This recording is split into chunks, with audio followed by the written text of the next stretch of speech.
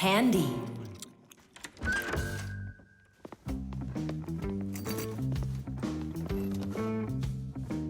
Nice black eye.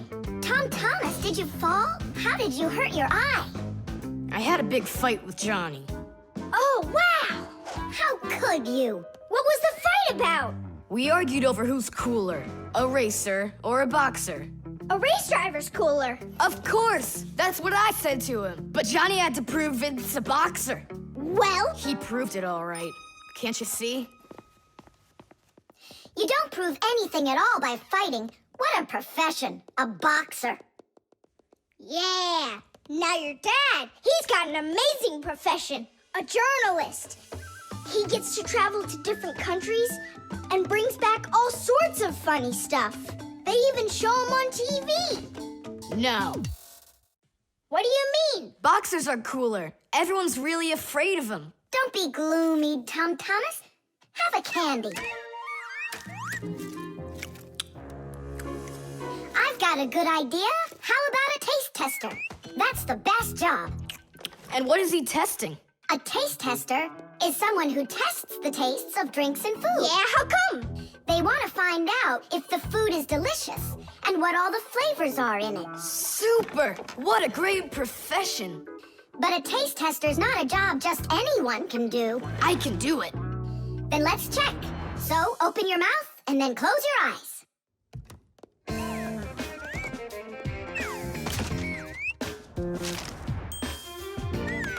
Try to figure out what the flavor is inside of this piece of candy.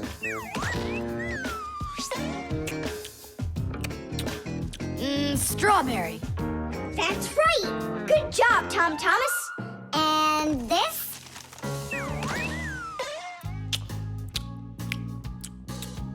That tastes like orange. You missed that one. It was lime. Yeah, Tom Thomas. If you want to be a food taster, you're gonna need to do some serious practicing. Let's do it. Raspberry. You got it. Simka. How do they get the candy to be hard on the outside and filled with liquid on the inside? Don't get distracted. You're training. Yeah!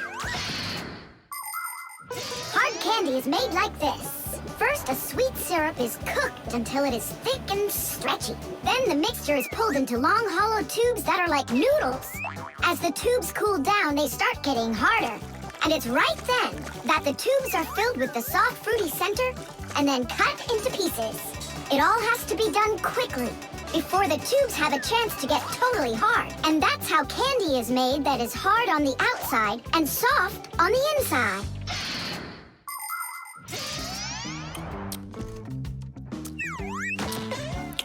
It could be strawberry, only I just can't tell anymore.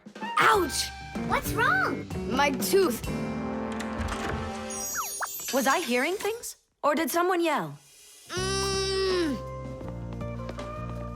Oh, I got it. Come on, let's take a look at your tooth.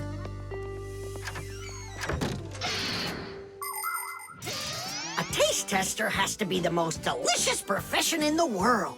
They taste all sorts of things like cheeses and chocolates and decide which ones taste better. Everything is tested for taste, even water, because different waters taste differently. There are also testers who don't test food and drinks, but rather they test the smells of things like deodorants or perfumes. Not everybody can become a really great tester. First, you have to be able to tell apart all the different tastes and smells. You also need to know when it's time to stop, or you can make yourself sick and lose your ability to tell things apart. That's the reason why taste testers only take very small bites of food and very, very little sips. If you're gonna have a bad tooth, it's good to have a mom who's a dentist. That's true. She's a good dentist. She'll fix it in no time. She'll pull that tooth right out.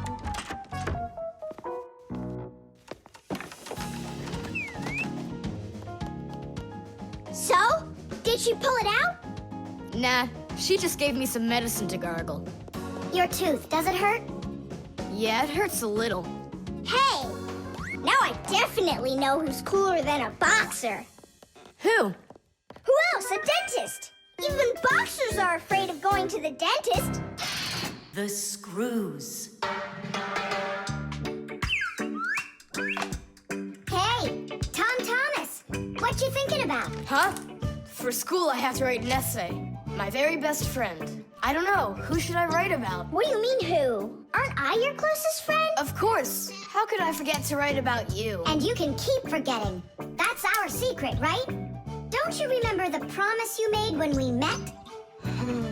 Sure, how could I forget?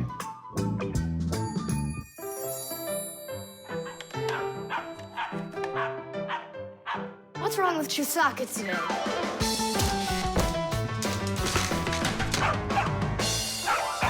Chusaka, why are these screws bothering you so badly?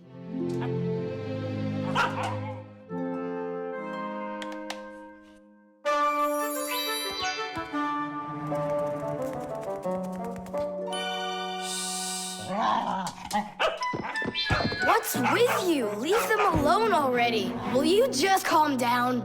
You're gonna destroy my plane.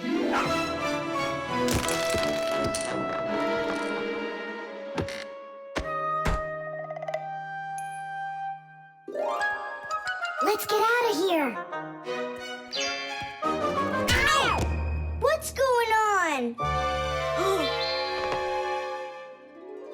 What's going on? Hey, if you don't turn back again, I'm not letting you go. Oh, please, don't be afraid.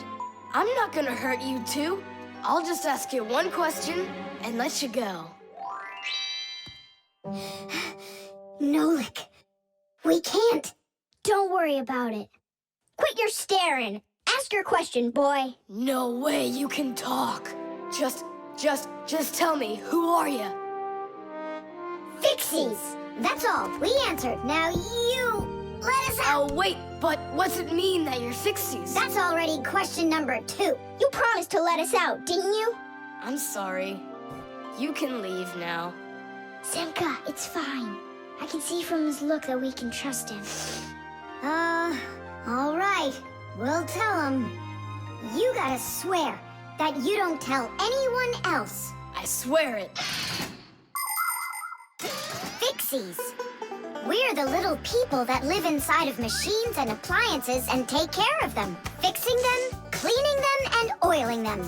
Humans never suspect us. They think that if something breaks and then suddenly starts working again, that it happened all by itself. Well, nothing happens by itself. It happens because we, the Fixies, are living inside. Yes, without the Fixies, humans would have so many more problems with their machines. That's awesome.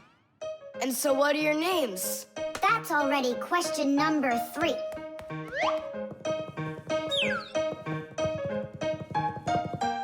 You can call me Nolik, and her name is Simka. And my name's Tom Thomas. Will you come back over? Oh, well. I was this close to becoming the first kid in the whole world who made friends with the Fixies. I thought you guys would never come back over. And we didn't plan on coming back. But then we thought it'd be really great to be the only Fixies in the whole world, who are friends with the only kid in the whole world, who is friends with the Fixies. Ah! And who has told no one about us. The Fixies do everything they can do to hide from humans. They are afraid that if humans discovered Fixies, they would hunt them down and capture them and start keeping them in cages, just like pets. And worse than that, they would take them into their laboratories and start examining them under microscopes, even conducting scientific experiments on them. Or suppose that humans thought we'd do all their work for them, and so they decided that they didn't have to take care of their appliances any longer. Well then, let me tell you this. If humans decided that they didn't have to clean or fix their own appliances, then not even the Fixies will be able to stop them from breaking no matter what they do.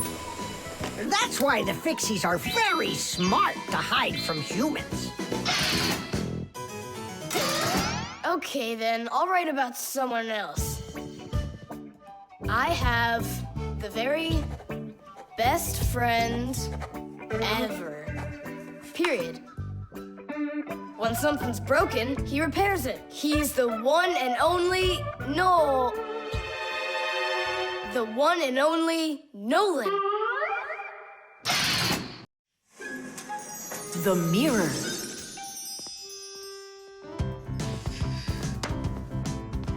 Hi there, Tom Thomas. Why has this mirror been standing here in the hallway for a whole week already? My dad can't seem to find any time to hang it on the wall. Are you sure it won't fall? It hasn't fallen so far. So, Nolik, do I look like Spider-Man? Ah! No, you don't look like him at all. Yeah! Hey! You can't climb on walls like Spider-Man. Yeah, I'm sure you can do it. I can do it. Just give your chewing gum to me.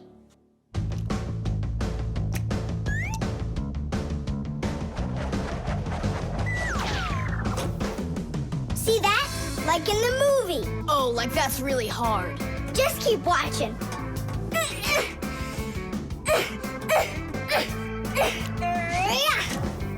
That's hard. Feast your eyes and see what the only spider fixie in the whole wide world can do.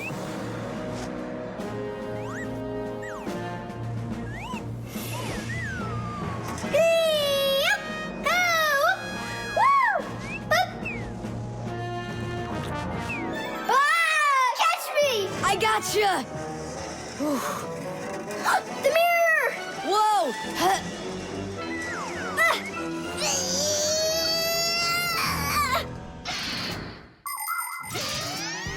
Long ago, the only way humans could see their reflection was to look into water. The very first mirrors appeared about 5,000 years ago. They were made out of silver or bronze. Legend has it that the Greek scientist Archimedes once burned down an entire enemy fleet with the help of mirrors like these. But humans only became able to see their reflections well after they started making mirrors out of glass. And we still use glass mirrors today. But of course, mirrors are not only used for looking at our reflections, they are also used in telescopes to collect the light of distant stars. And humans also use mirrors inside of automobile headlights so they will shine even brighter. Just look at all the things mirrors can do for you. Whew. Looks like it didn't break. Help me lift it so we can lean it back up on the wall.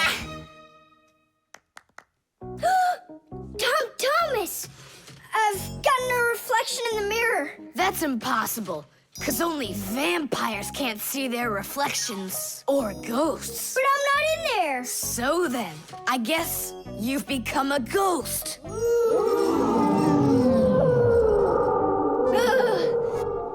not a ghost. I don't like them. Hey, what's all the racket? Did you guys get yourself into trouble again? Simka! Me and Tom Thomas were playing Spider-Man, and I turned into a ghost for some reason. Yeah, a ghost. That's silly. They don't even exist. Oh, you don't have any reflection either. Simka! You're a ghost just like I am.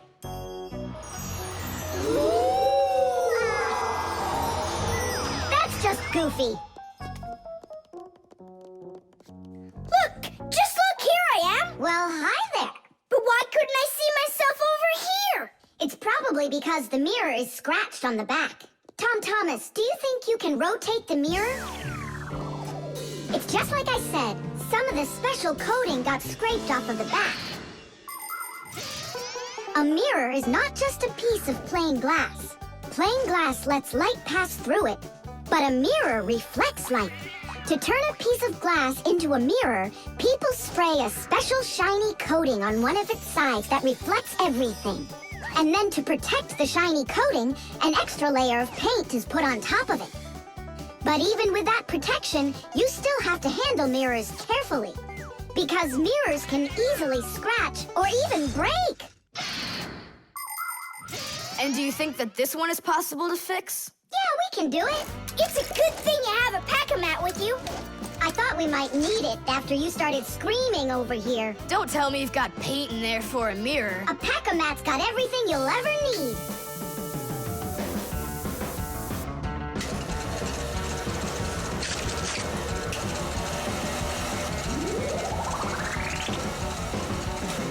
It's all ready. My dad's coming. Thomas, what are you doing here? Checking if you hung it. Yeah, right. I'll definitely hang that mirror on the wall soon. Like tomorrow. Or next week. The lever.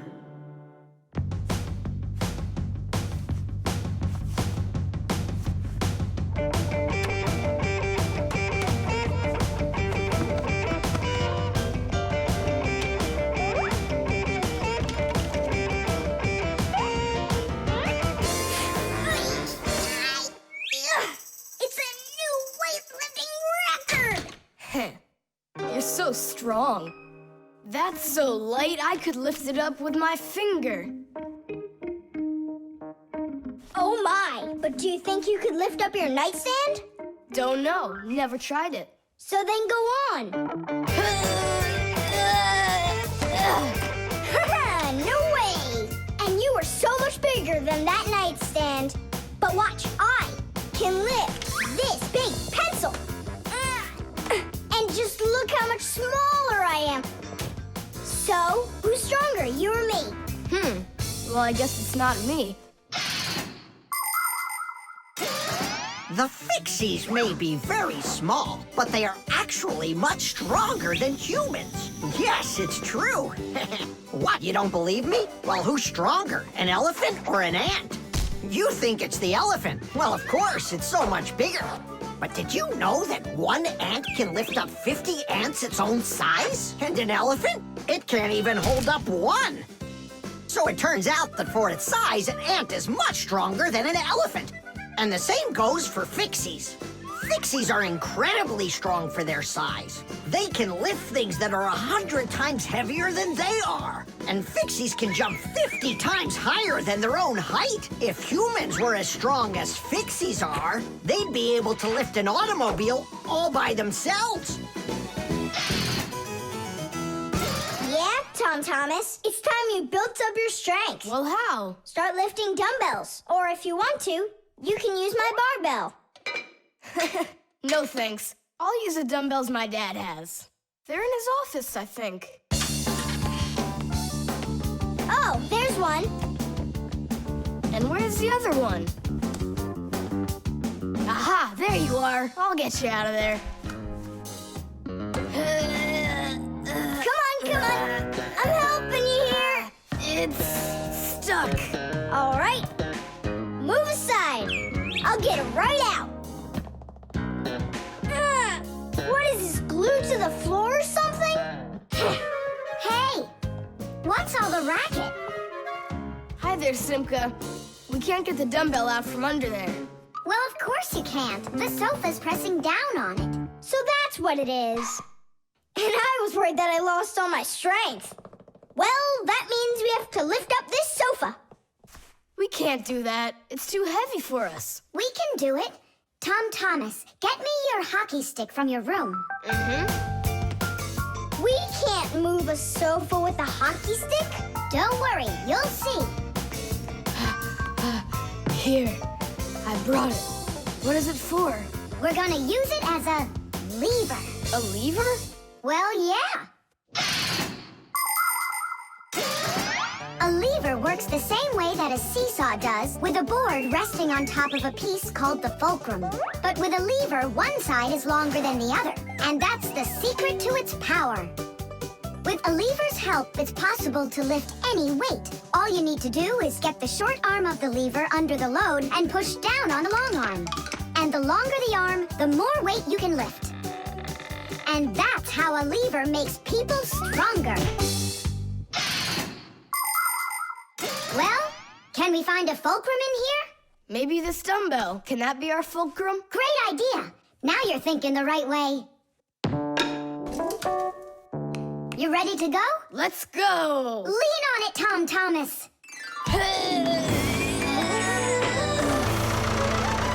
Yay! It's working! Tadish! I'm so strong, did you see? Now watch how I lift Dad's heavy weights for you.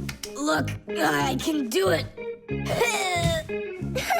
It's just like I told you. You'd be better off training with my weights. Didn't you just see me lift up the sofa? You didn't lift the sofa, the lever did. Did you ever hear the saying, knowledge is power? I've heard it. Although, some physical power won't hurt you either. So pick up your lever and go out and play some hockey. You know how built those hockey players are.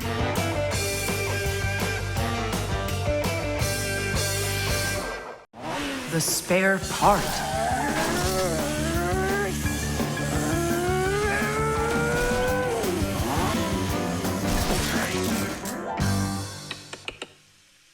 Hey, what's going on? It was just working.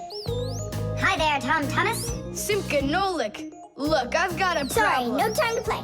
We're busy. Busy? With what? We got put in charge here for the day. We even get to use one of the pack-a-mats. Papoose and Marcia went out to visit our Fixie friends. Papoose used to be with them at the Space Center years ago. Ever since he was a boy, Papoose dreamed of going into space. And why not? Fixies work on rockets, too. He even got a job at the Astronaut Training Center. He was put in charge of the centrifuge, and he made sure it worked perfectly. The centrifuge is a sort of very fast carousel for training astronauts. And Papoose trained inside of it, too. Unfortunately, Papoose never knew the rocket was scheduled to fly on his day off. And when he found out, it was too late, and the rocket blasted off without him. Since then, Papoose hates his days off. But he still longs to fix something like that centrifuge. You know, something turning around like a washing machine. Too bad for Papoose that the one in his house seems to keep working perfectly fine. So that means today you fix everything? Uh-huh. Well then, it's your lucky day, because my car just broke down. Hooray! We've got work to do. Nolik, let's go!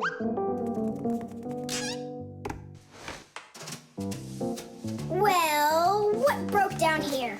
Wait a sec. Here, this part burned out. It's all covered in black. I wonder where we can get the same part, but a clean one. A clean one? Nolik! Genius! There's the same exact part inside the dishwasher. We can take it from there. Come on!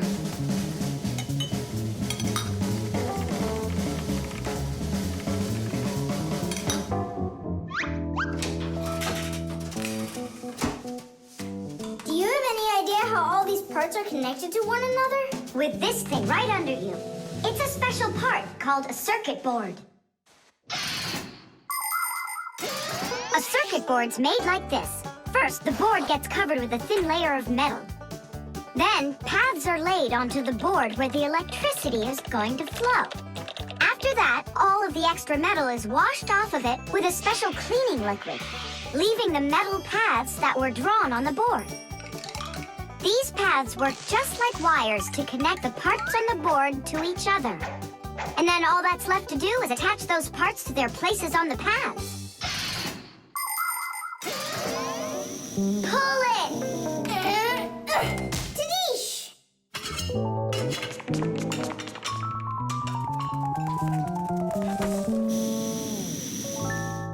Tom Thomas, Tadish! Hooray! It works again! Tom Thomas, I'm about to start the dishwasher. Are there any dirty dishes in your room? Nah. Slow down! Slow what down? Slow down your mom. We took the new part out of the dishwasher, see? Mom, wait! Don't start it! You need to put in this one, dirty cup. Nolik, follow me. Inside the TV's the same part.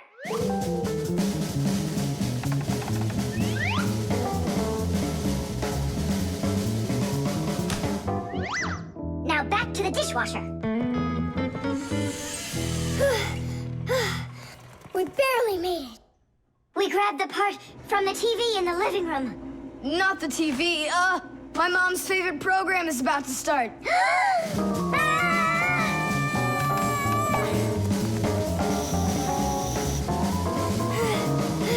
The television is working now. And where'd you get the part for it? From your dad's computer in his office. Hi, everybody. I'm home. Hi, hon. Are you ready for dinner? In a bit. I've got to finish a little work on the computer. Simka, hurry! Where else can we find that part? Stop. That's enough running. Here, take it back from the car. And then we put the part back into the computer and it started working again. Oh, that was really silly. Remember, you little experts, never repair any device at the cost of another one. I understand now. And I understand. If you were smart, you could have taken the part out of the old radio in the closet. Papus, but you know the radio wouldn't work then. That old thing hasn't been working for years. Marcia and I have pulled out half those parts already. The stapler. Tom Thomas gets the ball. He makes an incredible move. He's wide open.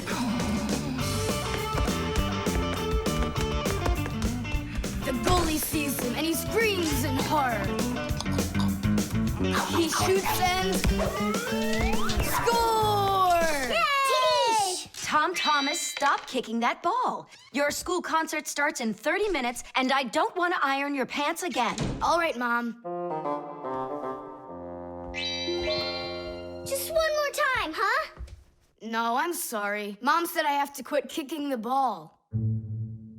But Mom said nothing about dribbling the ball. Go, you can do it. You can do it. Yeah!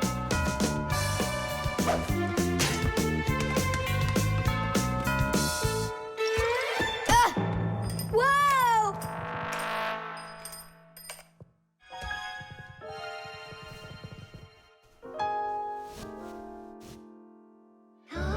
Tom Thomas, your pants. This can't be. These are my special concert pants. Ugh.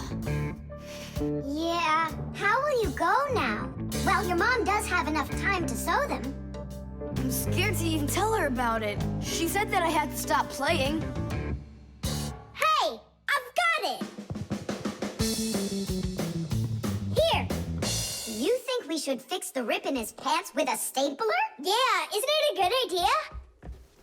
I gotta try it out. You do. Like this? Stop! Why? What's wrong? My nose itches. That's all. Let's go. You're right, Nolik. It works. That is super! Yeah, the stapler's really great. Do you guys know how it works? Just keep stapling and I'll tell you. The staples for a stapler are lightly glued together. That way you can load many staples at once instead of one at a time. And a spring pushes the staples to the front. When you push down on the arm, a metal tooth pushes the front staple down through a thin space. And the staple punches holes in the paper. Next, the pointy ends of the staple push down onto a plate. And that makes the staple bend behind the paper. And there you go. The papers are fastened. So you could say that we're sewing, but using a stapler instead of a needle.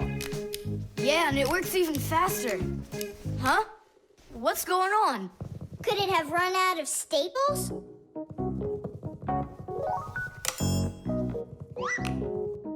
There's still a lot more staples, but one of them got jammed here in the slot.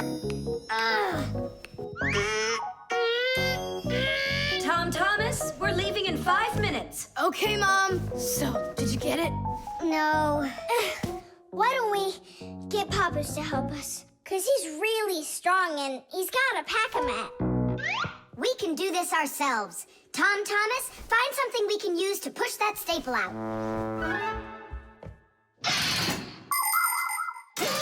The stapler is not a very new invention.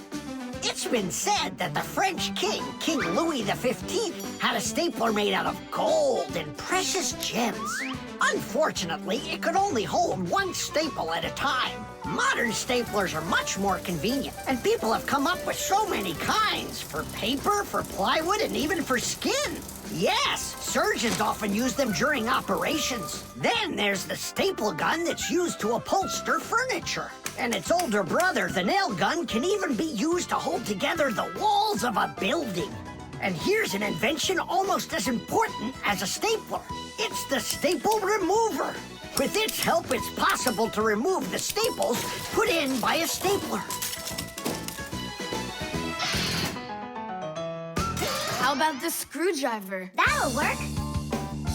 Look, the screwdriver fits perfectly into the slot. Ah, that's great. Now push that staple through, only keep your fingers out of the way, or you won't finish sewing. Tadish! It's still not Tadish. You haven't fixed your pants yet. That's it, they're done. Now we can say, Tadish! Tom Thomas, are you ready? Of course. My idea with the stapler was smart, wasn't it? And Tom Thomas's mother won't notice a thing. Will too. Just wait till she washes them. The aquarium. The coast is clear. The humans have left. Come on, let's go.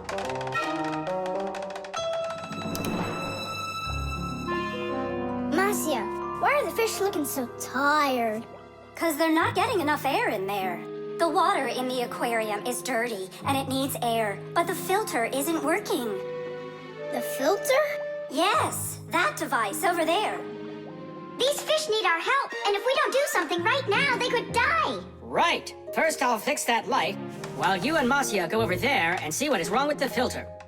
But I want to go and look at the filter, too. You're too small for this. Oh, whoa, whoa, whoa.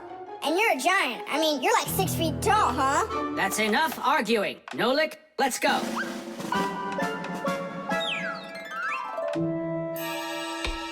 Well, let's check it. Not working. Nolik, where are you? I'm up here. What are you doing up there? Nothing. Holding on. We don't have time for that. Get down. We have to get this switch working.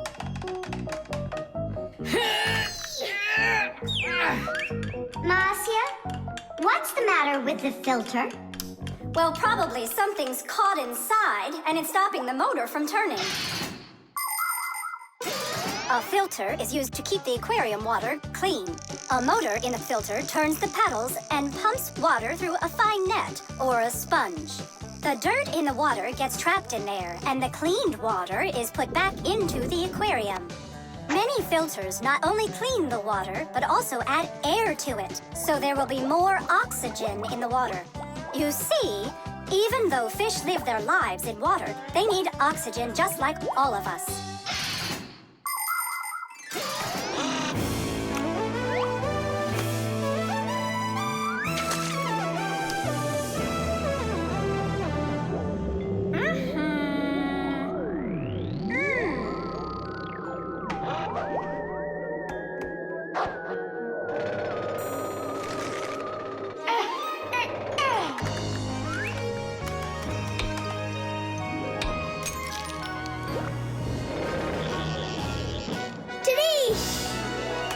Way to go there!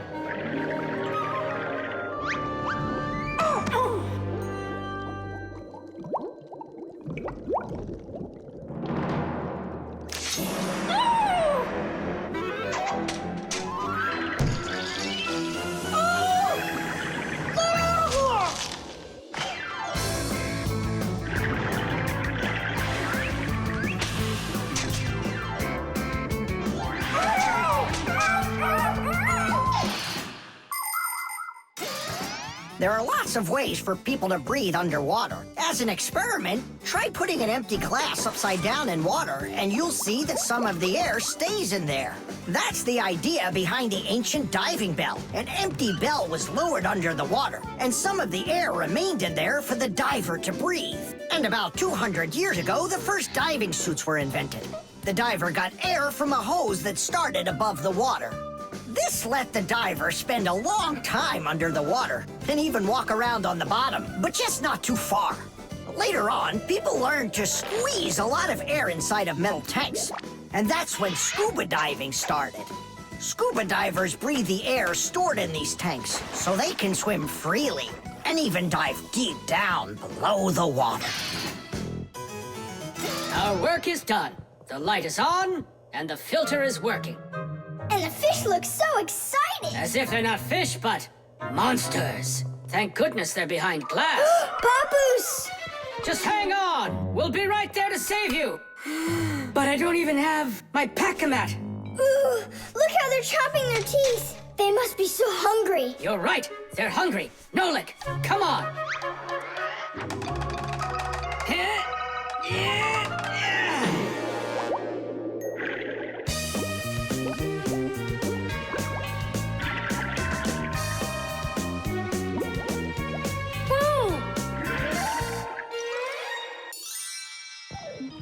I can't believe those fish. They're so ungrateful. We went ahead and fixed their filter, and all they wanted to do was gobble us up. And I'm the one who saved you from them. I was the one watching what was going on.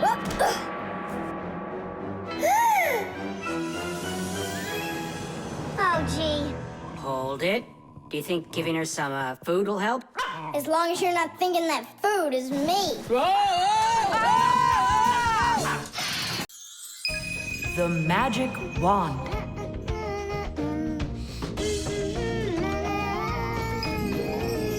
Oh, Tom Thomas, how did you get here? It was a piece of cake. I just got this cool magic wand as a gift, see? Wow! There's no such thing as a magic wand. I don't believe you. You just wait. Any wish is the wand's command. Check it out. Today I want my school to be closed. Golden wish, Tadish! Tom Thomas, your teacher from school just gave me a call. She said your school has totally disappeared. How odd. So I'm not going to school? Well, how? Instead of school, we'll go to the park. Hooray! Real magic. Oh, it's so great. No, there's no magic. They're only illusions. I don't know what illusions are. It's when what we think we're seeing is not what is actually happening. Have you ever seen a magician pull a rabbit out of an empty hat? Do you think it's magic? No, it is only an illusion. In reality, the rabbit's hidden inside the table that the magician puts his hat on. The lid of the hat is made with a secret hatch. And when the magician puts his arm inside the hat, he grabs the rabbit from the table below and ta-da! How every magic trick works may be a secret, but every illusion does have an explanation. I'm telling you, this wand's totally magical. Right now, I can make a rabbit appear out of this trash can for you. Golden wish, Tadish! Oh, that wasn't the idea. Looks like a dog to me. Wait, one more time. Golden wish, Tadish! Golden wish, Tadish! Tom Thomas, will you cut it out? One Chusaka was already enough for us, and now there's 3.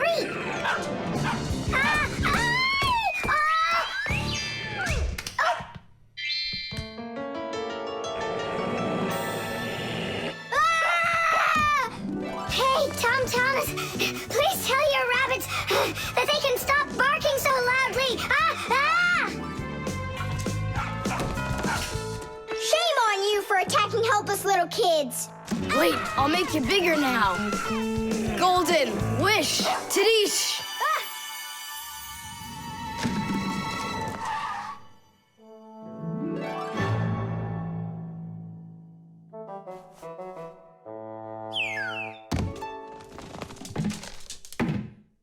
What? You scared? So you're only brave enough to chase little kids around?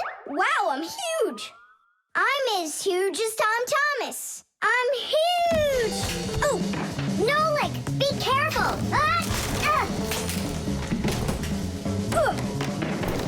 How can you live being this And I thought it was tough when you were so tiny. Tom Thomas, are you ready? Hey, why do we have 3 dogs all of a sudden? Oh, my word.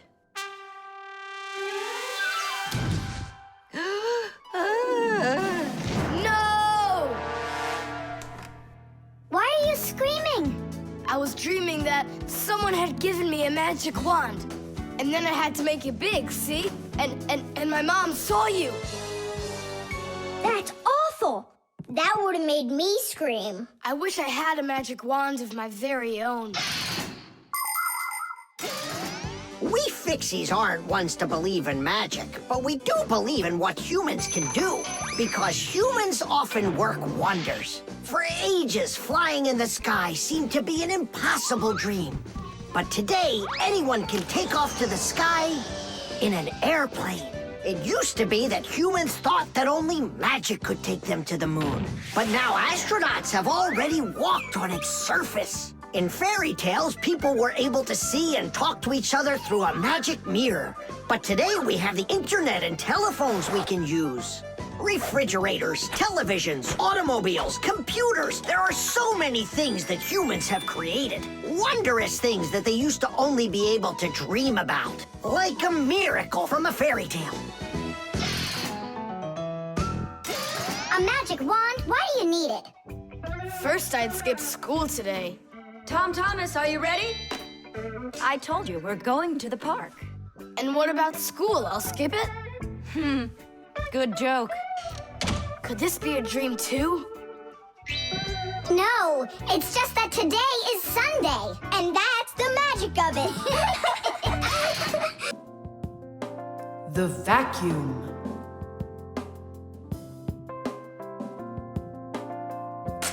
What's the point of cleaning up toys? You're just gonna go take them out again later. You said it.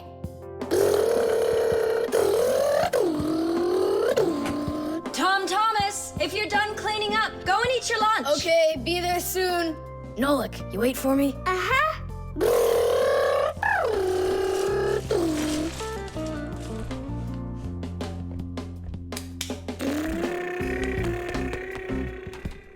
Oh. He calls this cleaning up.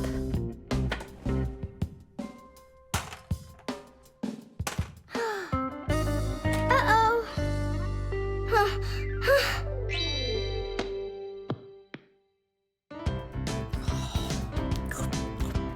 As we say, bon appetit. Thank you. You're not gonna eat me up, are you? How? Fixies, I don't eat them. Well, that's my mom. She started vacuuming.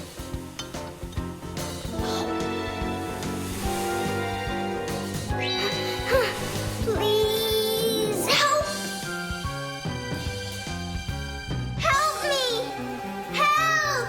Help! Please! It really is weird. How's it possible a vacuum cleaner can take all that dust in, and none of it gets back out?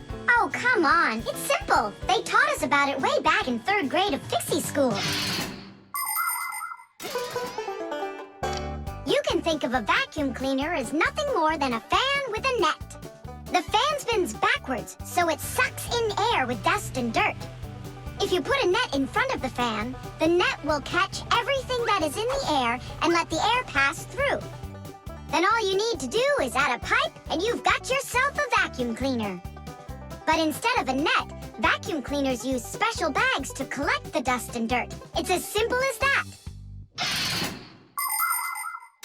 Oh, whoa, Simka. Nolik, could he get sucked into the vacuum? Oh, no! Did he stay back there? Tom Thomas, what's the matter? Mom, I can finish vacuuming you. I mean for you. All right, I'll go clean the dishes. Nolik! Nolik! Nolik! Nolik! Nolik! We better go and get help right away. Marcia! Marcia! Nolik got sucked up inside the vacuum. It's impossible. suffocate in here. No, not in this vacuum. Into the big one, the human. It's just terrible. Nolik, my Nolik, he could suffocate in there. Come on, quickly. Yeah. This stuff is just awful. And it's awfully bad for you, too. Dust is a tiny enemy. It's so small and unnoticeable. But if dust gets inside machines and appliances, it's a disaster just waiting to happen. It can keep gears from turning properly. Dust can make appliances overheat.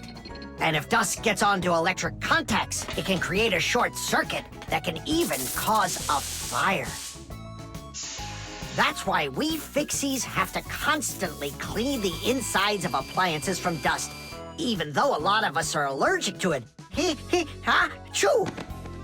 If only people would just dust a little more often than they do right now. Choo! At least people could dust more on the outside. That would make our work so much easier, and their equipment would break a whole lot less often.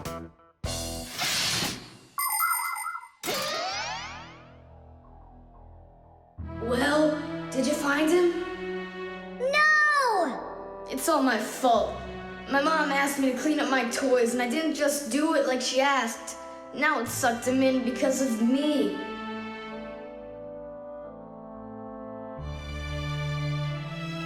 Nolik. Nolik.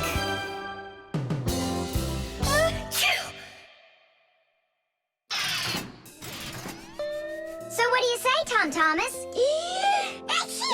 What? I already apologized, and I already promised to clean up my toys. And why are you sneezing? To keep you company, so you'd feel a little better. The ship in a bottle. Simka, Nolik, here, take a look at this. Oh, wow! Awesome! Where did you get this from? From one of the shelves in Dad's office. He's got lots of cool stuff in there. That's cool. I'll be the captain. This is like a totally real sailing ship with masts, cordage, and everything. And how can it all get in there through such a little hole? A ship in a bottle is a real miracle. Do you want me to tell you the secret of how it gets inside? It's like so. All of the ship's masts are collapsible. Before the boat is put into the bottle, the masts are folded down and pressed against the ship's body, so it's small enough to fit through the bottle's neck. And once the ship is inside the bottle, the masts and sails are opened back up by pulling on a thread. Hands on deck! There's a giant octopus starboard! I'm an octopus, huh? Oh, look out. Brave sailors like us, we're not afraid of storms. Tom Thomas, be careful! Hey! Oh, Did it break? no, it's all Trish. It's not close to Tadish. Take a look how this mast broke. Whoa! What have I done? Don't worry, we can fix it. Get some glue, okay?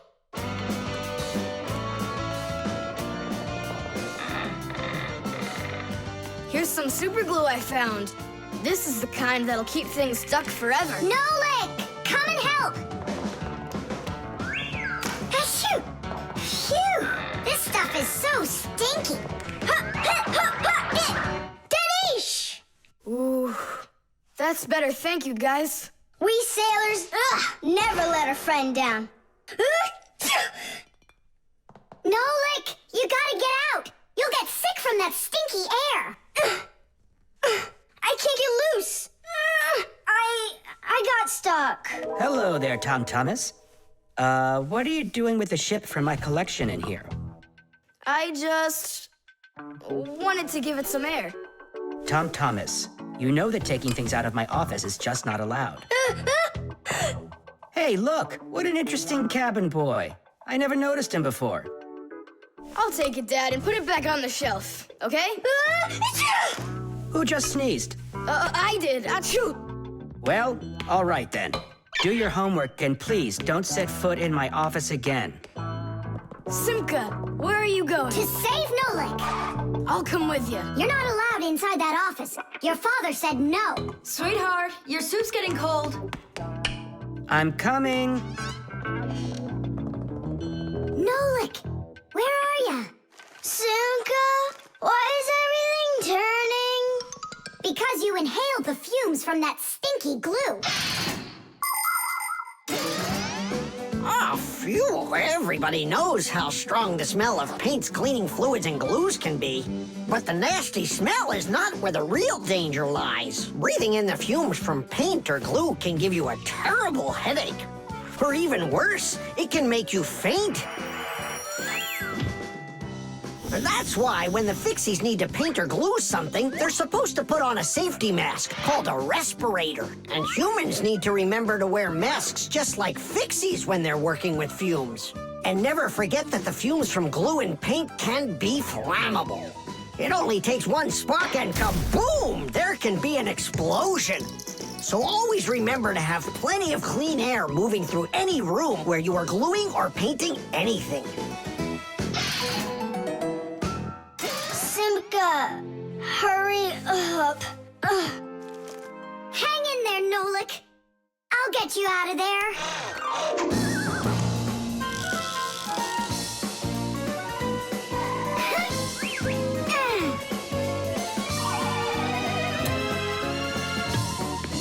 Nolik.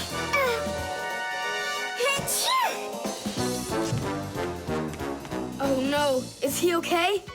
Nolik! Nolik! Oh, you're alive. Turning starboard. Turning port. Piasters! Piasters! Oh, whatever. He's gonna be fine. Nolik, do you know who I am? A giant octopus? The internet. Well, maybe it's, Don't think so. It's probably, You call for me, children? What's the matter?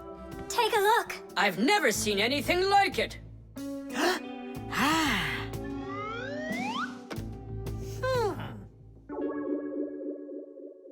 What in the world could it be?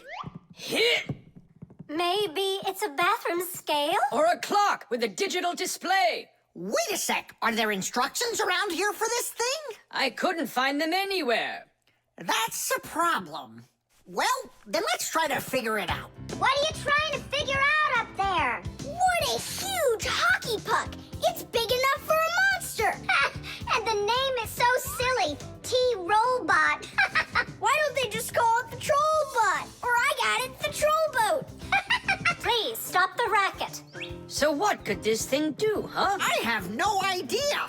We could try finding it on the internet. Where? Just run along, you two. We don't need any internets. We can handle this. Go on, go. Don't interrupt us. Sure, whatever you say. Come, Nolik. We'll find it out by ourselves. Yeah. How? So, you remember what it was called? A trollboat. Nah, a trollbot. You're right. Hop to it.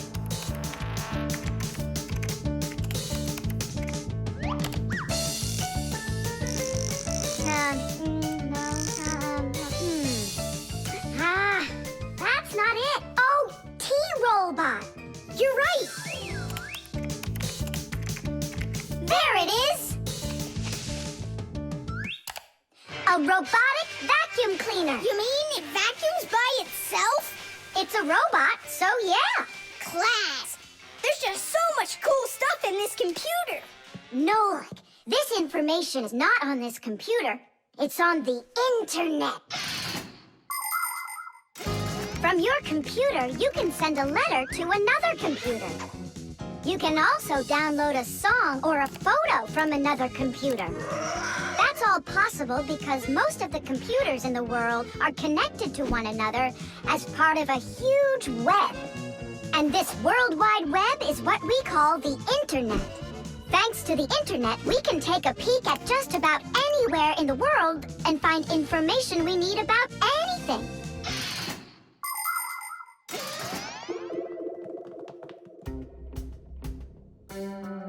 It's an electronic vegetable slicer. No, it's a printer for round sheets of paper.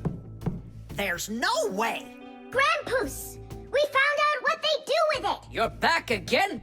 You mustn't interrupt the adult. Just wait a second. Nolik, turn it on. Turn what on? Don't you turn on anything. Ready, set, jump!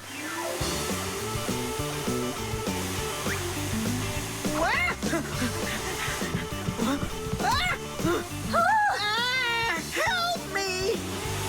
No, hold on! Ah! What was that? It's a robotic vacuum cleaner. It runs itself. And where did you find the instructions for it? On the internet. Just ask and it tells you. You can really just ask and it tells you? Aha! If you want, we can show you. We'd love to see it. Sure, why not? Hip. Whoa! On the internet. Hey, wait for me! What's an elephant weigh? What's an elephant weigh? What's an elephant weigh? The answer's easy to get. It says it weighs 5 tons. It says it weighs 5 tons. It says it weighs 5 tons here on the internet. It says it weighs 5 tons. It says it weighs 5 tons. It says it weighs 5 tons here on the internet. You send a letter to me. I send a letter to you. You send a letter to me. It's just so easy to do. We're writing letters now. They're fun to send and to get. We're writing letters now through the internet. We're writing letters now. They're fun to send and to get. We're writing letters now through the internet.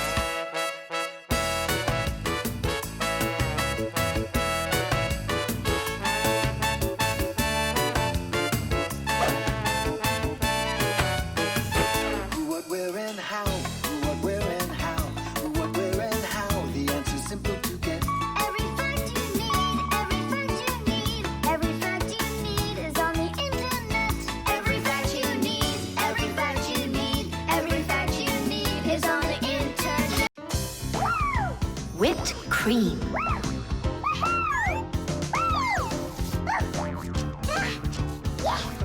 Nolik, please stop your jumping. Your head's gonna fall off. Don't worry, it won't fall off. That sounds good. Okay, I'll see you in a bit. Are you going somewhere, Tom Thomas? Me? Nowhere. Katya's coming over, so we can do our homework. I need some strawberries. Is she gonna bring the strawberries with her? You got it. And my job's to supply the whipped cream. They're so good together. Whipped cream, do you have any? I'll go and check. Wait, for me! Ugh. Simka, what do they make cream from? It's made from milk, and the milk you can get from a cow. And what about whipped cream? The cow jumps up and down like you, so the cream can get whipped up. Really? I'm joking, Nolik. I looked everywhere. We've got regular cream, but there isn't whipped cream. No problem. We can whip some up right now. Cream is thick milk with a lot of fat. If you want to make whipped cream, you need to cool down the cream, add some sugar, and then beat this mixture very well. This adds tiny air bubbles that turn the cream into a delicious, white, fluffy foam. But it's important not to overdo it. Or instead of getting fluffy, the cream will start getting thicker and thicker until it turns into rich, creamy butter.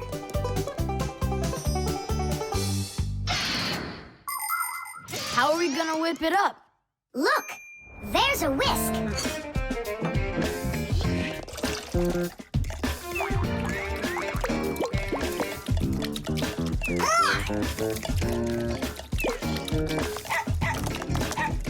No! Hold on! How's that? It's not working. Maybe we need to use a different bowl or something. Do you think that a bottle would work? That's a really good idea. Now I don't have to worry about spilling this cream anymore.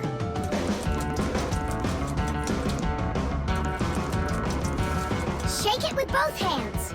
Come on, come on, come on, come on, come on, come on, That's all. I'm just too tired. The cream looks exactly the same as when you started. You didn't try hard enough. Oh, really? Then try whipping it yourself. I got it. That's who's gonna help us. Chusaka? Yeah, awesome. Bring it down. A little more. Perfect. Open it up. Chusaka, Chusaka, the rainbow rocks. Na, na, na, na, na.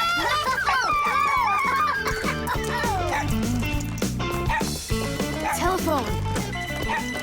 This is even cooler than jumping on the trampoline! Yahoo! Yeah? But why can't you? What a shame. It's fine. Come on over anyway. You can't reach us. You can't reach us. Whew. Whew, I'm so tired. Whew. I'm sure that at least we got the cream whipped up.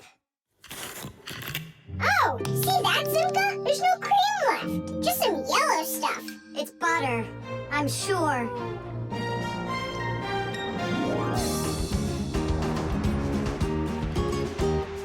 We overdid it. People make so many different things out of milk, like cream or butter or frosting for cakes and cupcakes. With dry milk, sugar, and boiling water, you can make condensed milk. And if you make it cold, brr, you get ice cream. And if the milk gets sour, no problem. Humans make all sorts of foods out of sour milk, like yogurt, sour cream, kefir, and buttermilk.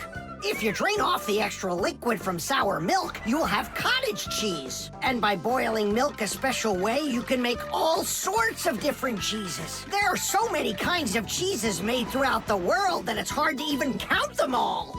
And even certain kinds of chocolate can't be made without milk.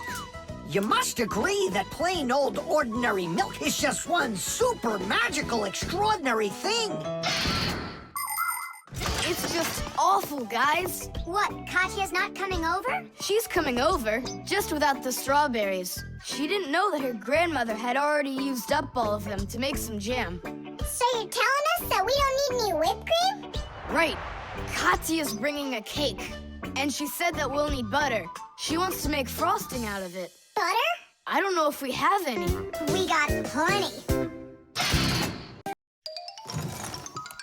The pen. Not here either. Tom Thomas, are you looking for me?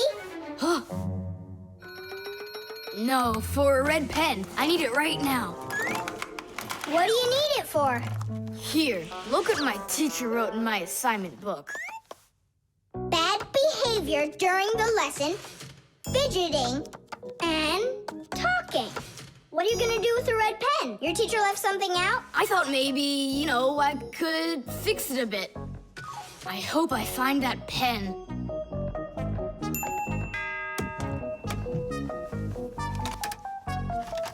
Oh, what? Oh, what? Oh. Oh, wow. Good catch. So, what do you want to fix on it? I'll just add a couple of no's, and then it will say that I had no bad behavior during the lesson, no fidgeting, and no talking. See, no problem. Cool. And then add this at the end. Tom Thomas is a perfect student. Nah, then they would guess I did it. What, is it clogged up? A little scribble will do it. That's not a pen. It's more like a penknife. Oh, look, the ball's missing. What ball? It's a pen. It's a pen, but it's a ballpoint pen. Old-fashioned pens work by dipping the pen into a jar of ink. But with a ballpoint pen, the ink is stored inside of a tube that has a metal tip on the end with a small steel ball. Well, small for humans, that is, but of course, for Fixies, it's quite large. When you drag the pen across the paper, the ball spins around and gets ink on it from inside the tube. Then it turns over and the ink rolls out onto the paper. So without the ball, a ballpoint pen won't write at all. So what am I going to do? That's my only red pen.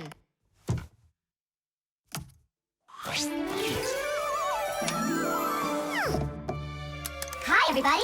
Why do you look so sad? We lost the ball from the tip of this pen. Where? It's here somewhere.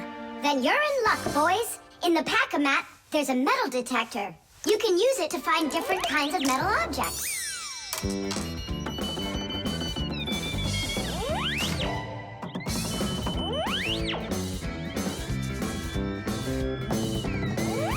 Nah, that's not it. I can see that myself. It's not on the table, Nolik. Until not that long ago, humans used pens that had to be dipped over and over again into an inkwell. This was quite inconvenient, and so to make writing easier, the fountain pen was invented. A fountain pen could be filled up with ink, so it could write for a much longer time. But fountain pens would often leak, leaving blots of ink on the paper. This problem was solved with the invention of the ballpoint pen.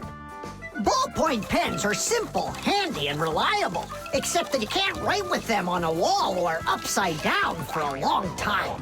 That's because the ball uses up the ink on it, and the ink can't flow up to the tip. But even this problem has been solved. There are now special ballpoint pens that can be used by astronauts floating in space.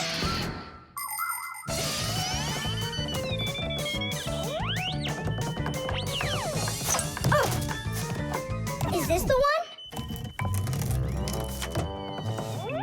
You're right. That's it. Don't you just see how awesome my metal detector is? Is that what you're calling me now?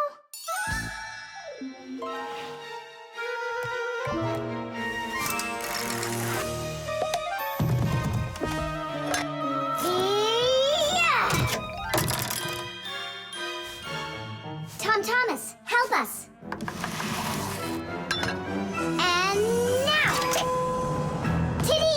Cool. By the way, what do you need the red pen for? Well, Tom Thomas and I need to fix something in his assignment book. What? If I knew that, I wouldn't have helped you out. So no fidgeting and no talking. And your teacher, she writes in your assignment book when you behave well? Uh-huh. Whenever we behave well, she writes a note in our books right away. Ah. Did you see, Simka? How Tom Thomas managed to outsmart everybody? Since I see nothing else here from your teacher, does that mean you behaved badly the other days? Uh-huh. What? Well, Did you see, Nolik? How Tom Thomas just managed to outsmart himself? The mixer. Marcia, why are we going to the dishwasher again? We have a busy day ahead of us, and we all need to be charged up with energy. I don't like charging myself up in the dishwasher. Then how about the microwave, Nolik? Or the kettle? No thanks. I don't like it when we go inside anything at all in that kitchen. There's not one interesting thing in there. And where's it interesting, huh? In the computer. Marcia, will you let me get charged up in the computer? The energy there is sweeter. Our diet has to be nutritious, Nolik, not just delicious. People don't eat just candy, do they? Humans get energy from food, while the Fixies get their energy from appliances. Humans eat all sorts of foods, and so do Fixies. They need the energy that comes from different devices. Getting charged up in a car makes a Fixie faster. In a computer, smarter. And in a clock, more accurate. To get a balanced energy diet, Fixies mustn't stay inside of one place all the time like a television. It's healthier for us to move from one device to another.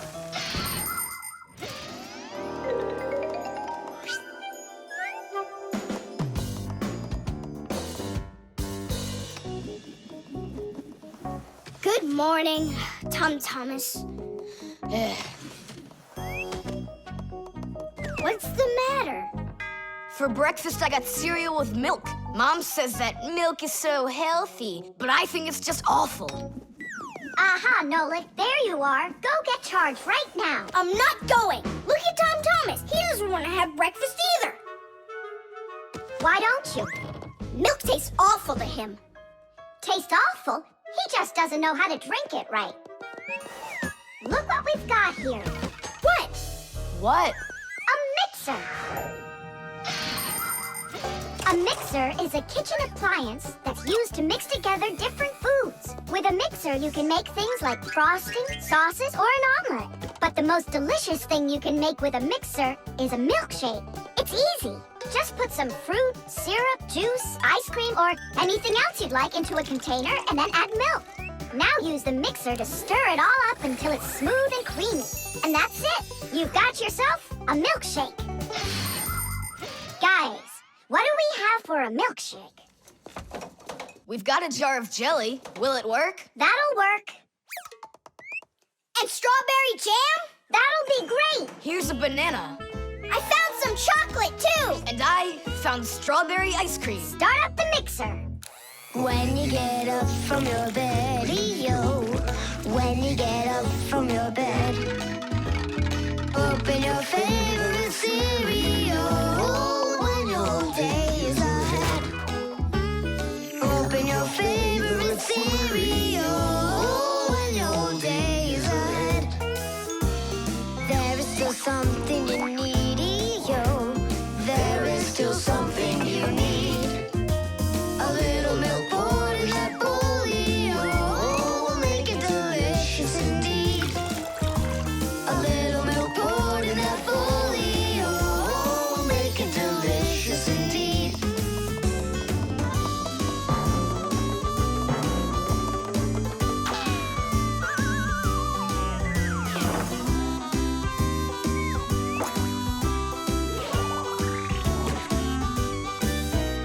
A little milk's all that you need indeed.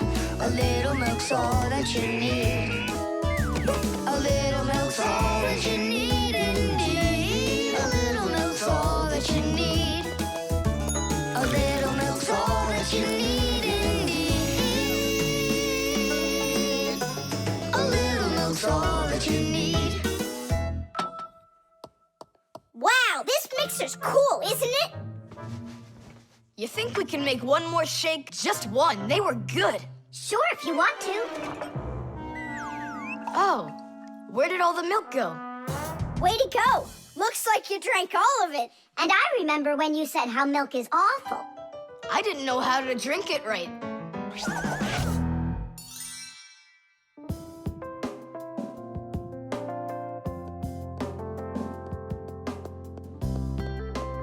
Simka, what in the world were you up to?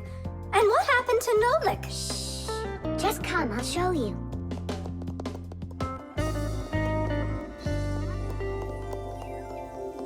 Nolik, here you are. Didn't you say that charging up in the kitchen is boring for you? The mixer's not boring. It gives you energy that's yummy, delicious, and nutritious.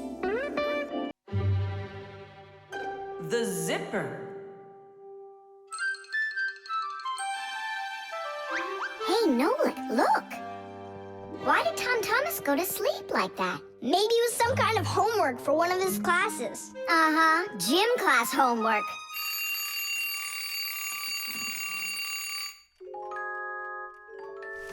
Good morning.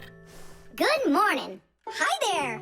You're looking good. My parents just bought it for me. Isn't it a cool jacket? And what, you slept in it all night? Yeah, once I tried it on, I didn't want to take it off, and I fell asleep in it. Yeah, life's never boring with you around. Oh, I think the zipper got stuck. And so what? You can leave your coat on no problem. You're about to go to school, right? And you think I could sit in my class like this? How could I have broken the zipper? Don't worry, you haven't broken it, not yet. Here is a simple zipper. It is made with 2 rows of small teeth that pass through a slider. The slider has 2 holes on the top and only 1 hole on the bottom. When we pull the slider up along the zipper, the teeth grab onto each other and the 2 rows join together into one. And zip! The zipper's closed. To open it, all you need to do is pull the slider in the opposite direction. Then the teeth will come apart. But on mine, they're stuck together. And now what? What do people do in the morning? Do what they do. Exercise. And I'll have time to think it over. 1, 2, 3, and 4. 1, 2, 3. And then what about me? Go exercise too. 1, 2, 3, and 4. And 1, 2, 3, 4. 1, 2, 3, 4. 1, 2, 3, 4. Simka, come on, think of something. I'm sweating already. Soon, okay? Go get washed up in the meantime. Whew. Do you think I could help you think? I think not. I think you'd be better off washing. How's it going, Tom Thomas? Did she think of anything yet? What? Did she think of anything yet? Ah, gotcha. Nope, she hasn't thought of anything so far. It's so hot. Just pretend you're a polar scientist. They always work in their parkas, and you know what? I'll be the penguin. Hey, where are you going? I can't take it anymore. All right, just sit right here, and I'll try to find the problem.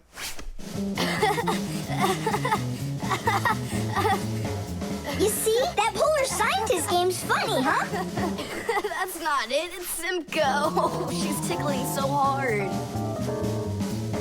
Stop squirming. And you stop tickling me. Aha! So that's why it won't open all the way. It's only a piece of thread stuck in there. Pull the slider up.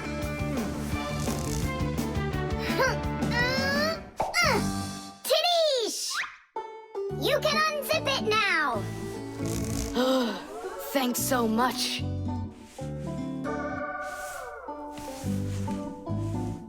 Here it is, a thread. That's what the whole problem was. You're kidding. So I've been sweating because of some piece of nothing? In technology, every little thing matters. I remember when scientists built one of the first computers around 60 years ago. It was a giant machine. It filled up several rooms and had more than 1 million parts. It was a technological wonder. But all of a sudden, this technological wonder went kaboom and broke, and no one understood why. The computer just stopped working, and that was that. The scientists were going crazy. They couldn't find a problem. Turns out that this huge computer broke because a little butterfly had flown inside the computer and got stuck in between some contacts. Yes, it's true. This huge machine went crazy because of a little butterfly. And that's how it goes. So you see, every little thing really does matter. Tom Thomas, breakfast is ready. What are you doing in your jacket? It's 'cause I was playing Polar Scientist. Simka, what took you so long to figure it out? I just thought it would be funny to see Tom Thomas do his exercises and brush his teeth in his coat, that's all. That was your plan? Well, yeah. Can I joke around a bit? The microphone. And what do you think? Should we go and see a movie?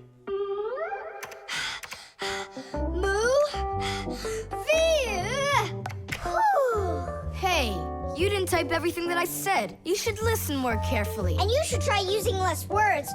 Nolik, hey. Alley-oop? What are you arguing about? Well, I was writing a letter to Johnny. I was, not you. I messed up my finger, and Nolik offered to help me. I had no idea that you're such a yapper. Oh. Now I see. Tom Thomas. Didn't you know that you can call Johnny straight from your computer? You sure? You see that picture of the phone? Just click on it.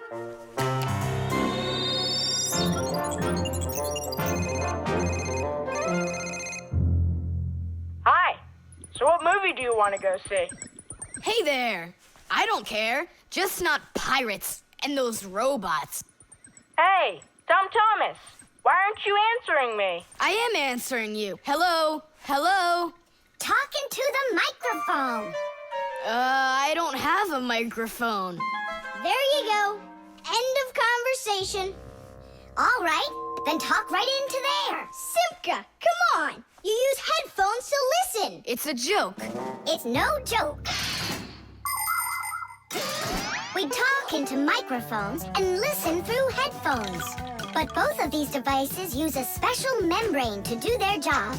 The membrane inside of a microphone is used to capture sound that is then sent through wires as an electrical signal.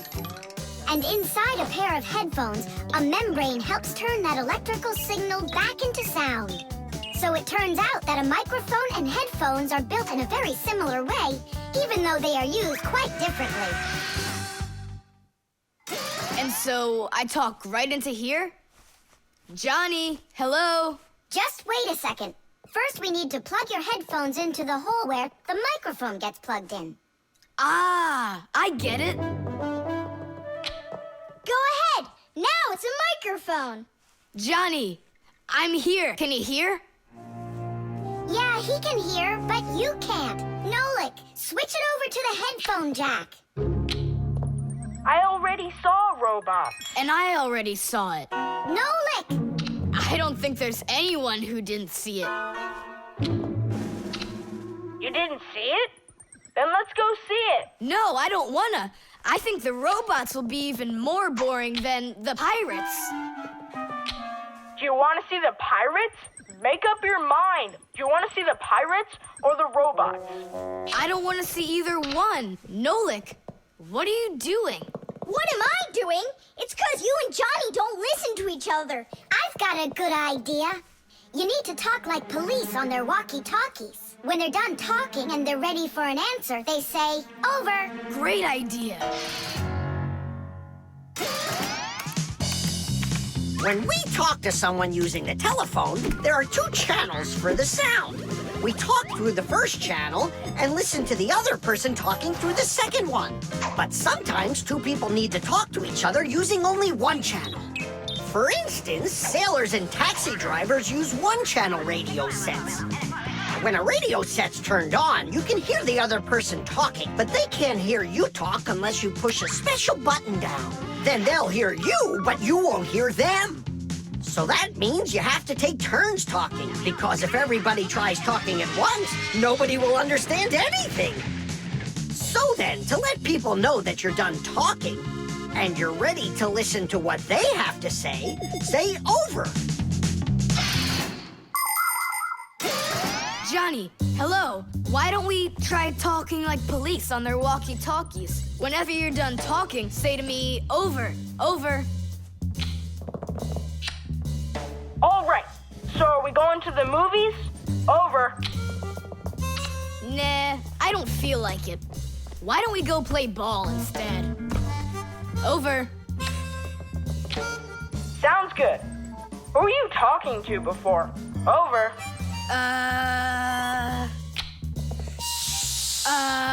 I can't tell you that. It's classified.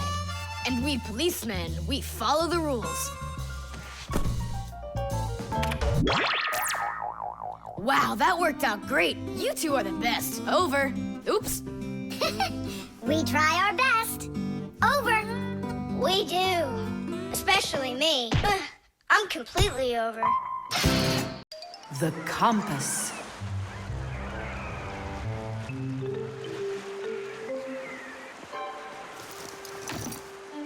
Pipe ball, hands on the deck.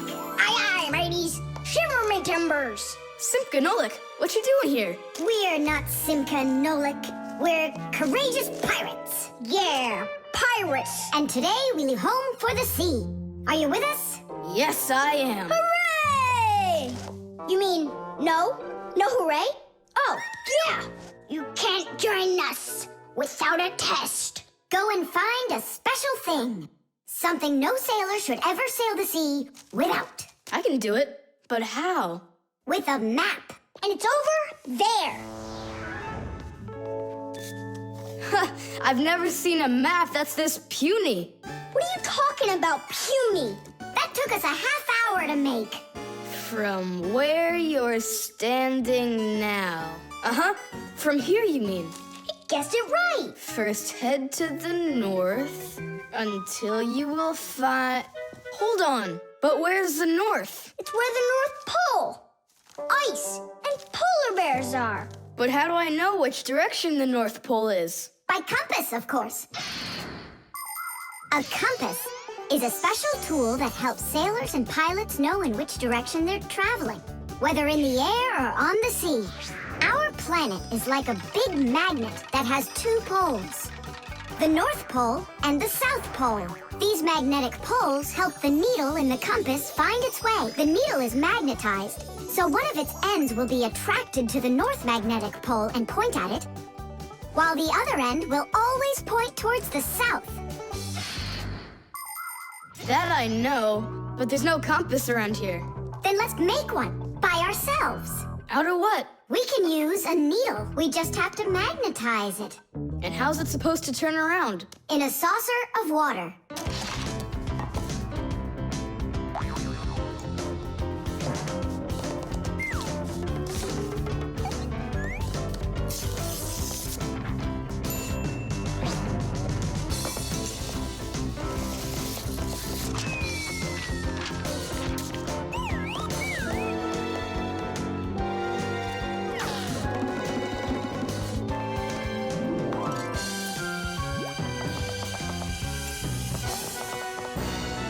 Well, there you go. Now one end is pointing in the direction of north and the other to the south.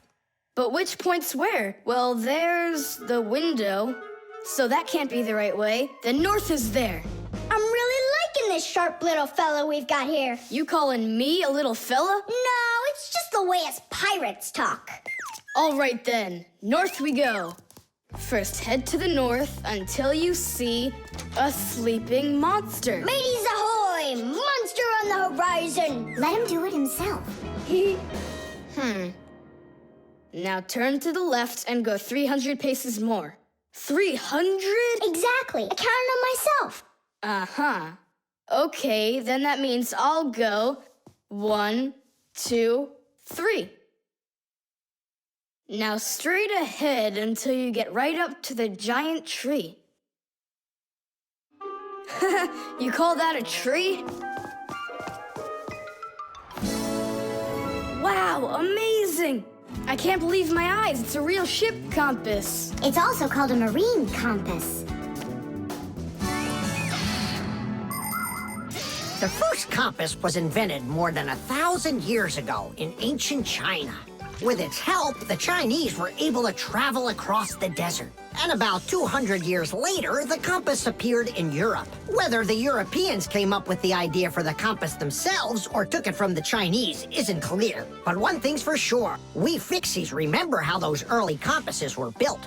The first compasses were made with a magnetized needle on top of a floater inside a bowl of water. Later, the needle was put on top of a pin that let it spin freely, and it started to look like the ones we use today. Since the needle of a compass always points to the north, a sailor can easily figure out which direction he needs to turn his ship. If he wants to go north, he follows the needle north. If he wants to go south, he goes in the opposite direction.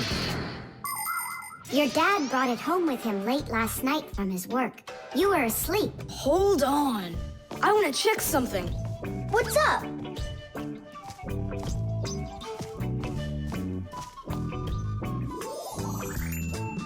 Yeah, they line up together. Of course they line up. If not, how else would you have gotten here? We're done with the needle. It has to go back. First, head south 600 paces. 6 for you, matey. The refrigerator.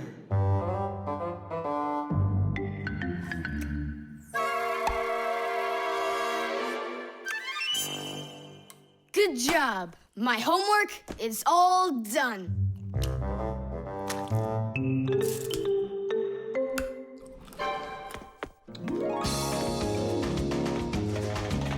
Tag, you're it.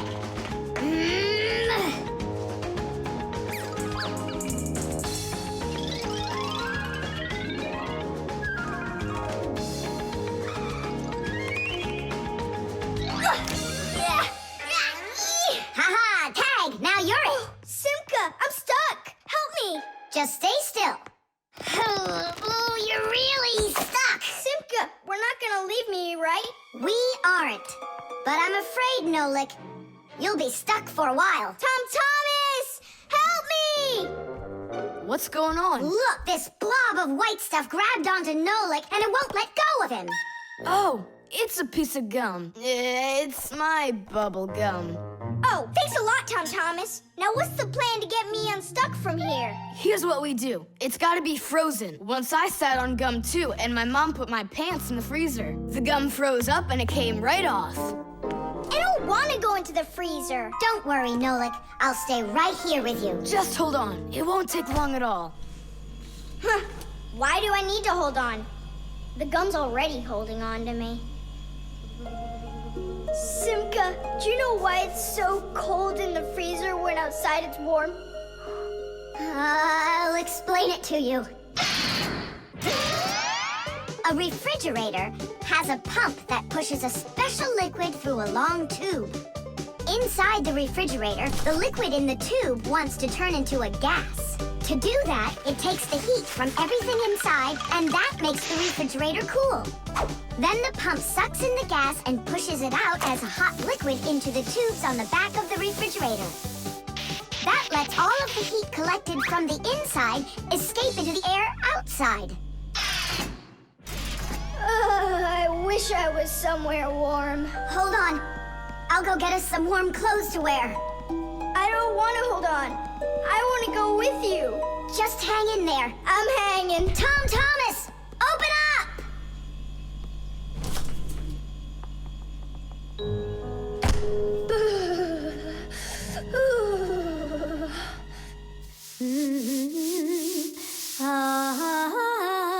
Marcia, do we have any warm clothing to wear? Why in the world do you need it? I just do. Well, I need to know what is happening.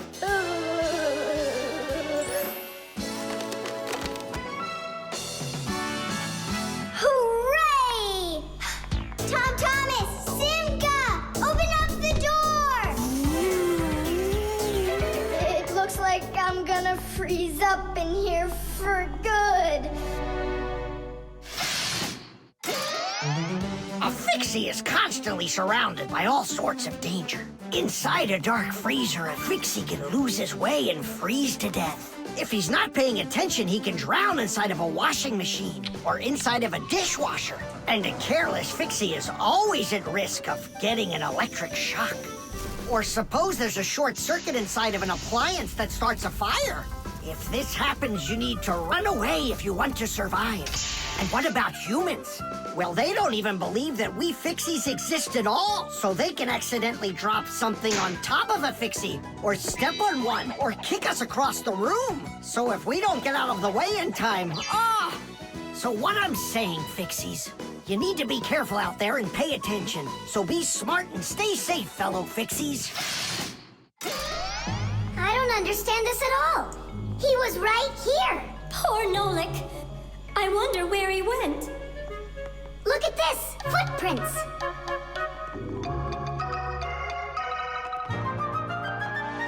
Nolik, you're alive.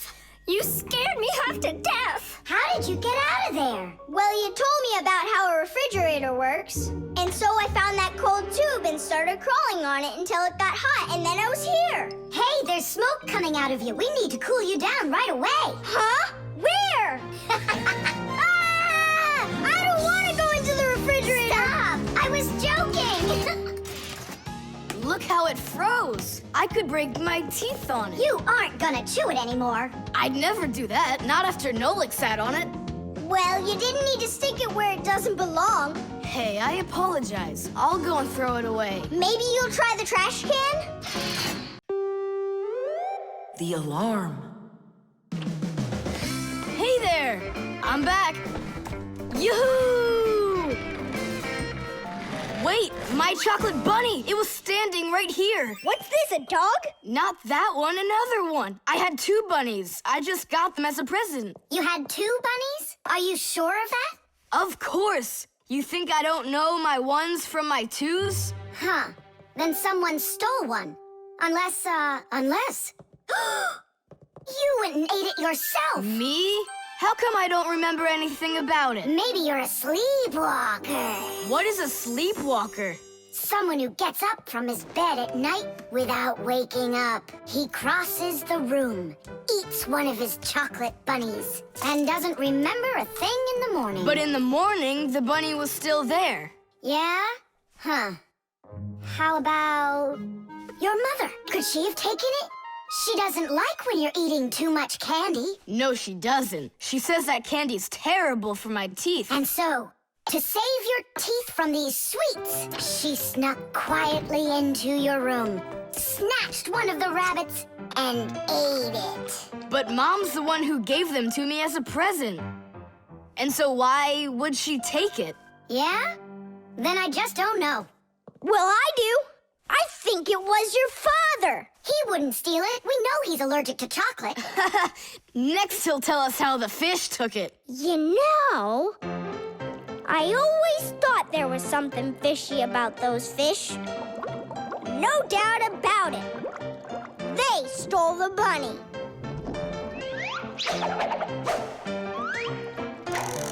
Uh-huh. And then they hid it in their aquarium. Oh, Nolik, that's funny. You know what, Tom Thomas? You need to protect that other chocolate hair. Exactly. It has to be eaten right away. Now, before it disappears. Just wait a little. You don't have to eat it. Let's think of something else. Of course, we need a security alarm. Need what?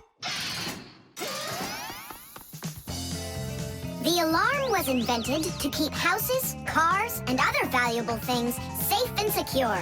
The simplest alarm is a siren or light bulb that is connected by wires to a door or window.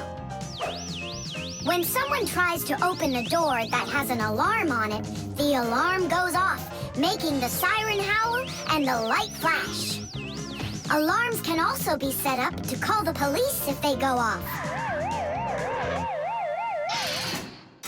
Super! But where can we get ourselves a security alarm? You have an electronic construction kit, remember? You're right. Then bring it over here.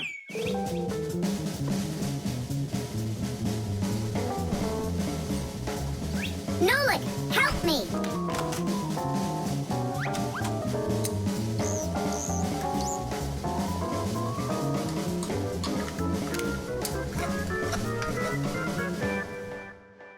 Tidish!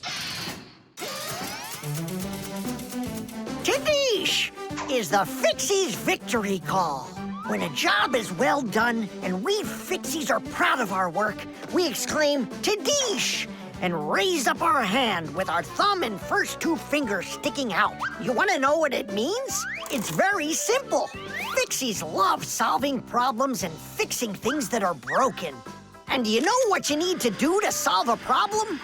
First, you need to find out what's broken. Second, understand why it broke. And third, repair what's broken so it works again. So do what the Fixies do and first, find it. Second, understand it. And third, fix it. Tidish! It really is a great word, and it sounds funny, but we Fixies surely like it a lot. Well, Tom Thomas, turn on the alarm. You sure the alarm will work? I'm sure, without a doubt.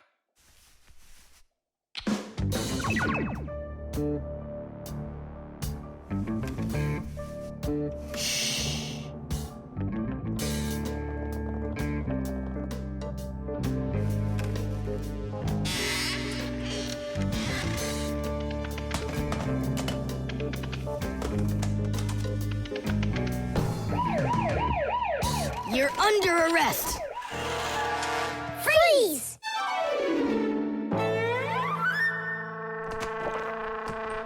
Chusaka? Why are you stealing my chocolate?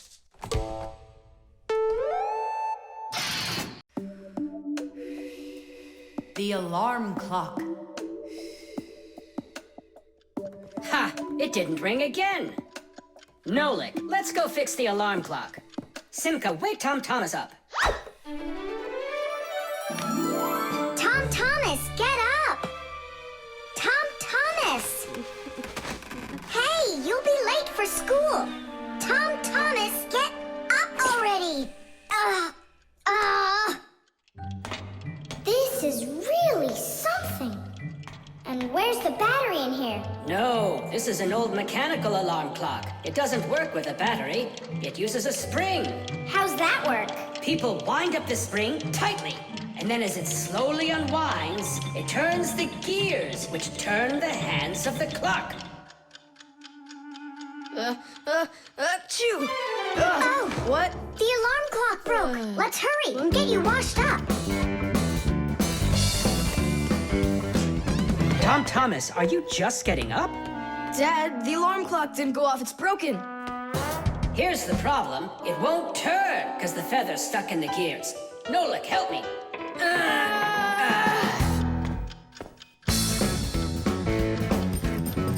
Papas! What's going on? It looks like it's an earthquake. Huh, it really is broken. About time to throw out this old piece of junk. Tom Thomas, I'm off to work. Don't be late for school. I won't. Where are we? In the trash can. And what's gonna happen to us? Well, you see, Nolik.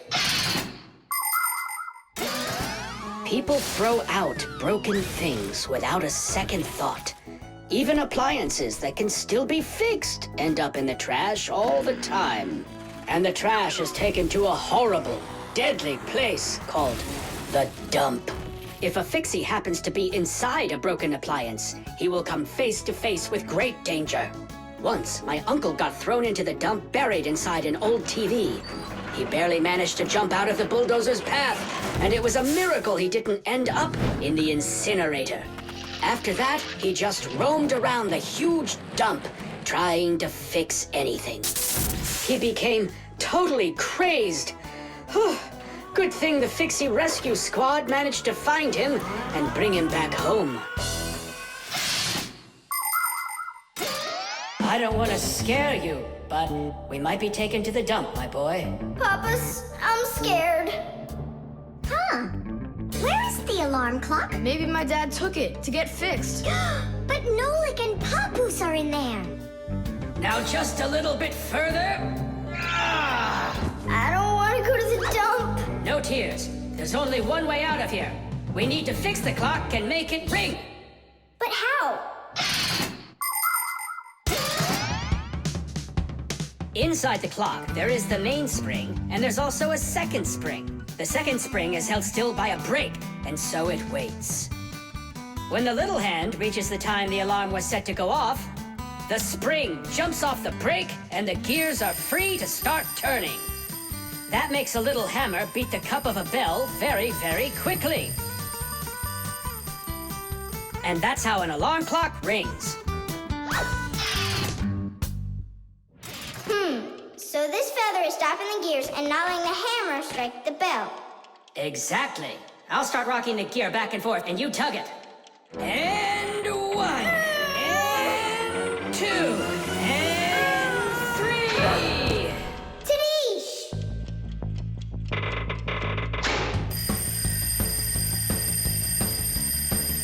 Simka, I think I can hear my alarm ringing. Run to the sound! Quickly! Uh-huh. Someone turned the alarm off. Whoa! And here comes that earthquake again! Nolik! Nolik! I'm here! Nolik!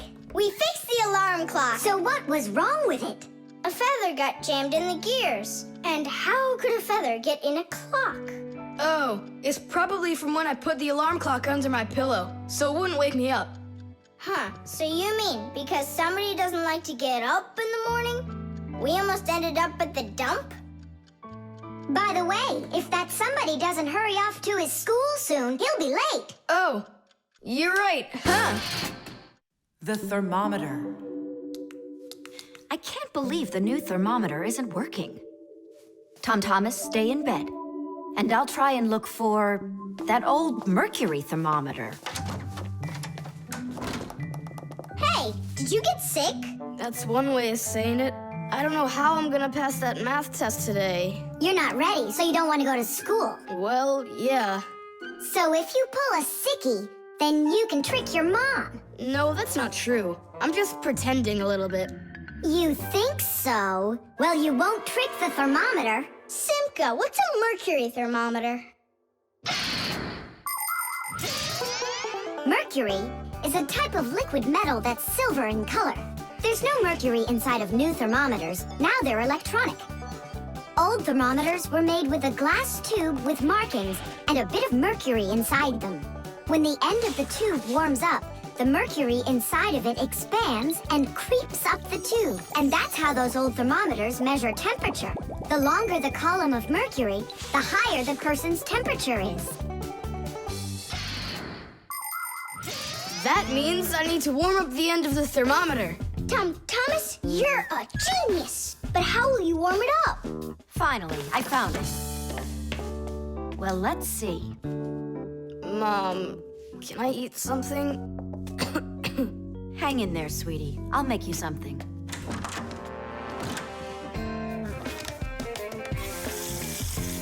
Ooh, that is hot. Now there's just no way it won't have a temperature. Hey, what are you doing in here? Well, how high did you get it?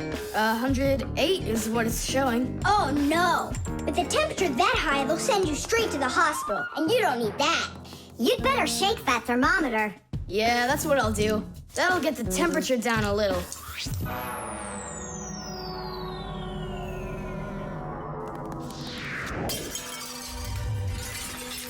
Ah! Well, so much for that. Cheaters never prosper. Thomas, did you see this? Nolik, don't touch the mercury. It's poisonous. Stop it right now. And you, Thomas, you don't touch that mercury either. It's dangerous. Then how can we throw it out? Call your mom and she can help you. I can't. How could I call her? Then she'd find out that I wanted to trick her. Maybe it's better to tell the truth. I can't. I can't do it. All right, then. It looks like there's no other choice. Nolik, call Papoose and Masya. I'll get him. And you go back to your room and wait.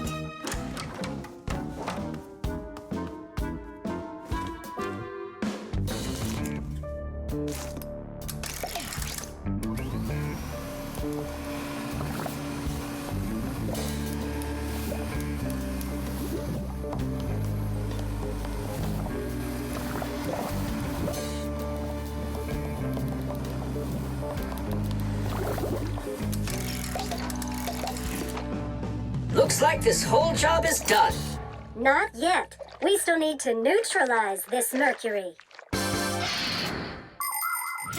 In everybody's home, there's all sorts of chemicals around. They are used for cleaning dishes, clothes, the bathroom, and dealing with pests. And all of these substances can be very harmful to human health. But some people don't seem to understand this. They might use a dangerous spray or a poisonous liquid and then forget to wash their hands afterward. And then they go and eat or rub their eyes with their hands. That can cause serious damage to their vision or stomachs. And never put anything into your mouth that looks like medicine, unless your parents or a doctor gave it to you. And if you ever happen to find something on the ground that looks like a piece of candy, you must never put it in your mouth. You can get poisoned that way. Oh, humans. If they'd only remember this simple advice, they'd stay safer. And what do we do with the glass that's broken? That job's not for Fixies. Thomas, we cleaned up all the mercury. And the glass, too? No, not the broken glass. But will you? Papoose said that it's not our job. He told us you have to get your parents to come and help you. That part's your responsibility. Here's some food for you. What's the matter? Mom, I broke the thermometer. Broke it? Did you cut yourself? No, The mercury, did you touch it? I didn't.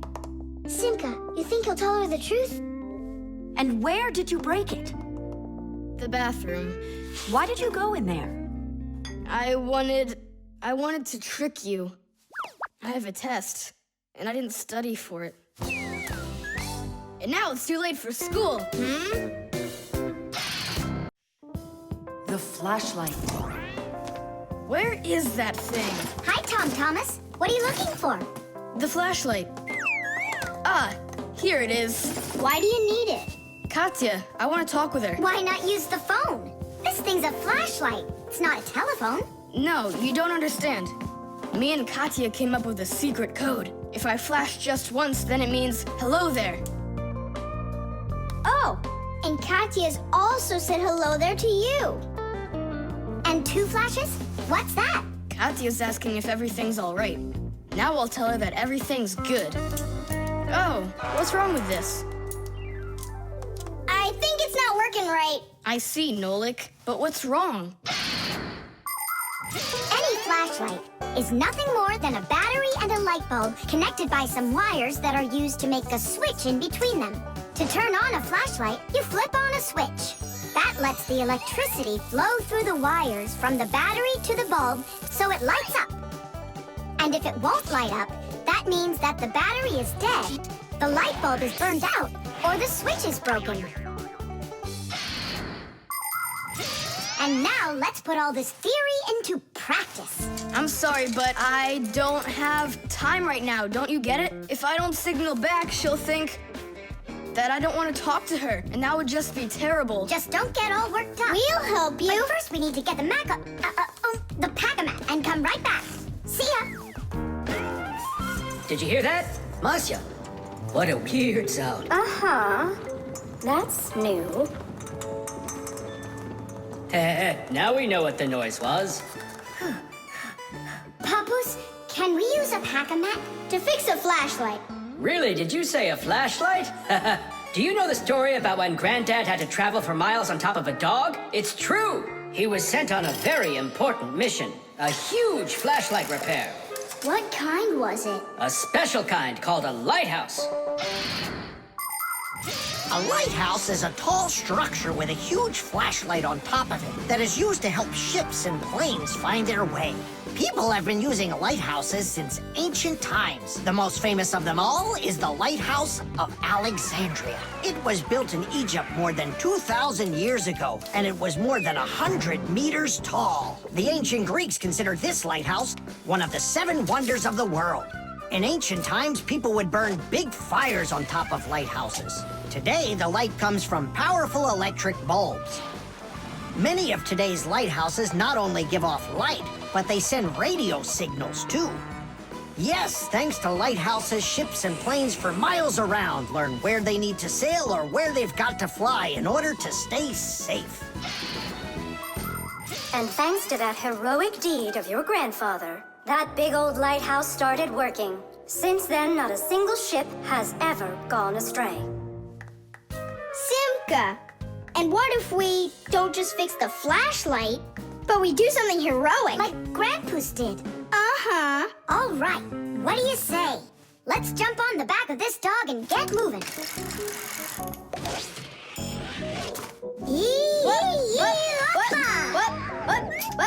What? Stop ducking. Grab hold of my hand. Uh-oh.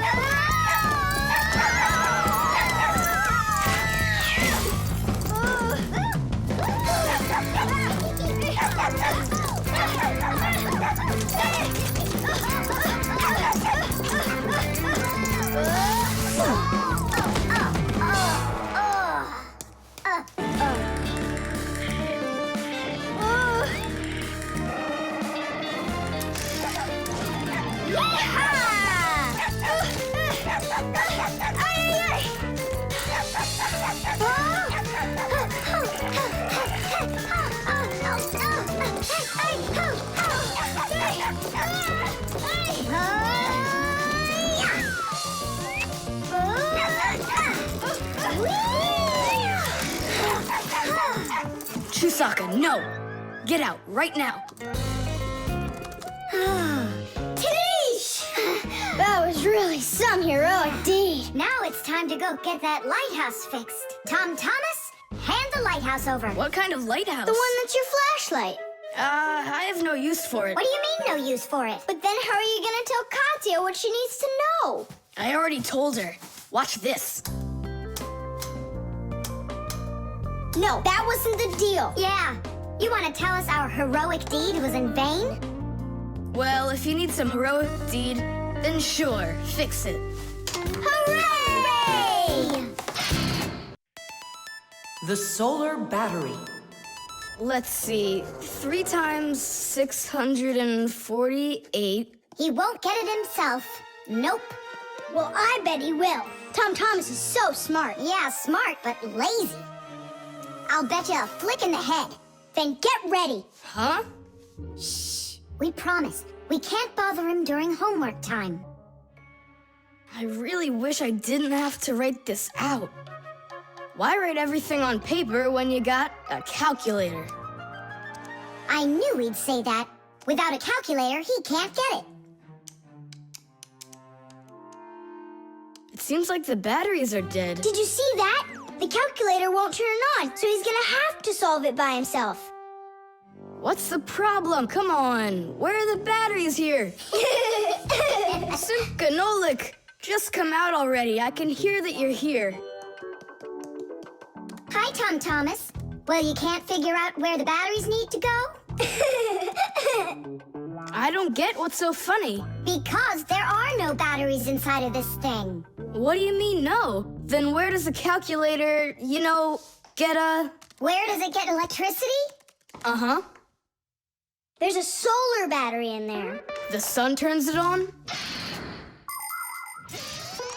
A long time ago, it was discovered by scientists that some materials produce electricity when light hits them. Sheets that are made out of these materials are called photoelectric cells. By connecting a few of these photoelectric cells together, you can build a solar battery. A solar battery in a calculator sits behind a small clear window. And when light hits the solar battery, it produces the electricity that powers the calculator. I don't see a little window anywhere on here. That's because you covered up the window with a sticker for some reason. The reason is that it looks great. Good job. It looks really great, but it can't work now. Well, farewell, sticker. I can't get it off. Then just leave it alone. Go ahead and solve the problems without the calculator. Then I'll be the one flicking you. Flicking who? Did you forget? We're the Fixies, and we have to fix everything. Ah, Simka, that's a sneaky plan. It's not sneaky at all. You better find something to tear off the sticker with. Okay, how about them?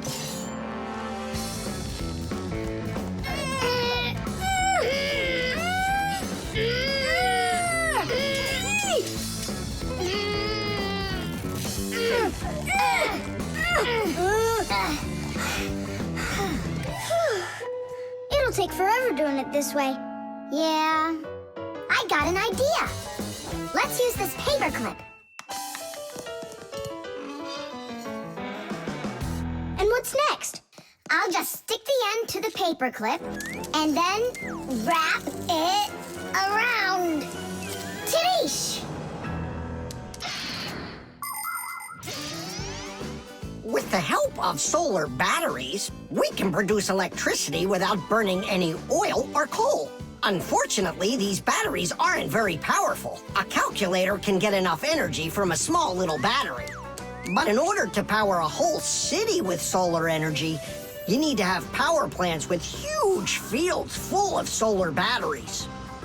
And of course, it's best to build these plants where the sun shines bright and long, like out in the desert. By the way, in outer space, the sun shines very brightly, and it's never blocked by clouds. That's why all of the vehicles and satellites in space use solar energy for power, including the International Space Station, where astronauts from different countries work together. Tom Thomas! What, you guys all done? Uh-huh. Now you can go solve your problems on the calculator. But I already solved them on paper before you peeled off the sticker. Hooray! I'm the winner! Ow! That's totally unfair. If it wasn't for the sticker, you would have lost. What's going on? Nothing. Never mind. That's nothing to you? Well done, Tom Thomas. You got them all right. Now it's working. Look, a picture of our Nolik. Where? Right there on the calculator. Oh, I got it. 0 means no, Nolik.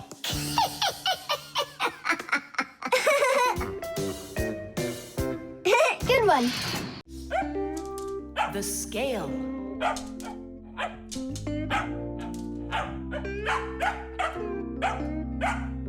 Chusaka, that's enough already. But what if it's something important? Come on, she's just a dog. They say that cats and dogs have a sixth sense that we don't have. What's that? Well, they feel all sorts of things that we humans don't. I better let her in.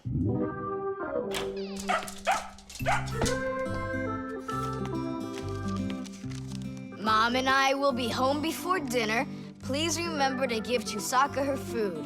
Love, Dad. Oh, how could I have forgotten this? I just can't believe it. You believe in a sixth sense now, don't ya?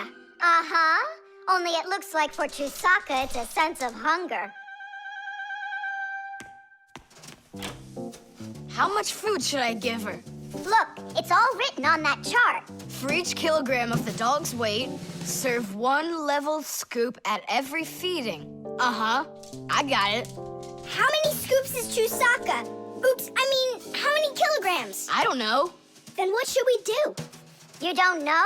We'll weigh Chusaka, that's what we'll do. With what? With a scale. There's one standing in your dad's office. You're right, let's go.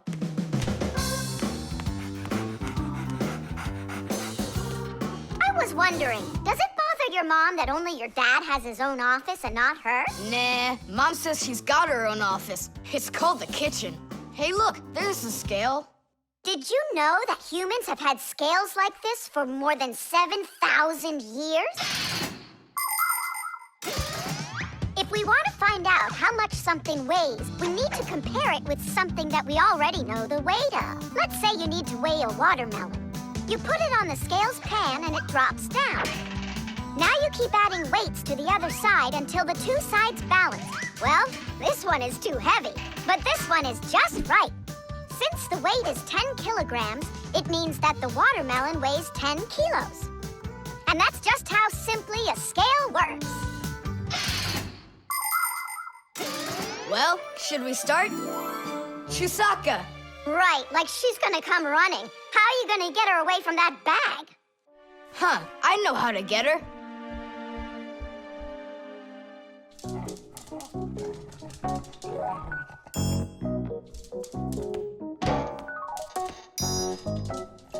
Here, hold this little piece of food while I weigh her. This may be literal, but it's way too heavy. Just hang on. Please, hurry up!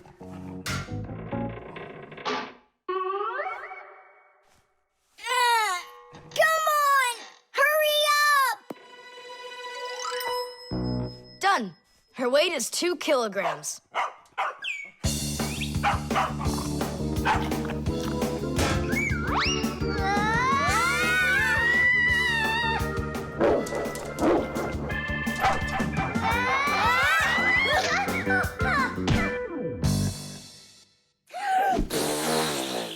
Okay, now we can feed Chusaka. Chusaka weighs 2 kilograms, so 2 cups will be just right then. Do you think that you can feed your pets any kind of food at all? Oh, no! For them to be healthy, pets just like humans need to have a nutritious diet. Today, there are special pet foods for birds, fish, dogs, cats, and all sorts of other pets. These foods are made with everything your pets need to stay healthy, like meat, fish, fruits, grains, vegetables, and vitamins. These kinds of foods give pets a well-balanced diet, and there's no need to cook them. They're ready to eat. Just pour them in a bowl and your dog will be happy. And so will your cat, and your bird, and your fish, too. Just be careful not to mix them up, because what's good for a fish isn't good for a dog. Each animal needs its own special food.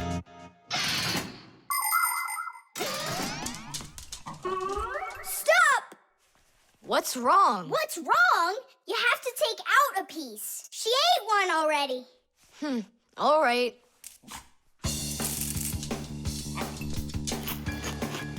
So, that's 6 cents. You still think it's true, right?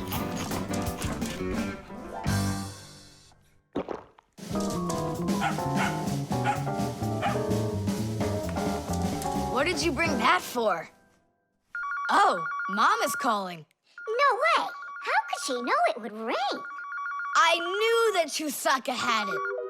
Hello? It was a sixth sense, wasn't it? The keyboard.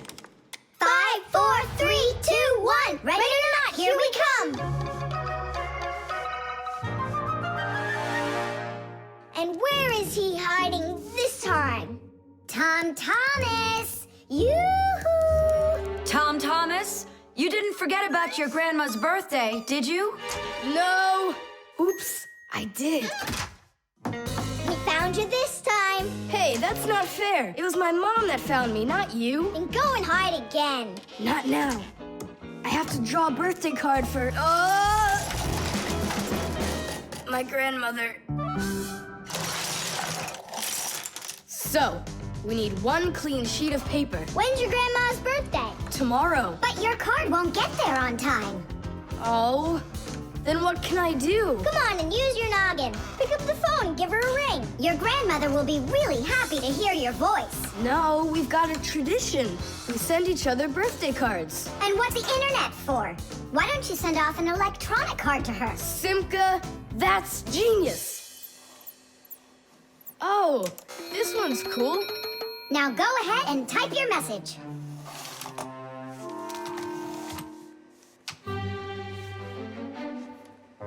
The letter D isn't working. How can I write Dear Grandma without D? Just let her be a plain old grandma without the dear. But the letter G isn't working either. It looks like we could use a pack-a-mat here. A pack-a-mat? What for? To clean off the keyboard's contacts that got all dirty. What contacts? A key on a computer keyboard works pretty much the same way as a doorbell does. When we press on the button of a doorbell, the contacts inside touch, which lets the electricity flow that makes the bells ring. And when we press a letter on a computer keyboard, an electrical current runs from the keyboard to the computer, and that letter appears on the screen. But if there's dirt between the contacts that stops them from touching, then the current can't flow.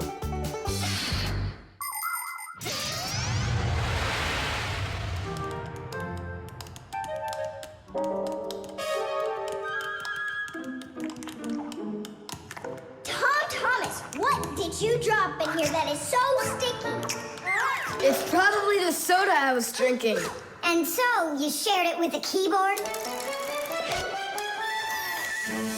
Here's the reason why it's not working. Where did so many crumbs come from? They fell off my sandwich.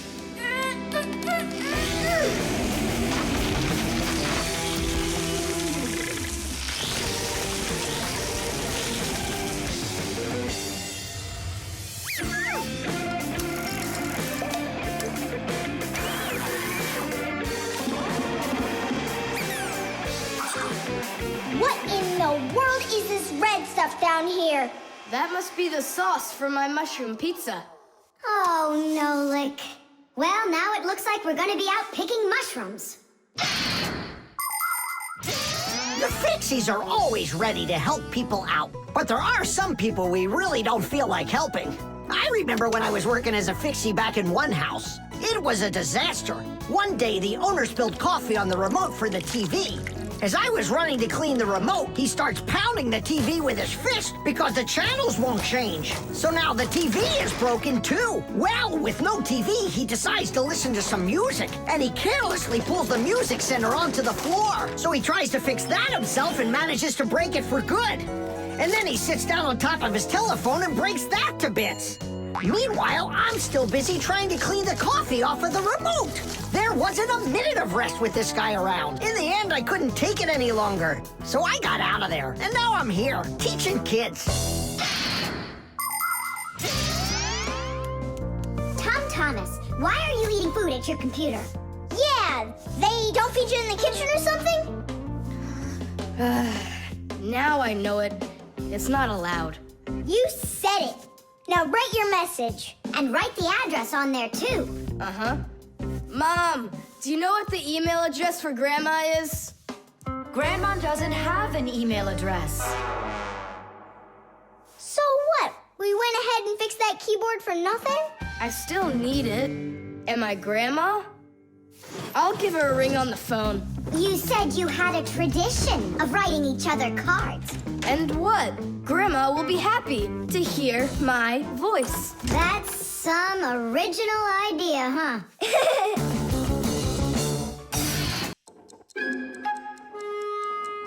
The combination lock.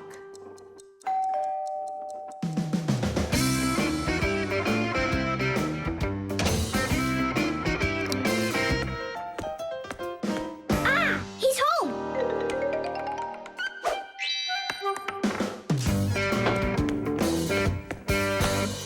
Nolik, are you here? Stop your hiding. I'll still find you. Nolik, is that you? Hey, come on! That's not fair! You saw!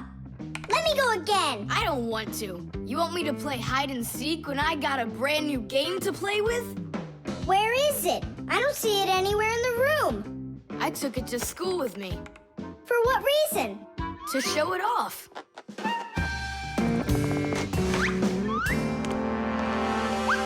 Wow! Awesome game! Tom Thomas! Can I play your game? Because I'm not done playing with it yet. Now just try asking me to do some favor for you. Wait, was it a 3 or a 4? It could have been 5. I forgot. What about?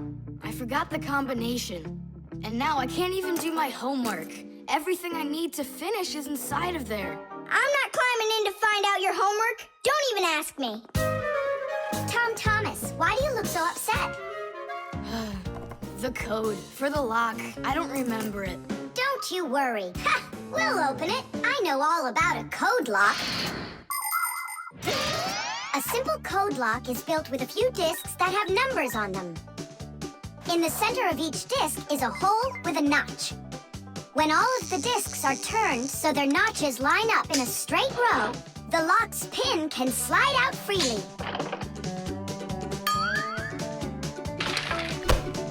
And to get the notches to line up, just turn the discs to the lock's code and the lock will open. It's that simple. It looks like we gotta take a look inside the lock. Ah, I see. Nolik, where are you? There's work to do. I won't do it. I'm not gonna help such a greedy boy. Nolik, won't you help me out here? And I won't be so greedy anymore. All right, you broke me down. Only as soon as we're done, you're gonna let me play with the game, right? There's no room in here. Hang in there. We'll start turning the discs one at a time, and you yell stop when they're lined up. Stop! Turn the next one now. Stop! Stop! Now try. Yes! Alley-oop! Titties! Hooray! And your code was really simple. Way too simple. The secret numbers and letters that you use to lock something up are called the code or the password. And to make sure your password's a really good one, here are some things you should know. Never choose a password that's really simple for someone else to guess. Like one with numbers or letters that are all the same or are all in order. It's also a bad idea to make a password out of your birth date or name. It's better to think of a password that's a bit more complicated. And don't forget your password once you come up with it. Write down your password on a piece of paper and keep it in a safe place, but don't show it to anybody else. And then, if you happen to forget your code or password, you'll be able to remember it with the help of that piece of paper.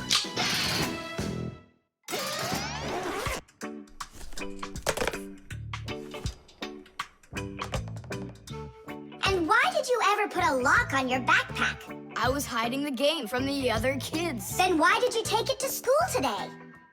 I wanted to show it off to my class. And did you show it? No way. If they would have seen it, they'd be like, I want to use it. I want to play. And so you hid it and didn't show it to anybody. Not to anyone. Then why take it to school, silly? To show it off there. You're just some show-off. You're just some greedy... Oops, sorry. Once greedy boy. Will you let us play now? Play away.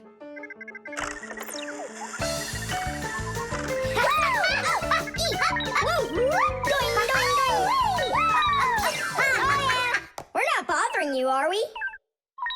Can you jump a little easier? You're shaking the whole desk.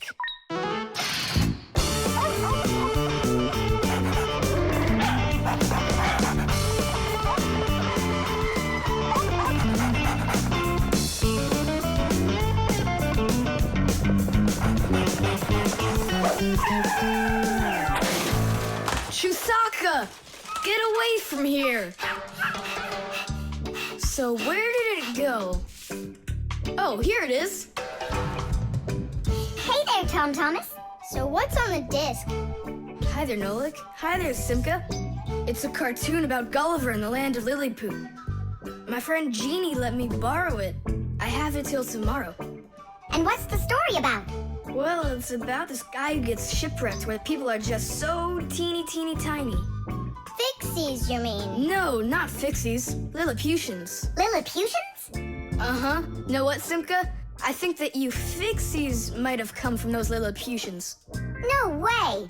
Our grandpa told us a completely different story of the Fixies.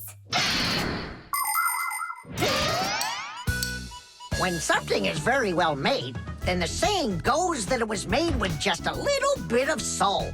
In old times, craftsmen made things to last, and in each appliance, they would leave just a little piece of their soul. Those little pieces of their soul would turn into tiny craftsmen called Fixies, who would then make the appliance their home and take care of it every day. And that's how the very first Fixies came about. But as the years have passed, fewer things are being made by hand, and more things are getting made by machines in factories. That means there are less and less new Fixies coming from human souls. Luckily, Fixies can fall in love with each other and have their own family, raising their children and teaching them well, so they'll grow up to become skillful and honest master Fixie repairmen. So you're mistaken. We're not Lilliputians at all. We're Fixies. Yeah, Fixies. Listen, Tom Thomas, why don't you show us the movie? Yeah, I want to learn about Lilliputians too. Really, I do. Sure, I'll show you.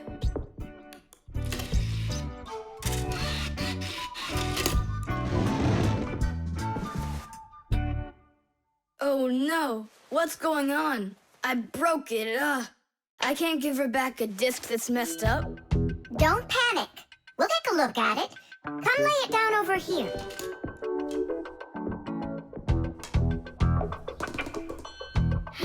Tom Thomas, why is this disc all covered in jelly? Because I was touching it with my fingers. I mean, what else? It's obvious you don't know how a disc works at all. And you know how it works? Yeah, I know. Yeah? If we take a look at a digital disc through a powerful microscope, we can see rows of tiny valleys of different lengths. These valleys are actually a code for the cartoons, games, or music recorded onto the disc. Inside a disc player, a laser beam reads the code and helps turn it back into pictures and sounds. But if you scratch the disc or smudge the disc with dirty fingers, the laser can't read it and the disc won't play. That's why you need to keep discs clean and stored in cases. So that's why you should only hold discs along the edges. And when you're done watching them, you have to put them back inside their boxes. And what about this one? Do we have to get rid of it? Not so fast. Nolik, this calls for a major cleaning. Let's get the brooms.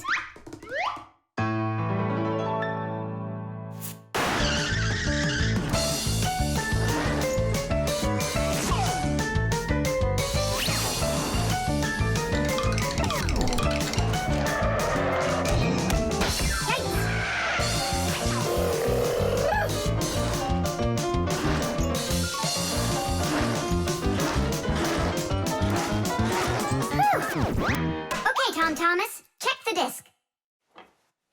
There you go. Now you're holding it right.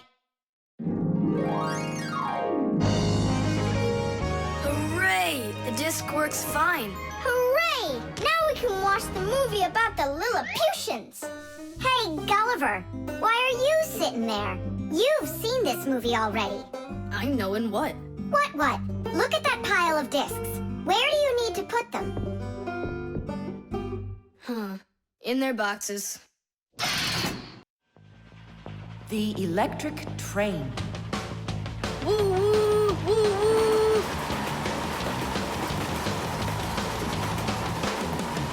Zoom! Zoom! And suddenly, the Earth was attacked by an alien spaceship. Pew pew pew! If help arrives here on time, we'll be saved. Move faster, faster. Come on, get off the train. Move it, move it. Tom Thomas, we came here to play. Oh, finally you're here.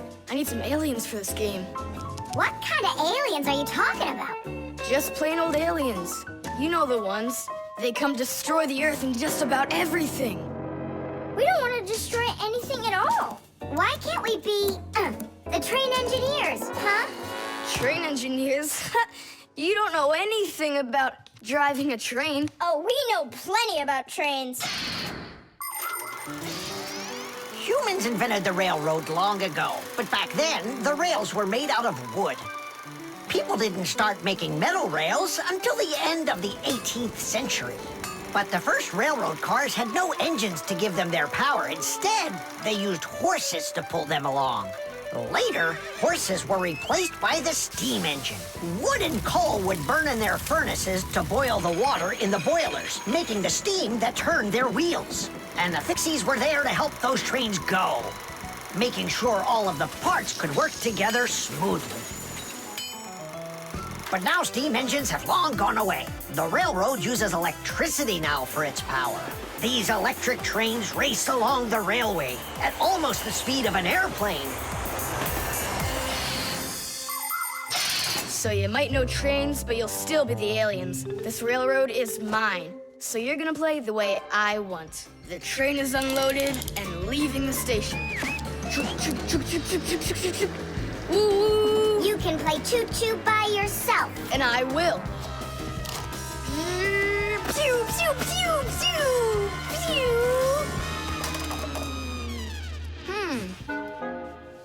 Hey, why did you stop?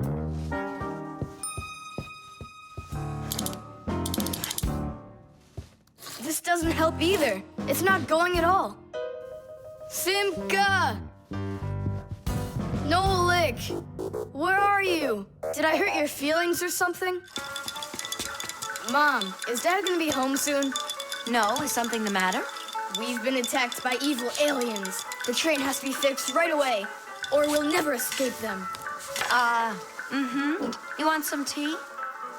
I've got to think of something. Simka, Nolik, I know you're in there. Please forgive me if I hurt your feelings. I'm really sorry. There's nobody but you that can save the world from the evil aliens.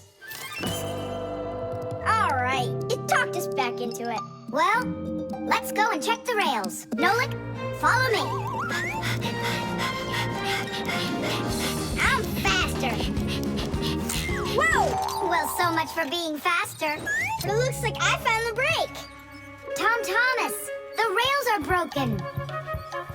I know, and so? You know, but that's why your train's not running. Just like a real train, model trains run on electricity. But there aren't any batteries inside the locomotive to pull the other cars. The engine gets its electricity from the rails. Each piece of the rail has a wire in it. If the rails come apart, the electricity can't flow through the track and get to the train. And without electricity, the train's engine just stops going. So reconnect the rails and your train will run again.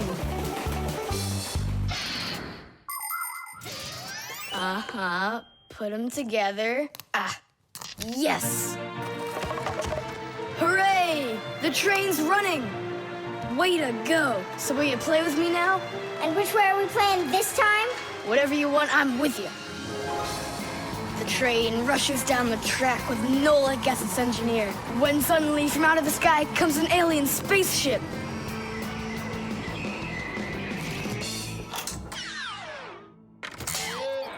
Greetings to you, O people of planet Earth.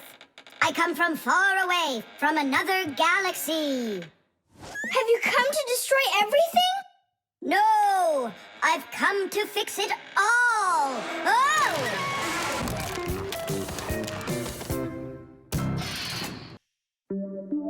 The cell phone.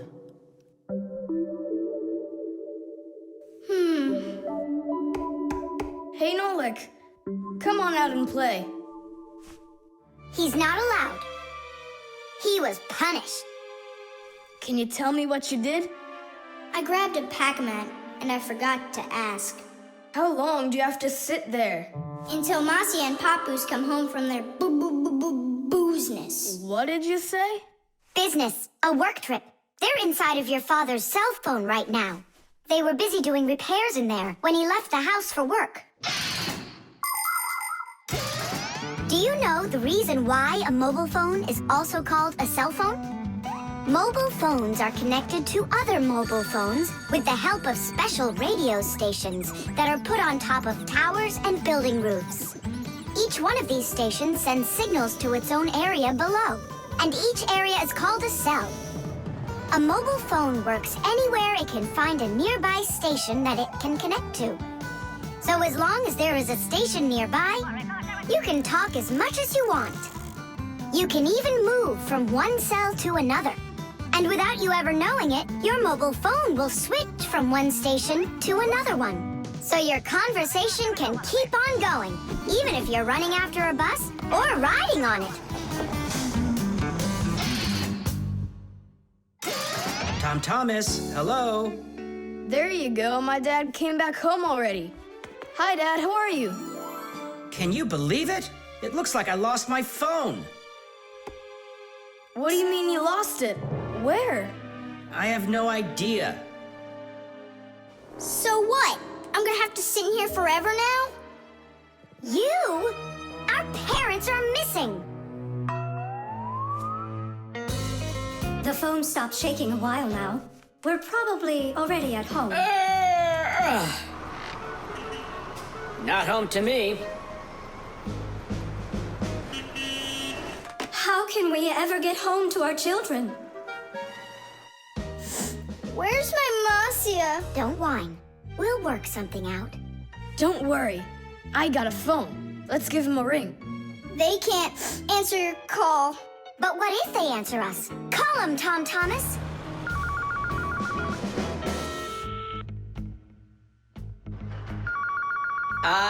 Don't even think it. We're not allowed to talk to humans. We're not gonna talk to them. We're just gonna listen. We need to close the contacts.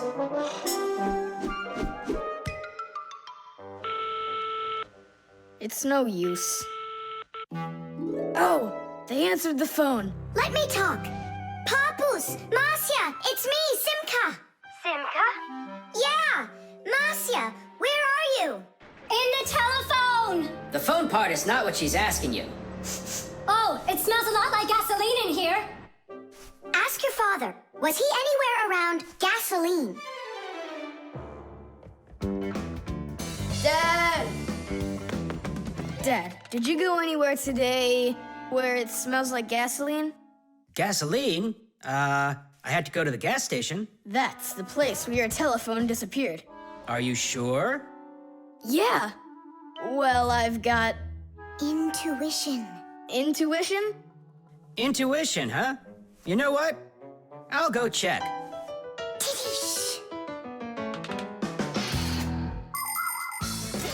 Come and check out our Fixie ringtone. Telephonist, telephonist, telephonist, telephonist, telephonist, ring, ring, the telephonist, ring, ring, the telephonist, ring, ring, the telephonist, ringing, won't you answer please? Ring, ring, the telephonist, ring, ring, the telephonist, ring, ring, the telephonist, ringing, won't you answer please?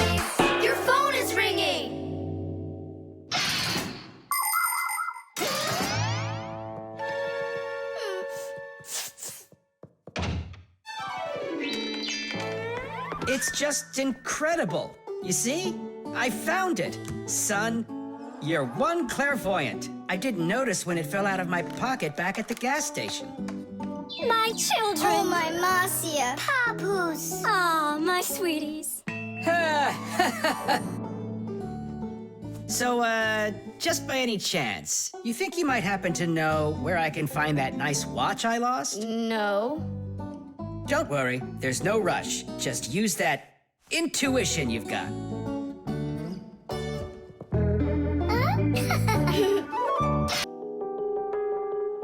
The Piggy Bank.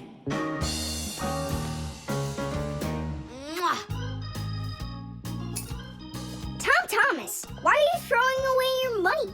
That's not what I'm doing. I'm storing it. This is a piggy bank. Oh, here's another coin. I don't like its snout.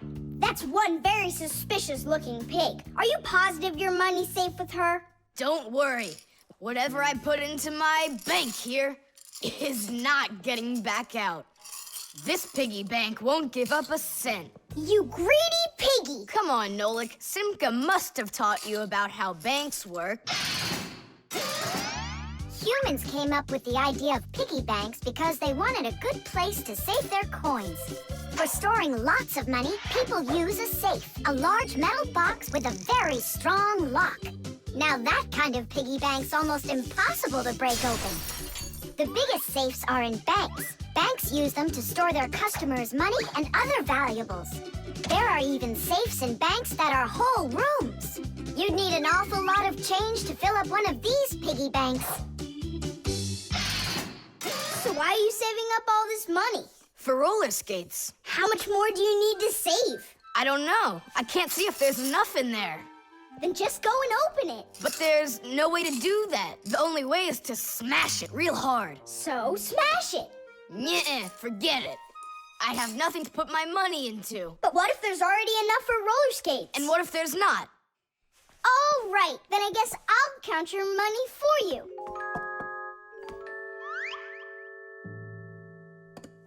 Tadish! Oh, whoa! Tom Thomas, you've got a fortune in here. There are many different kinds of money, and they're not just coins either. Long ago, people paid each other with shells and squirrel skins and even parrot feathers. And of course, metal coins are more convenient than any of those things. And paper money is even more convenient than coins. One piece of paper can be worth as much as 100 coins, or even 1,000. All that needs to be done is to print more zeros on it, and that's all. Today, humans can pay for almost anything without paper money or coins whatsoever. If you have enough money in the bank, you can just walk into a store, give the cashier your bank card, and take your purchase home with you without handing over any money.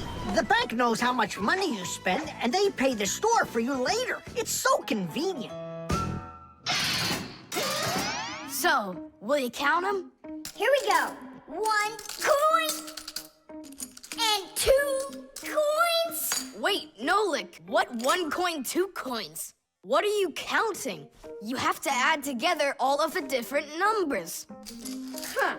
You should have told me that before. I never learned how to. Yeah, that's what I figured.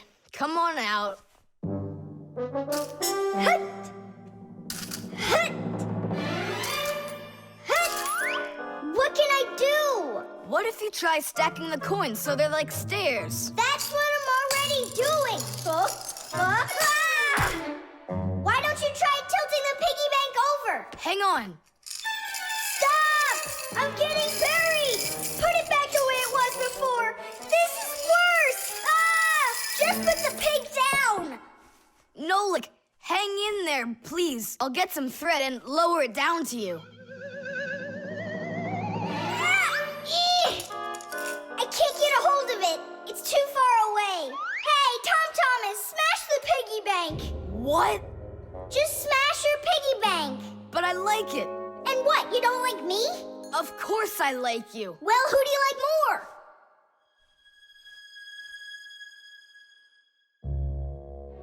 You're my friend, aren't you? Of course. Then smash the piggy bank, will you? Okay, Nolik, I'm gonna do it.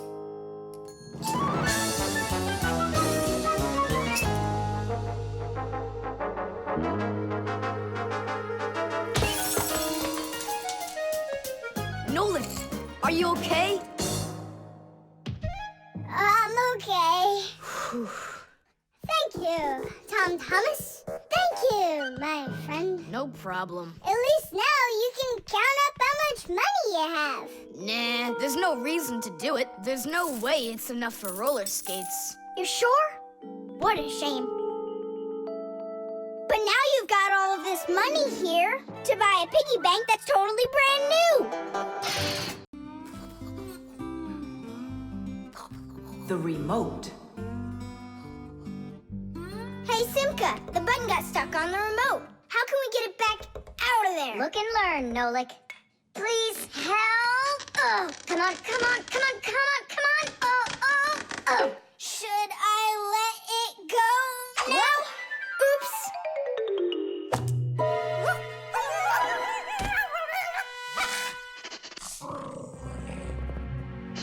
Nolik, hide somewhere.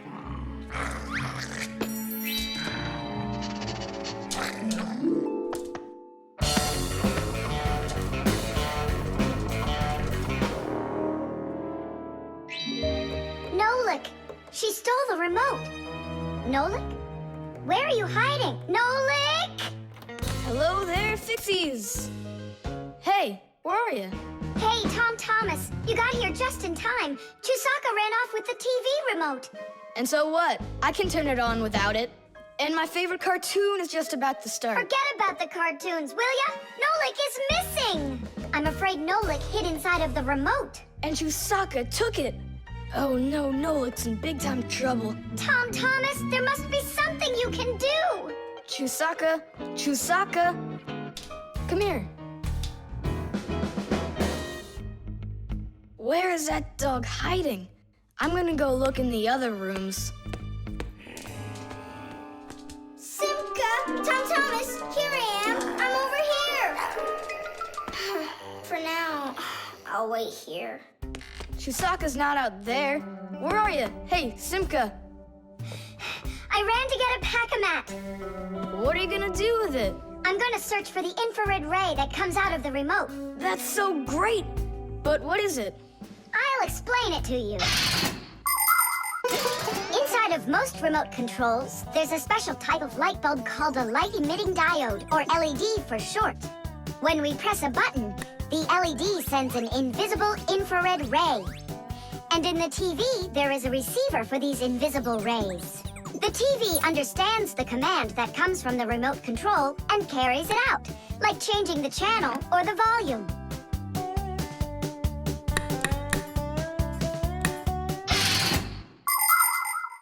If the rays are invisible, then how is it possible to see them? In the pack-a-mat, I've got these special goggles that can help me. And now what? Yell to Nolik. Get him to close the contact on any one of the buttons. Nolik! You gotta push one of the buttons down on the remote. A button? But how am I gonna do that? Wait, 1 second. Chusaka Chusaks with a brain full of rocks. Meow. Meow. Oh, Mama Mia. Now she'll eat me together with the remote. Nothing for you here. But here's something. There he is. He's over there. Chusaka, come here. Do you want a hot dog? So you want to play tough? All right then.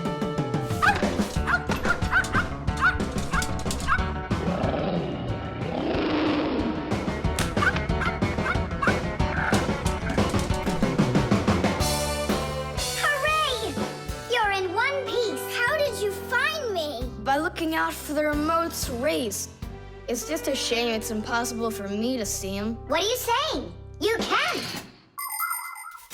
If you want to see infrared rays, all you have to do is look through a digital camera. Try it for yourself. Turn on the camera on a mobile telephone. Now go ahead and press any button on the remote control and point the camera toward the front of it. You'll see a bright dot on the screen of the camera. That's the light-emitting diode working. It's letting off a special light that can't be seen by the naked eye. It's also possible to point the remote control at a mirror. And then through the camera, you can see how the light-emitting diode turns itself on. So what that means is that invisible rays bounce off of a mirror in the same way that regular light does. So you can control the TV by bouncing the light from a remote control off of a mirror. You don't believe me? Then go ahead and try it yourself. By the way, if your toys weren't all stuffed under the bed, we would have found the remote without the goggles. Don't worry about it. When the cartoons are over, I'll put them away. So, you done watching? Time to clean up. The Lie Detector. Simka! Shh, quiet. I'm on a stakeout here. Who are you staking out? Huh? Tom Thomas. We've got a bet that he won't be able to survive 3 days without any TV. Really? Can I be on the stakeout with you? Shh. Simka! Ha!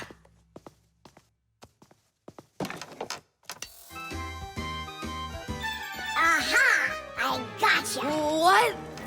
Who? You lost the bet, Tom Thomas. Just tell me you didn't. I didn't. Why didn't you? It's because I'm not Tom Thomas. What? I'm Tom's brother. That's totally not true. We know Tom Thomas doesn't have a brother. I meant his first cousin. Then how come you two look so much alike? It's 'cause our mothers are twins. So what should we call you? Who, me? John Johnson. And who are you, by the way? As if you don't know who we are. This room is beautiful. Sure is bigger than mine. I don't believe you.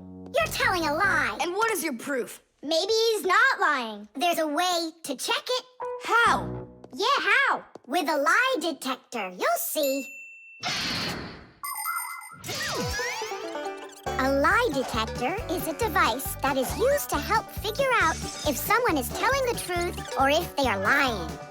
You see, when someone is lying, they always get a little bit nervous. Even though we might not see it, we know that a liar's heart beats a little faster, his breathing changes, and he sweats. A lie detector can pick up on all of these little things. And that's how a lie detector can be used to help find the truth.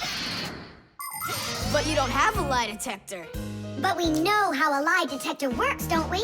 Or are you scared, Tom Thomas?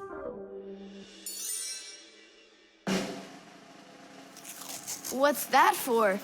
To listen to your pulse. How come? So I'll be able to check how fast your heart is beating. And Nolik? He's gonna keep an eye on how often you blink. And what are you doing with the egg? The egg is an old African method.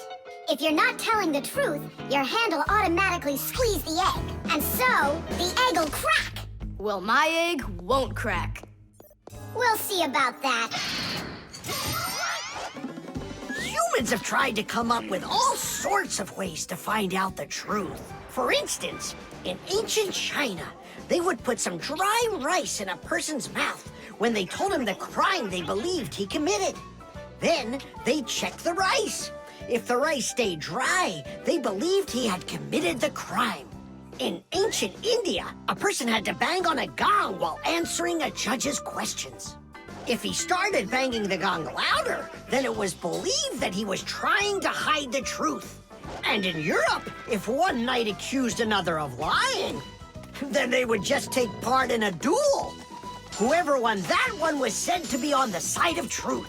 No, it's not easy to hide the truth, but sometimes it can be even harder to find it. Answer yes or no. You got that? Do you have 2 ears? Don't you have eyes? Just yes or no.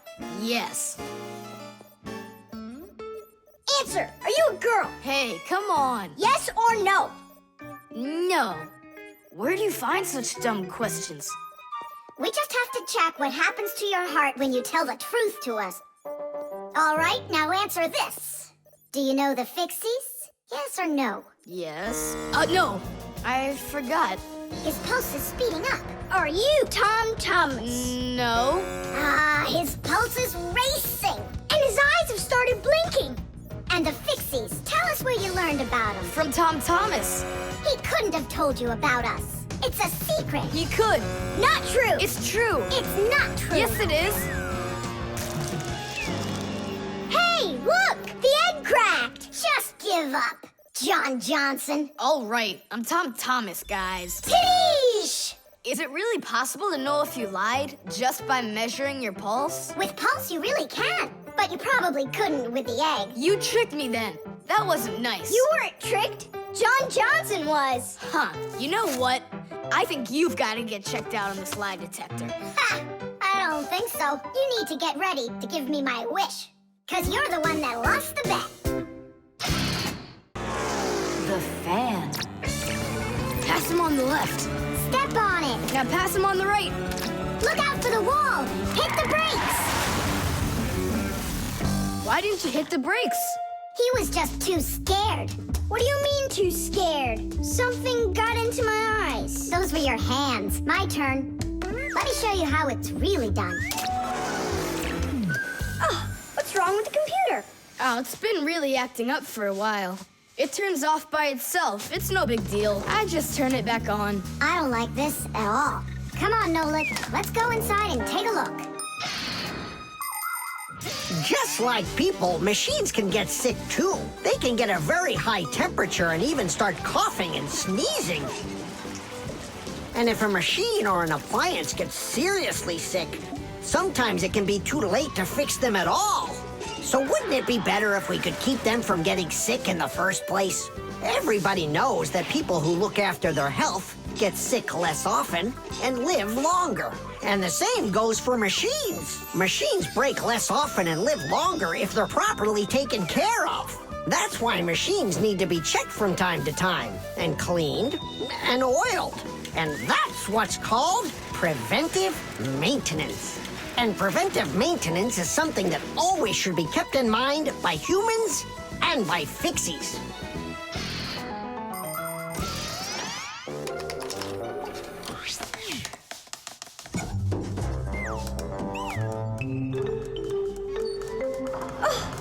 What is that? What is what? Can you hear that? What are all those sounds? It's probably just, a Fixie eater that woke up. What? What do you mean, Fixie eater? Didn't you know that inside of some appliances there live horrible monsters? They love to attack Fixies and eat them up. And the smaller the Fixies are, the more the Fixie eater likes to eat them. Ha ha! And how come you never told me anything about Fixie eaters before? I didn't want you to get scared! All right, scaredy cat, let's keep going.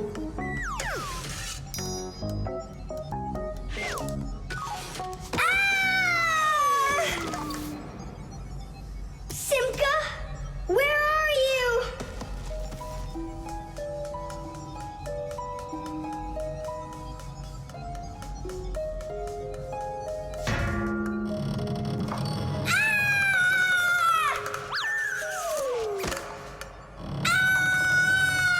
Oh no, don't eat me, Fixie eater!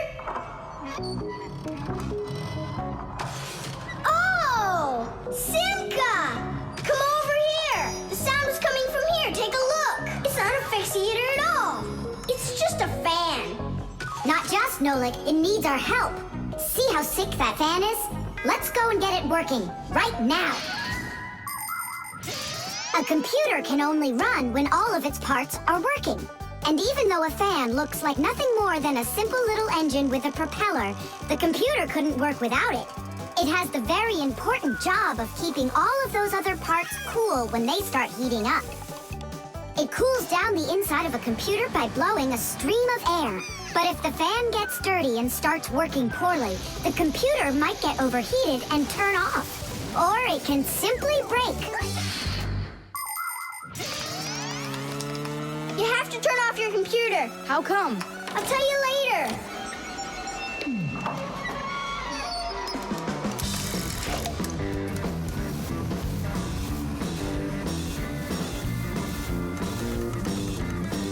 That part's done. Now we oil it. Let me try. All right. It's oiled up. Just like your nose.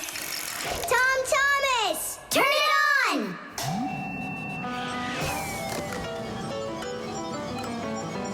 Tidish! And then suddenly, I hear this terrible roar of a Fixie-eater. But I wasn't scared one little bit. And I just ran right into the battle. And Simka? Oh, she was hiding somewhere. You know, she's a girl, and they're all cowards. So I had to fight the monster all by myself. Ah! Oh, I guess that was an example of how girls hide like cowards when they're too scared. Well, yeah. The short circuit. Are you sure we're allowed to play in your dad's office? We're not gonna play in here. We came here on a tour. I think this place is like a real museum. Just take a look at that. I have no idea what it is. And this thing is a complete mystery. Keep it down. This is a museum, you know? What a great museum guide you are. You know absolutely nothing. How can you say you don't know? I know. I'd like to run a test here on the capacitor. On this one? Don't touch! Why can't I? It's not a museum. Because it's dangerous. If you touch it, the shock could be deadly. But you two are touching it all the time. I've seen it. The only time is when the device is turned off. And right now, the device is running.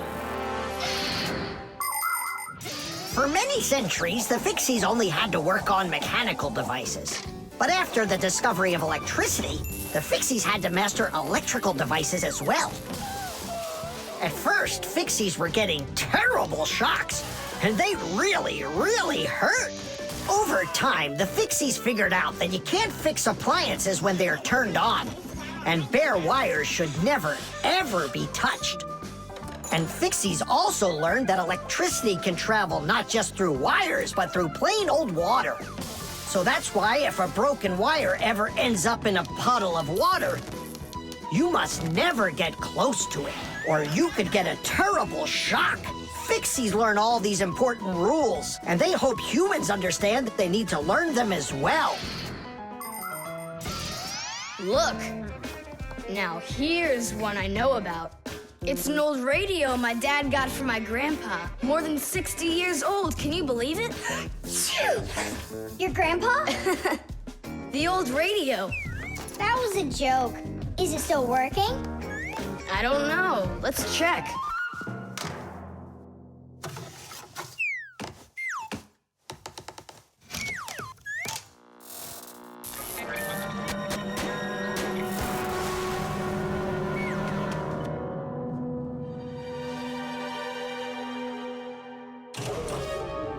What was that? It looks like the electricity got turned off. Maybe it was a short circuit. I'll go find out. Oh, so it was you who caused the short circuit. I was in here showing all these things to Nolik, and we wanted to turn on the radio. We flipped the switch on, and then suddenly, kaboom, the lights go off. They're off everywhere in the apartment. So then how can I even warm up my pizza now? Soon it will warm up all by itself now that the refrigerator isn't working. Simka, what is that thing you said? A short circuit. Electricity goes back and forth from an appliance with two separate wires. For example, an iron uses the electricity it needs to get hot. But if those two wires start touching each other without the iron in the middle, then the wires will get hot instead. And this can cause the wires to burn out. When this happens, it's called a short circuit. Short circuits can happen when the coating around a wire is worn out, or when an appliance is broken on the inside of it. So when you tried turning on that old broken radio, the wires in the apartment started burning. Does that mean all the wires got destroyed? Don't worry. In our apartment, there's an automatic switch to stop that. It turns off the electricity when the wires start getting too hot. Oof. And what about that, automatic switch? Is that something you need your mom and dad to turn on? No question. You definitely would. But you have us. Yeah. And we have Papus and Masya. I'll go tell them what happened here. And you guys, you turn off the radio. But we'll get electrocuted. What do you mean electrocuted? Thanks to you, there's no electricity.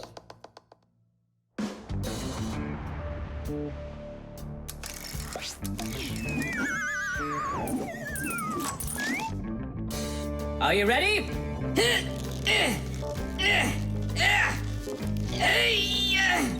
Pull it up.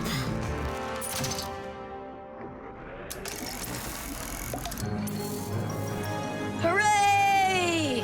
Tidish! So, Tom Thomas, what are we doing next? Why don't we continue with our tour? Hey, wait for me. I'm coming. Hey, wait, I thought you were fixing the television with Papus and Masya. They asked me to come here and stay with you on your awesome museum tour. That way there'll be less for them to fix in here later.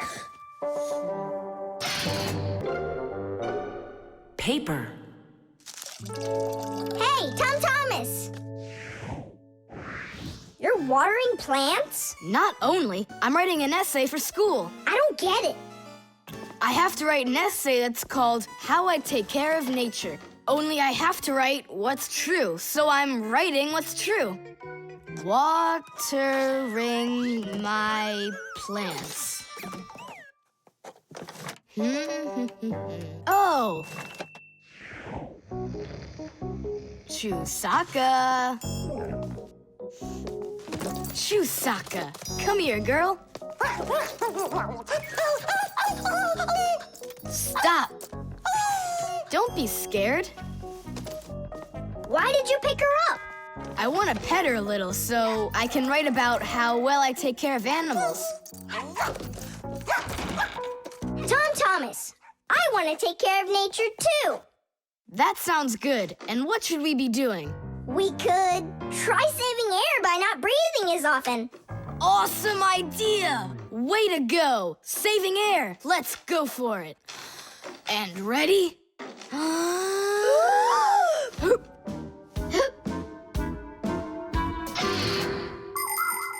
Humans invade nature and destroy more and more of her riches with each passing year. They extract her minerals and oil, cut down her trees, and pollute her air and water. They do all of this to produce food and all sorts of other things. It's a shame that people don't really need all these things that they produce. They often buy something and then just toss it away when it's still almost new. And then there's all the food that humans buy and just throw away. So if you want to help nature, try not to buy anything that you really don't need. And take good care of the things that you do buy. And you can be sure that we Fixies will do everything we can to make your things last as long as possible.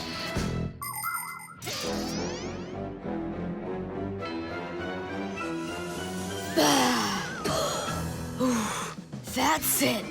Now we can write it. Uh-huh, write this. I also do my duty by saving air. A whole 20 seconds worth. You got it? What's that noise? Huh. I must have left it running when I needed some water for my plants. Tom Thomas, I think you should write that you're saving water, too. It really matters, because there's not enough of it. Nolik, that's a good idea. Let's add that.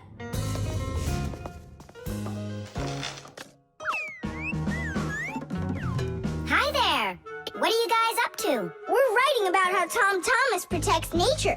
It's a homework assignment for school. Uh-huh. I've already written how I'm watering the plants, I'm good to living creatures, how I'm saving air and water, and how I'm conserving carrots, too. I never want to eat them, especially in soup. Not eating your vegetables? No way. Doesn't count.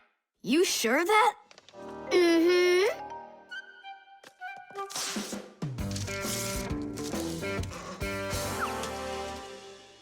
Why did you rip your paper out? You won't let me say how I'm conserving carrots, right?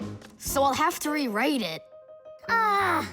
You're not taking care of nature. What? Where'd you get that idea from? That's all I'm doing. No. When you keep on throwing your paper out, it means you're not taking care of trees out there. What trees are you talking about? Didn't you know humans make paper out of trees? Humans make paper by cutting down trees and shredding the pieces into chips. The chips are then placed in water, chemicals are added to the solution, and then it is all mixed together into a mushy, watery substance called pulp. Next, the water is drained from the pulp, and with the help of huge rotating drums is flattened into thin sheets of paper. So you see, to make new paper, humans have to keep cutting down trees. And you should know this. If every person on the planet would use one less sheet of paper, you know, they'd save 1 million trees all together. You sure? I'm sure. And now that you know about trees and paper, what are you gonna do next? Hey, you know, I've decided not to write any essay for school. You what? I want to help save more trees by using less paper, that's all. Oh, Tom Thomas, you're my hero.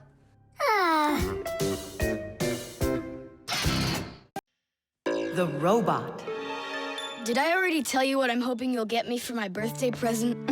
Yes, honey. Only 1,000 times or so. A Robotazoid R300 would just be the greatest. With Megavision, I want it. I really do. I do. Well, tomorrow you'll find out. But now it's time to sleep, Tom Thomas. Wow, that is one great present. And we got Tom Thomas absolutely 0 for his birthday. We're just terrible friends. So, how does this robot work? Okay, so let's give this a try, shall we? First, we'll take a walk. And how does he have any idea where the robot's going? I can tell you. One of the robot's eyes is a video camera. The robot sends the picture to the screen on the controller so the player can see where the robot is going. Yeah! And that's just one thing they know how to do. A robot is a smart machine that can do very difficult or dangerous work for humans. With its strong metal arms, a robot can move heavy objects or put together parts to build cars and other machines. Robots are often sent into outer space or to the bottom of the ocean to help scientists. There are also robots that can understand what people are saying, and robots that can talk and even make jokes, just like people. I've got it. Now let's turn you around. What was that? Look. You know... He destroyed him! Nolik, stop! You were playing with that, right? You think Tom will notice? I know what you're doing all night. I'm off to bed. I'll get him to work. I'll stay up until I do. Simka, let's try and... No, we're gonna need some help.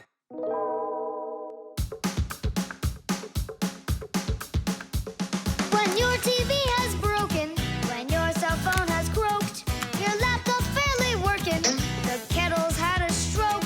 Don't ask us where we're going, for it's known far and wide that any kind of problem is clearer from inside. 1, 2, 3, inside will be to fix what's wrong, till it runs strong. In gadgets and devices, our work will never end. Appliances are fickle, they need a loyal friend. At morning, noon, and midnight of every single day, when there is an emergency, you know we're on our way. 1, 2, 3, inside will be all day and night. We fix things right. 1, 2, 3, inside will be all day and night. We fix things right. We live to keep on working.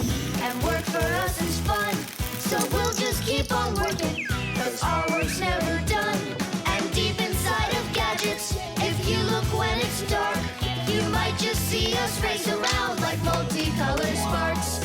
1, 2, 3. Tadish! Inside will be Tadish! to fix what's wrong. Tadish! Till it runs strong. 1, 2, 3. Tadish! Inside will be Tadish! all day and night. Tadish! We fix things right. 1, 2, 3. Tadish! Inside will be Tadish! To fix what's wrong. Tadish! Till it runs strong. 1, 2, 3. Tadish! Inside will be Tadish! All day and night. Tadish! We fix things right. Wow, you got it! We need to hide. A robotizoid R300, I can't believe it!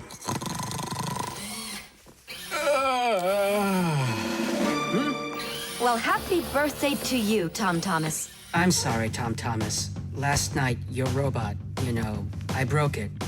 Dad, it works perfectly! Don't you see? I'm so proud of you. You fixed it. I couldn't fix it at all. I tried everything. Oh, you want to tell me that the robot fixed itself? What a joker.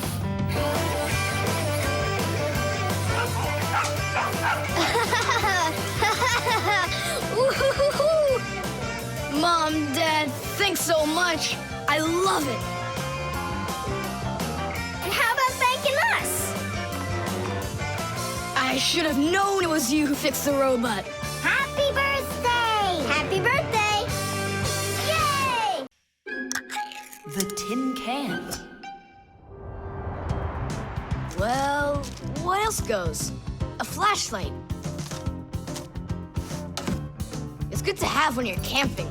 Listen, Tom Thomas. Just leave a little room for me in there. I'm good to have when you're camping, too. I'll leave you some room. Just hide in there so Dad won't see you. And you can't tell Simka anything about me going with you. All right. And last on the list, a few cans of meat. Hi, Tom Thomas. Have you seen Nolik? No. Then who did I just hear you talking with? I was just reading the label. Huh. Where did Nolik run off to?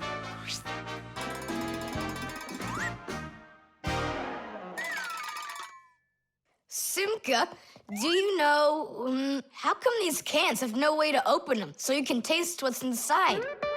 What do you mean? Don't you know what makes canned food special? It comes in a can. The thing that's special about canned food is that it can get stored a long time without spoiling. You see, meat and vegetables spoil when harmful bacteria start multiplying inside of them. So, if you can get rid of the bad bacteria or stop them from getting into the food will last a long time. That's why jars and cans are sealed very tightly. This stops harmful bacteria and air from getting inside and spoiling the food. So you're telling me that Nolik's not here, right?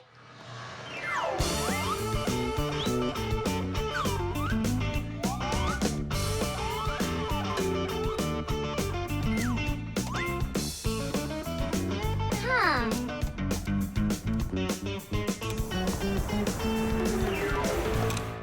So it looks like he's really not here. Who is that? Where?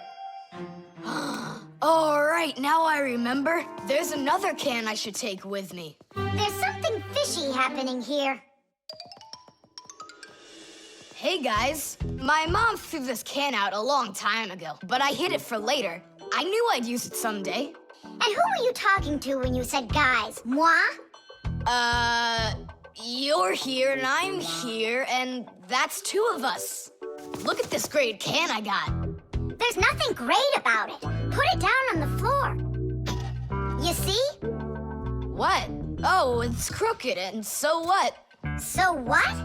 It's all swollen. And when it's like that, you know that inside the can, bad bacteria is growing and spoiling the food that's in there. It went bad? There's a way to check. On every single can, you can find the date it's good until. Sooner or later, even canned food will go bad. And of course, dairy foods like yogurt or milk can spoil in just a few days. When you buy food in the store, it's very important to always check the expiration date. The expiration date's the last day that it's safe to eat that food without worrying that it may have gone bad. You can find the expiration date on each box, jar, or can of food, so pay attention. And be very careful not to buy or eat any food after its expiration date has passed. And if you see that a can is swollen, throw it away immediately. If you eat it, your belly can swell up too.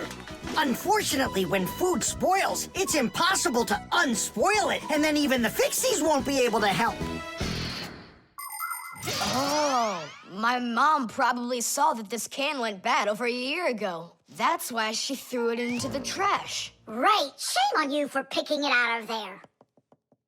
You could have poisoned yourself and poisoned your dad as well. Yeah.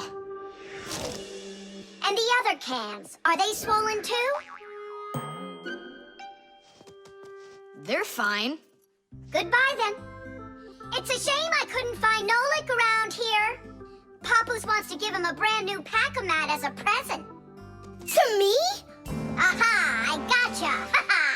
I had a feeling you would try to sneak away in Tom Thomas's bag. You lied. That's not fair. And hiding, that's fair, right? Tom Thomas, are you ready? I'm ready. Great, then let's get going. Hooray! We're going camping. I wanted to go camping too. Don't worry, I'll go camping with you. Really? Really, really, really. To that house outside our window. See how huge it is?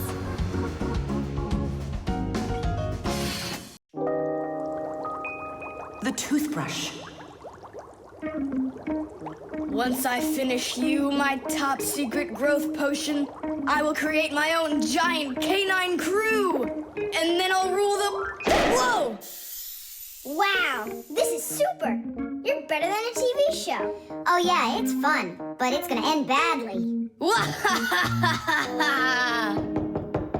Tom Thomas, get ready for bed. I'm going, Dad. But first, my secret recipe. We start with a bit of carbonatorous. And now a little bit of bread and butterous. And finally, beard of foamerous. Chusaka. Don't be afraid. Drink, my baby. And you'll grow 10 times your size. What? It doesn't taste good? Oh, right. I forgot it needed stirring. This hypersonic mixer will do the trick. Tom Thomas, you shouldn't use what doesn't belong to you. That's your father's toothbrush. Ah! Hey, cut it out! You're acting crazy.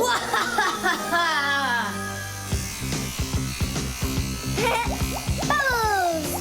Hey, boom, boom, boom!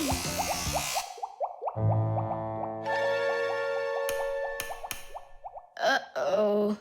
You said it. Uh-oh. You, Tom Thomas, are a big boy, but your brain is smaller than Nolik's. Why, thank you. Just go put the toothbrush back in its place, like you never touched it. Nah, that's not right at all. Tom Thomas, what's up? I'm almost done, Dad. Simka and Nolik, please, I really need your help. No panicking. First, we need to understand what could have broken inside of there. An electric toothbrush is really simple, as long as you know these 3 parts. The battery, the motor, and a very clever mechanism that connects the motor with the bristles. The whole secret to the toothbrush is right in there. That mechanism uses the spinning of the motor to make the bristles move very fast back and forth, from left to right, from right to left. And that's how it brushes your teeth. So what can we do about it? Here's what we do. First, we take out the motor, then we take the gears out, and then the mechanism. How much time do we need to do that? 1 or 2 hours. What? No! Just listen here, Tom Thomas. You need to open up the battery compartment. Wait for me right here.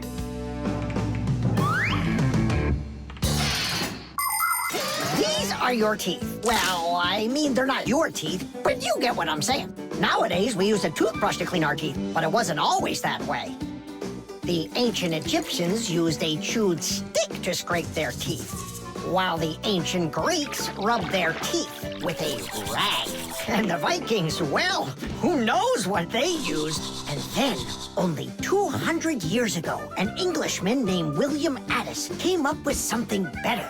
He drilled holes into a meat bone, inserted bunches of bristles into them, and there you go, the toothbrush. And here's what I need to tell you all as a fixie. That is, as a master repairman. You need to make sure to brush your teeth often, especially after eating, or you'll be getting them repaired often at the dentist. Well, is something wrong with the mechanism? No, it's fine. Is the motor burned out? No. Then what's wrong with it? You're not gonna believe it. But the battery died. That's all? I know what to do. I'll put in new ones.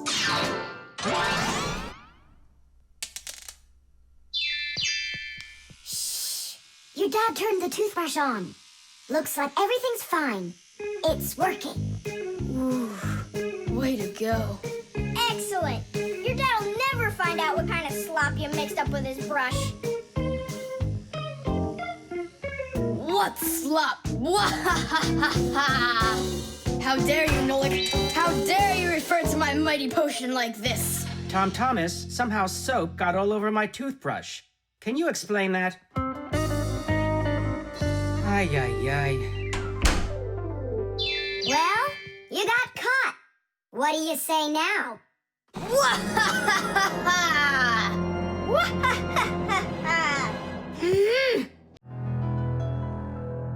The magnet.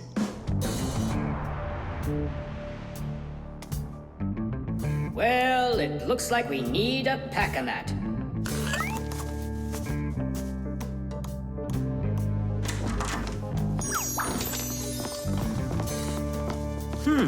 Where did this screw come from?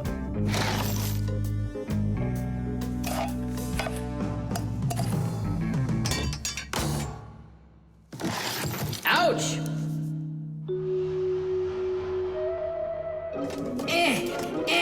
Huh. Ah!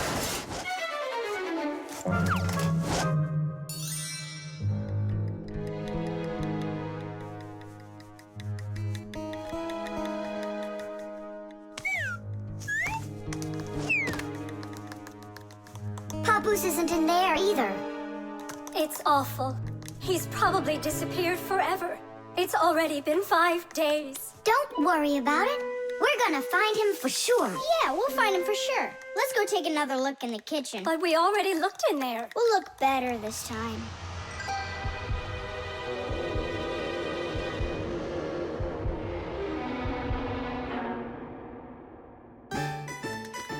Let's go take a look in there. We looked so many times already. Simka, Nolik, what do you keep searching for in here? It's not a what, it's a who. Our papoose is missing. We've been looking for him everywhere. Oh, no. He's probably already turned into a screw, because he doesn't have enough energy. Maybe I could help. Surely. Let's start with you picking us up. We're just exhausted from running.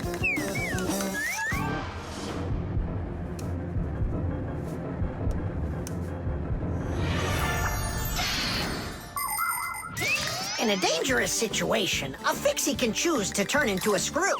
But sometimes it happens all by itself. For example, when a fixie doesn't have enough energy. When this happens, the fixie grows weak, gets sluggish, and then goes into hibernation, turning into a screw. This bad luck happens when a fixie doesn't get charged up from being inside of a device. That's why fixies always work inside of machines, so they can stay charged up with energy.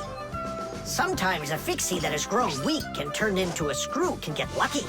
If a human happens to find him and screws him into an appliance, then the fixie will be able to get energized and come back to life.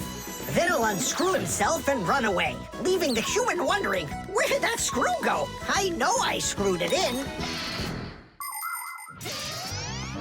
So, where should we look first? What are you looking for in here, Tom Thomas? Well, And what do you have there in your hand? Well, just some screws of mine. Ah, I just found a screw not too long ago. Maybe it's one of yours. Probably. Where's it now? Here, take it, and don't leave them lying around. Should I turn myself around now so your papoose can turn back into himself? He's been lying in there for a week already. He doesn't have the energy to turn back into himself. Then what's next? We have to screw him into some device, you know? So he will get his energy back. Okay. But which one's papoose? All of these screws in here look like papoose. We'll use a magnet. How come? All of the screws will just get lifted up together. First of all, not every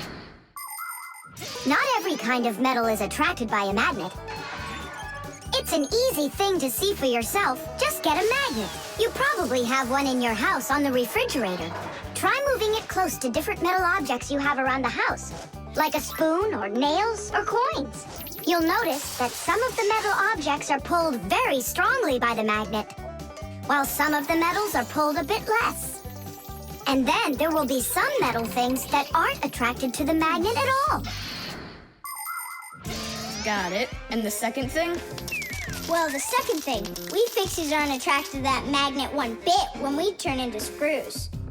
Let's give it a try. Here, I found him. And now we'll screw him in. I wonder, are there any other Fixies in here? We're not enough for you or something? Not at all, I just wonder. Nothing. Oh, and the screw went away. How about that? He already got charged up and unscrewed himself. Why don't you take a little rest after such a big adventure? No thanks, I've had plenty of rest. Anyway, it's something I've wanted to do for a very long time already.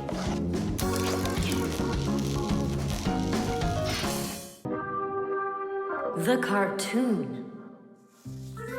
Yeah.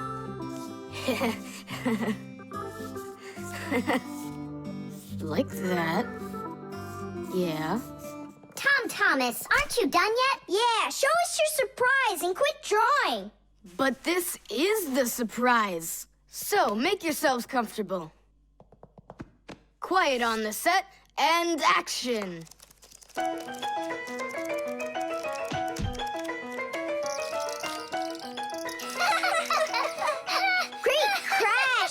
You should put a huge bump on his head. It's just like a cartoon that you drew him there. He did draw us a real cartoon there. Oh, right.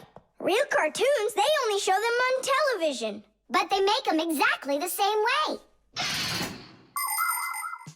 Animation is made with many, many pictures called frames. Each one of the frames is a little bit different from the one that comes right before it. For example, a character can lift his arm up a little bit at a time. And then, if you watch the frames very quickly, one right after the other, it looks like the character is really moving. And that's how cartoons are made. And you know what? To make 1 minute of a cartoon, you might have to draw more than 1,000 frames. Oh, wow. I'm not patient enough for that. It's no big deal that your cartoon's short, especially since it's funny. Yeah, it's so funny. Thomas, who's this kooky guy you drew here? You're just joking, Nolik. You don't recognize yourself? So this is supposed to be me on here? Did you already forget what happened to you this morning? Simka, you're it. You can't catch me. I'm too fast for you. Ay. You weren't too fast for the pole. Simka, you didn't have to tell him about that. Real sisters don't treat their brothers like that. Oof. And your cartoon's not funny at all. Nolik, don't go. It's okay. He just needs to sulk for a while. While he's gone, there's something I want to show you. Do you have a cartoon you can put on the TV? I have plenty.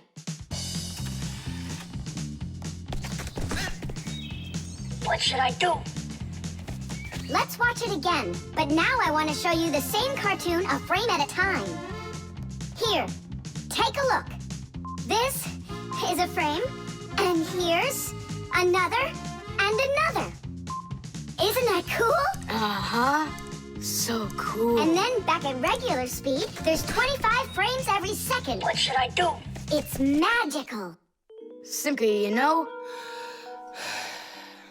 I feel awful for Nolik. Yeah, I feel awful too. There are many different ways of making animation.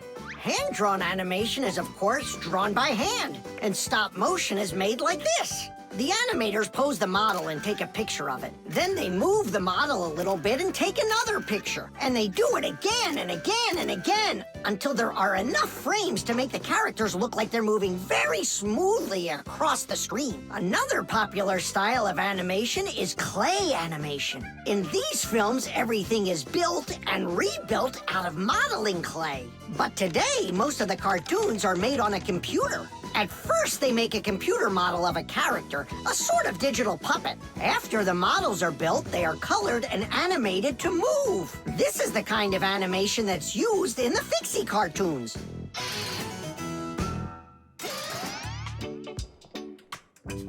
Tom Thomas, what are you doing? Are you drawing a new cartoon? Nah, I started fixing the old one, so Nolik will stop being angry. Good. Keep drawing, and I'll go and get him. Nolik! I'm not here! Nolik, forgive me. Please don't be so mad. There's a cartoon to watch. I've already seen your stupid cartoon. So what'd you do now? Put a huge bump on my head? Not a chance. I did it all over again. I'm sure you'll love it. You're sure of that? All right, go ahead. Show me your cartoon. Quiet on the set, and action.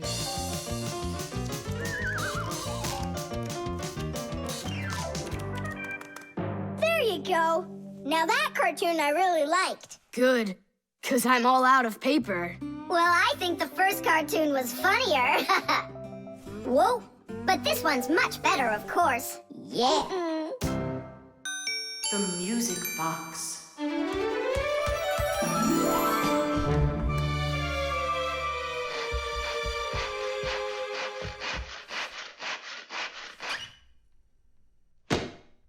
And when the Pied Piper began to play his magical flute, the rats came out of their holes and followed him. And they never would be seen in Hamlin ever again. Whew. And then what, huh? I can't read anymore. My legs got tired. Whew. Simka, Nolik, something's rustling in there. In where? In Dad's office, it's on his desk. It's inside the wooden container. So maybe there's a mouse inside it. Tom Thomas, sit right here while Nolik and I go and check. And if there's a mouse in there for real, then how are we gonna get it out? Those rodents are really so big. And why was I reading that book to you, huh? Just grab a flute, give it a toot, and the mice will scoot. And where are the flutes gonna come from? We'll make them. Toot, toot, toot, toot, toot. You got it? Sure I did. Wait a second. Let's get a little closer.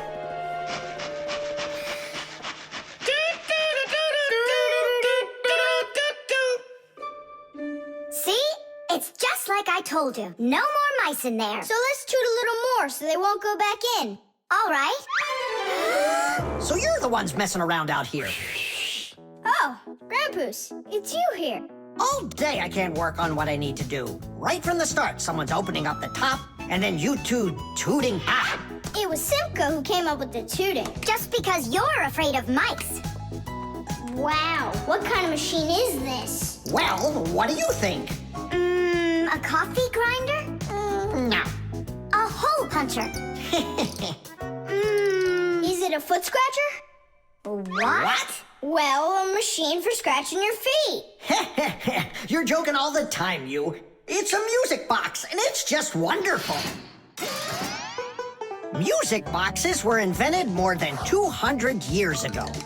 Inside, there is usually a cylinder with short pins sticking up from it. In front of the cylinder, there is a comb with metal teeth of different lengths. If you pluck one of the teeth, it will make a pleasant sound. A short tooth makes a higher sound, and a long one, lower. When the cylinder spins around, the pins pluck the different teeth, and music plays. Awesome! So what's broken in here? The spring slipped off. It has to be pushed back into the right place. Will you help?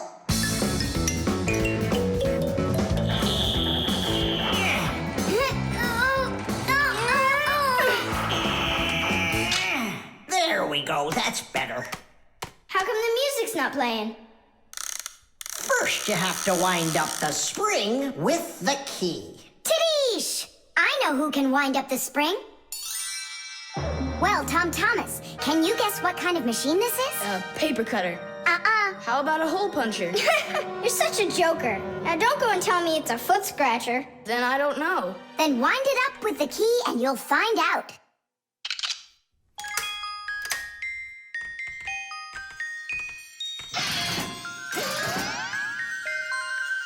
Do you want to know how the higher and lower sounds come out? Put a regular ruler over the edge of a table. Hold down one end of the ruler and pluck on the other.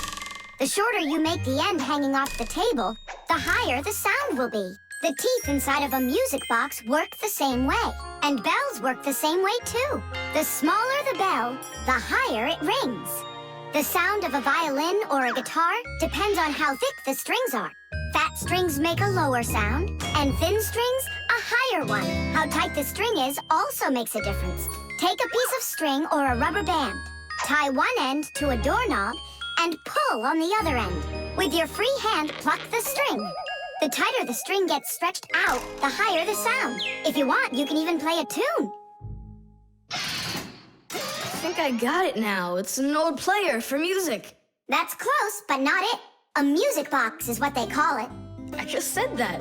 So, what was it in there, Just a broken spring. It's not the thing I'm dying to know. Who was moving around there? All I'll say is we, Tom Thomas. Won't let that secret out. Shh. The balloon. No way. You'll miss for sure. No problem.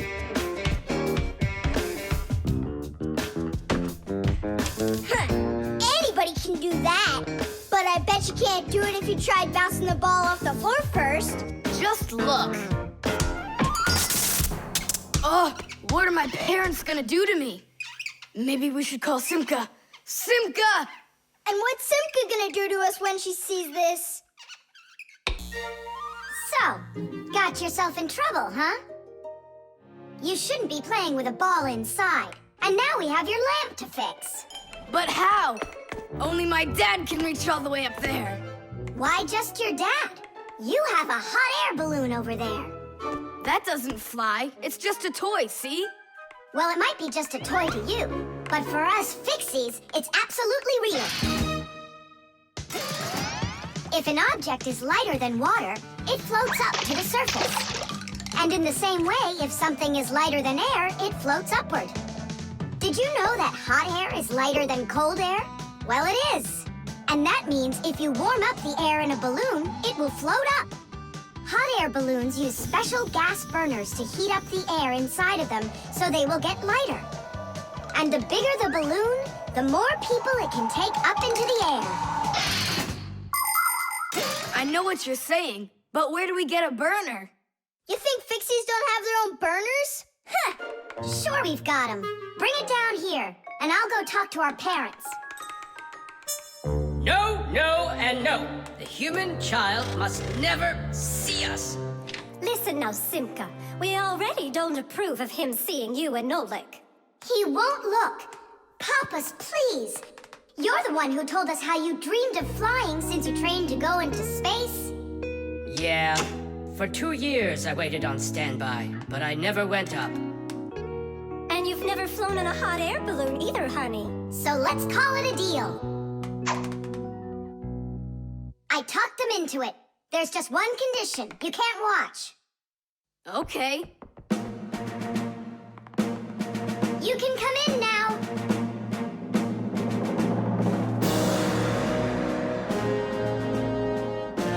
Now prepare the burner. Coming right up. Permission for takeoff? Permission is granted. And off we go! Hooray! It's flying! Don't you peek. Turn around. Oh, it was an accident.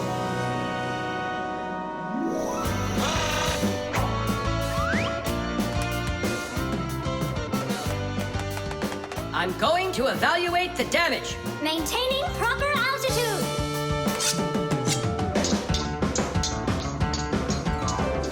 So, they've reached the spot. Air balloons are really awesome. I wonder, who figured out how to do that? It was the Montgolfiers. The hot air balloon was invented in the 18th century by the Montgolfier brothers from France. In those days, there were no gas burners, so they heated the air inside the balloon by burning straw. At first, there were no passengers on their balloon. Not counting the Fixies, of course. I mean, how else could a balloon get up in the air without them? Unfortunately, the names of the first Fixies who took that flight were not recorded in the annals of history. Following the Fixies' flight, the next passengers were animals: a ram, a rooster, and a duck. And it was not until those three safely landed after flying a full 4 kilometers that humans dared to fly in hot air balloons themselves. Ever since their invention, hot air balloons have also gone by another name: Montgolfiers.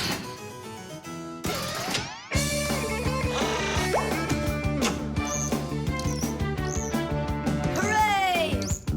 Tadish! Didish! All right. Simka, please let your parents know that I'm so very thankful. Okay, by the way, now you can turn around. You know, Simka, let's fly the balloon just like them. There's no way, Nolik. We would need to use the burner, and kids aren't allowed to play with fire. I'll give you a ride. Look, I still need to put it back up on the shelf, so climb in and let's do it.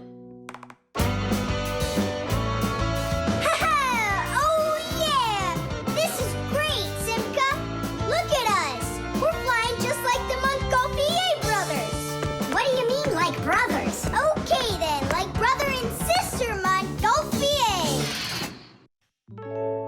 The Electric Kettle. That's 4. Come on, Tom Thomas, just one more. Come on now, Tom Thomas. I know you can do it. 5. That doesn't count. That doesn't count. No, your chin was below the bar. Whew, that's all.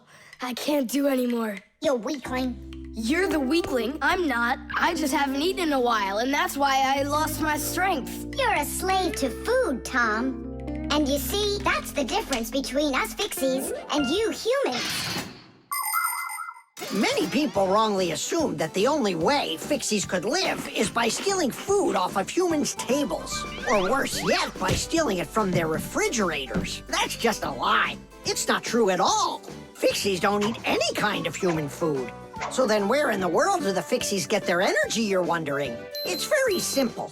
A Fixie's entire life is connected with devices. Fixies not only live inside of devices, but they take care of them and help them live longer. And in return for their help, these devices share part of their energy with the Fixies. So there you go. The Fixies help devices, and devices help the Fixies. Yes, we Fixies and machines have a symbiotic relationship. So we don't eat leftovers like cockroaches, because we're Fixies. 1, 2, 3, low! How's it possible that a big boy like you doesn't know how to make any food for himself? I'm able to cook, but I'm not allowed to turn on the stove. What can you make without it? Oh, yes. We have instant oatmeal. Look. Do you like oatmeal? You're joking. Only my folks say oats are healthy and make you stronger. Great. Well, then how do you cook it? It's not hard. All you gotta do is add hot water, and I'm allowed to turn on the kettle. Stop and check if there's water in there. If there's none, you can burn out the kettle. It's got enough. Then you can turn it on. Hey, tell me, how does the kettle turn off? I mean, how does it know when the water's hot enough? Inside of an electric kettle, there's a heater hidden underneath its bottom. When you turn on the kettle, the heater warms up the water until it boils. And the boiling water gives off steam that heats up a special metal plate at the top of the kettle. The heat causes the metal plate to bend, and that turns off the switch. So you could say that an electric kettle feels when the water's boiling.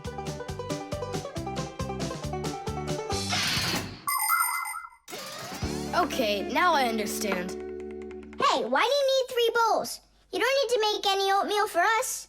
It's not for you guys. It's for my mom and dad. Start out here. No! Keep pouring into this one. And I say pour it here. And I say first you should pour it into mine. Oh, Nolik! Where are you? I'll find him. Hang on, I'm going in. Ah! Simka! She was right over here. Nolik! Over here. Simka! Here. Nolik! There. Ow!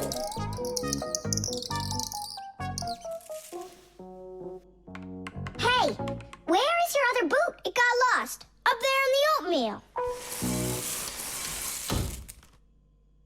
That must be your parents. Let's get out of here. Hey, and what about your shoe? Don't worry, I got another one. Hi, Tom Thomas, we're back. You must be hungry. We'll make you something to eat. But I already prepared us some food. And the water's already hot. Wash your hands. Tom Thomas, don't touch that kettle if it's hot. I don't want you to burn yourself.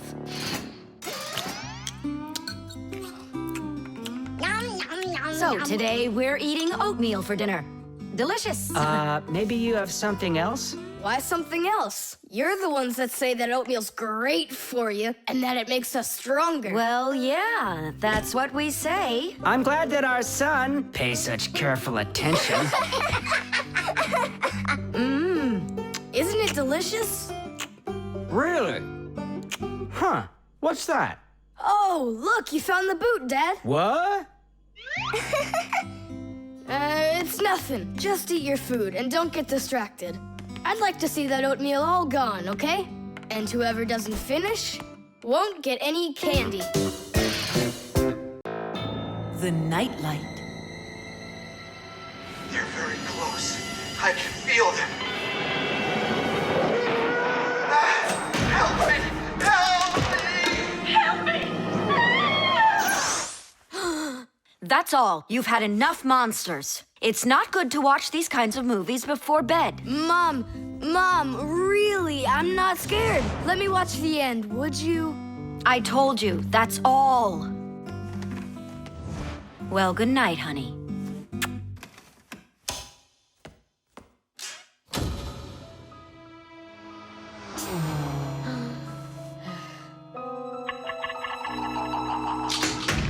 Ah! Who's there? They're very close. I feel them.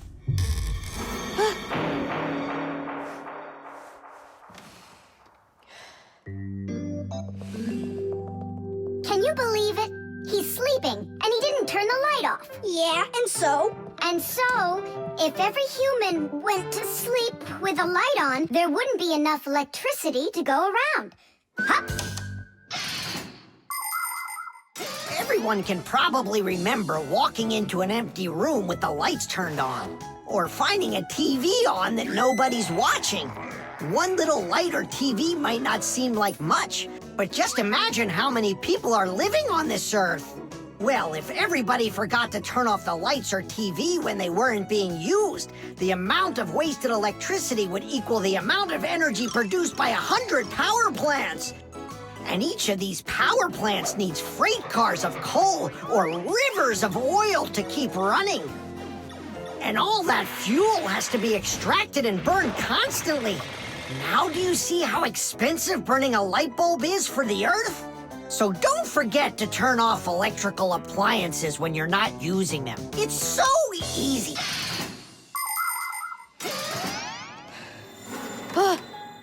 turned off the light.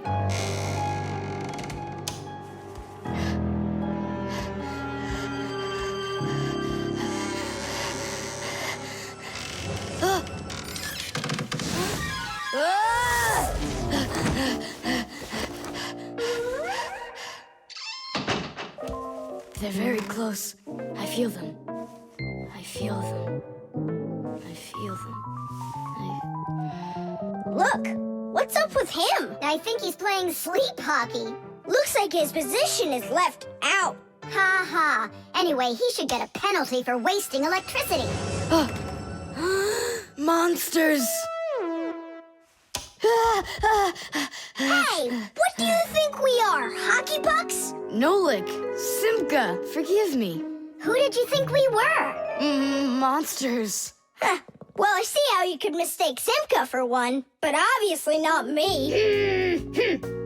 Tom Thomas, what are you doing? Why are you sleeping with the light on? I was so dumb. I watched this monster movie on TV before bed. Now I'm scared to sleep without the light on. And that dumb old monster flick, why were you watching it? I felt like getting scared. You're great at getting scared. Keep quiet, or we'll wake up your mom and dad. How am I gonna fall asleep now? Here's a good idea. You can use a nightlight.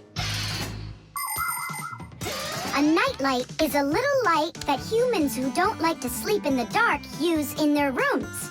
The nightlight has a dim glow. That's because it works with a special kind of light bulb that uses very little electricity.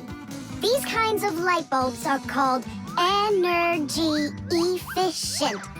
That's hard to say. And you can find nightlights that use such low energy bulbs that they can work off of a battery. But you know there isn't a nightlight here. How would you get by without us? Tonight, I'm here to help you. I'm gonna be your nightlight. Look, right there. There's our lampshade.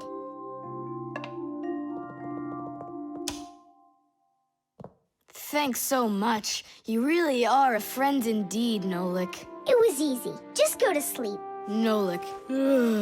Do you know any good stories? I know one about a big meat grinder. Nah, no way. You'd better tell me a story about a nice, kind Fixie. I know a good one. And here's how it goes. Grandpoos was working inside of a very big clock. Actually, the clock wasn't that big. And I'm not sure if it was Grandpoos, but it was a clock, I think. The drain. Hey, Nolik, come help me. The fan in the computer needs dusting. Not right now. Me and Tom Thomas are painting a card for his parents' anniversary. Oh, look, poor you. You must be so tired. Hi, Simka. It's really great you're here. I have a question. 12th anniversary, is it spelled with an F or is it with a V? You know what? First put down the number 12, and then put a dash on there, and then a TH. Oh, right. But first I'll change the water. I'll be right back. Oh, Mama left her ring here. Whoa! No!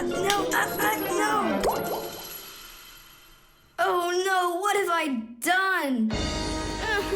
I spoiled my mom and dad's special day. Where? In the bathroom? My mom's ring was lying there, and I dropped it into the sink, and now it's washed away. There goes the day. It didn't wash anywhere. Don't you know anything about how a drain trap works? About a what? A drain trap's a special curved pipe under the sink basin. Water flows out of the faucet and flows down into the drain trap, and after that it goes down to the sewer. But when you turn off the water, not all of it washes away. Some of it stays down in the drain trap. It's made that way so the smell from the sewer won't get back into the house. A ring is much heavier than water, so if you happen to drop it down the drain, it won't wash away. It will stay at the bottom of the drain trap.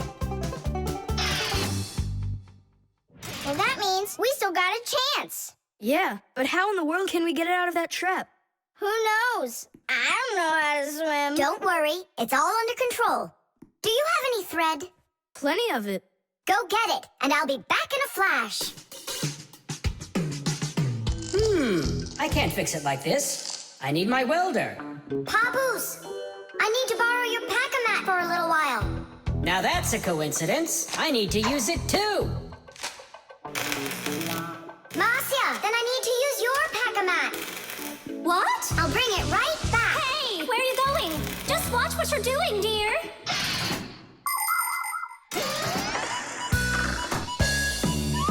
Just like the name says, Fixies live to help machines and appliances.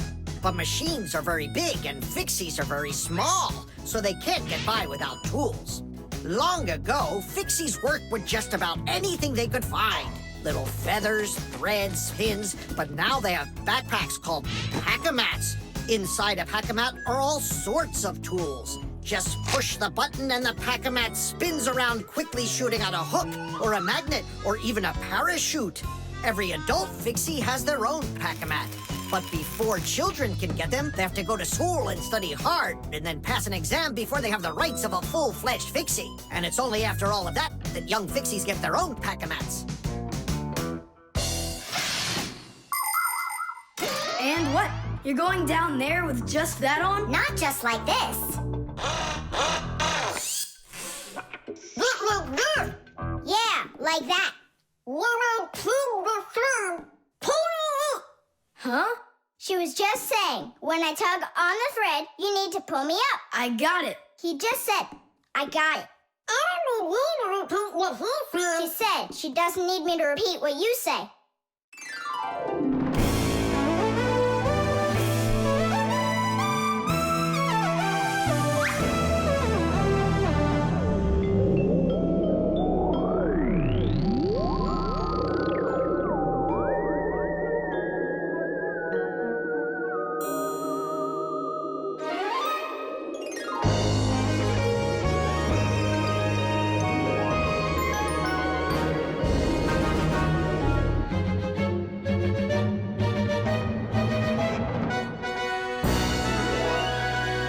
Simka, Nolik, thank you. You really saved the day. That's what Fixies are for. I said that's what Fixies are for. Tom Thomas, who are you talking with in there? Oh, your mom came back. No one. Hey, can you turn back into Fixies? I gotta ask you a question. I forgot. Should I write 12th anniversary with an F, or do I write with a V? Just write the number. You're right. The StringLights. We're almost all done. Yeah. Now Santa Claus is gonna come over. He'll say, 1, 2, 3, lights light up the tree. Then we'll get our presents. The real Santa Claus? Yeah, for sure. The real Santa Claus will come to you? You'll see for yourself. He comes to me every year. Okay, so let's practice. 1, 2, 3, lights light up the tree. Huh? Oh, the string lights burned out. And we don't have another one. Tom Thomas, Santa Claus is almost here. Is the tree ready? No, not quite yet. Oh no. What are we gonna do? I'll be right back. Tom Thomas, what do you think? Will Santa Claus give you any presents if there aren't any lights on the tree? No way. It's not right without the light. It just wouldn't be magical. Papus, Marcia, Santa Claus is about to come to Tom Thomas, but the string lights on the tree, they all burned out. They all burned out? Really? The bulbs in a string light are connected together like a chain with a piece of wire between each bulb. When you turn on a string light, electricity flows through the wire, lighting up each of the bulbs along its way. But if any of the bulbs gets burned out, the circuit will be broken, and the electricity will stop flowing. That means one bad bulb will make all of the lights go out. So if you want to fix a string light with a bad bulb, the answer is really simple. Just find the bad one and put a new one in. So, do we have a spare bulb around here? I'll get it for you. I know where it is. Tom Thomas, hold up Santa Claus for a while. We need a little time to find and replace that bad light for you. I'll try to. Tom Thomas, Santa Claus is already here. Ho, ho, ho! I got one thing to do. So, let's find the bad bulb. Okay, Papoose, let's go. This one's working. Maybe this one burned out. Nope. And that? It lights fine. Santa Claus is getting very hot out here. Hold on. Simka, what's up? We checked all the bulbs, but couldn't find a bad one. I guess this year won't be magical. Okay, Mom, just come on in. Ho, ho, ho! Hello there, Tom Thomas. So tell me now, have you been good all year? Huh, why aren't the lights on the tree burning? So then let's say it together. 1, 2, 3. Ow! Papoose, I found one more bulb. Here's the one that's not working. 1, 2, 3. Light up the tree. Huh! Now we need to replace this bulb with a new one. So where's Marcia? Show your light, O tree. Hooray! Ho, ho, ho, ho. Whew, that was really hard. I see you already got it shining. But where did you manage to find a new bulb? We got Papoose to act as the bulb. Tidish! Tidish! Ah, what a hero. Pull me up so we can put this bulb in. On Christmas Eve, on Christmas Eve, on Christmas Eve, our spirits light up. Whoa! And on the tree, Yeah! on Christmas Eve, Nice box. the lights burn brighter. Every year when no one is expecting, from some place that no one could conceive, appears a little miracle before us. Every year on Christmas Eve, on Christmas Eve, on Christmas Eve, on Christmas Eve, on Christmas Eve, the clock it seems on Christmas Eve is ticking slower. And suddenly, on Christmas Eve, a miracle on Christmas Eve, no one believes on Christmas Eve comes out of nowhere. Every year when no one is expecting, from some place that no one could conceive, a little miracle before us. Every year on Christmas Eve, on Christmas Eve, the clock ticks slower. The washing machine. Look at that, Simka. They're showing Titanic on the television. Hey, Nolik, that's not a television. That's a machine for washing laundry. No way. Yeah, it's just a plain old washing machine, Nolik, don't you know? Tell me about it. You're such a great explainer. Inside of a washing machine is a big drum. People put their dirty laundry in there and add a special kind of soap called detergent. When they turn the washing machine on, the drum fills with water, and then the motor starts to spin the drum. That makes the laundry rub together, forcing the soapy water in and the dirt out to make your clothes clean. After that, all that's left is to get out the water by spinning the drum really fast and sending the water down the drain. Oh, thanks a lot, Simka. I always wondered, why would you want to put laundry inside a television? Are you joking with me? Uh-huh. Oh, I'll show you a funny joke. Get over here.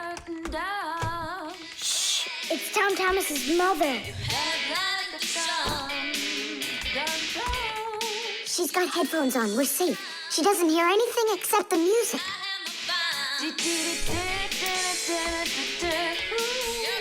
Now she'll come back, add the soap, turn on her television, and watch the second part of the movie. Again with the jokes. This time I'm really gonna let you have it.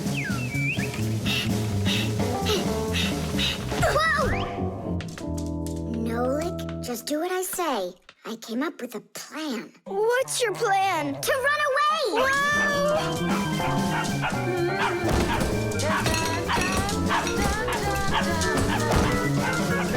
Who's here?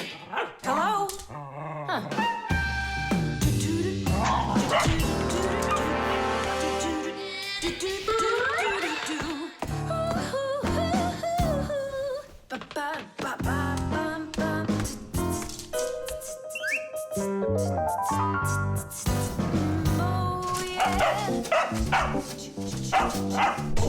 Oh, yeah. There are a lot of things to keep in mind with a washing machine to use it right. For example, do you know what can happen if you wash red and white shirts together? Well, the white one might just turn pink. No, it's not because it's embarrassed, but because some of the color from the red shirt happened to get onto the white one. Another important thing to remember is to empty your pockets before you wash your clothes. Things like keys, nails, and chewing gum might not only ruin your clothes, but they can destroy the washer, too. And this isn't only about little stuff. Big things like music players and mobile phones have managed to find their way into the washing machine. Oh, sure, these things look nice and clean after a good washing, but they certainly don't seem to want to work anymore. And never, ever put a pet inside of a washing machine. That's just no place for a living thing.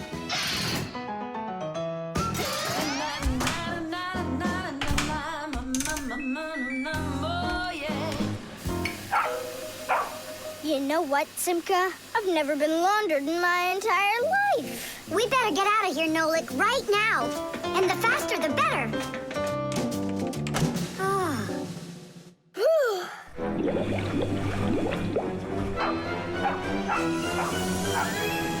Come on, let's get going. And what about Chusaka? What about Chusaka? Let her get washed up a little in there. Maybe it'll make her nicer. But she could drown, the poor thing.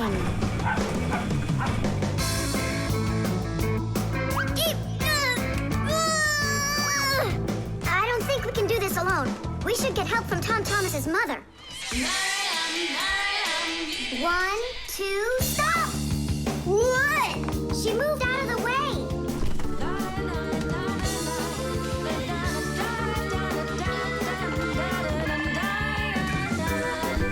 And 3. Pull it! Huh? What is that? Oh, my goodness! Oh, my sweet little baby. How did you get in there? You wait right here in the tub and I'll go get you a towel. So, you wild little beast. Looks like we saved your life. We're friends now? Nolik, sure doesn't look like she wants to be our friend. So what do we do now? Same old plan. Run! SMS.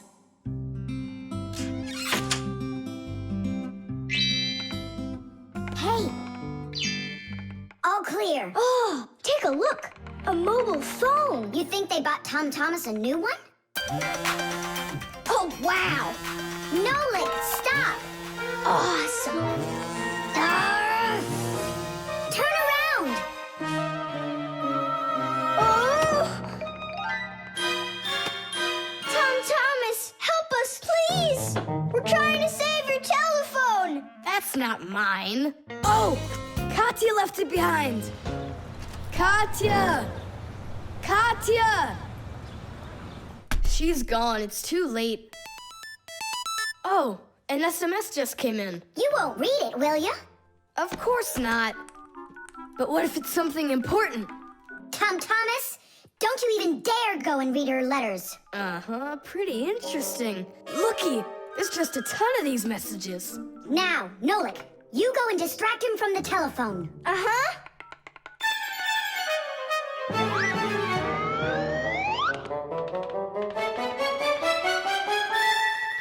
Chusaka, hey! It's me, your buddy Nolik.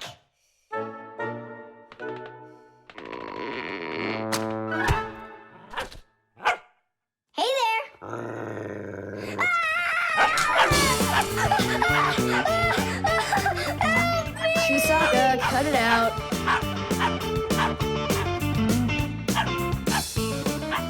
Stop it! That's enough with the barking. Out of this room, right now.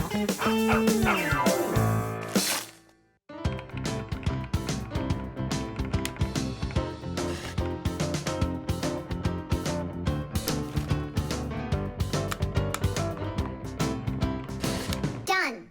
Well, power's off now. Huh. What's up? It stopped working all of a sudden. Oh, it looks like you've broken it. What? No way. You did too. Well, Tom Thomas, now you'll have to give Katya your phone back like this. I just don't get it. It happened because you were reading someone else's mail. It was just an SMS. An SMS is no different from a letter. It's only shorter. People send SMSs through their mobile phones. And that's why looking inside someone else's phone and reading their SMSs is just as rude as reading someone else's mail. And that's why when we Fixies work inside of a phone, we always put our headphones on when a call comes in, so we won't overhear people's private conversations by accident. It's just the polite thing to do. I promise I won't read anyone else's messages. But that's not gonna make the mobile work again. Now what? Tell them the truth? Don't you worry, Tom Thomas, because we turned the phone off. And now we'll turn it back on.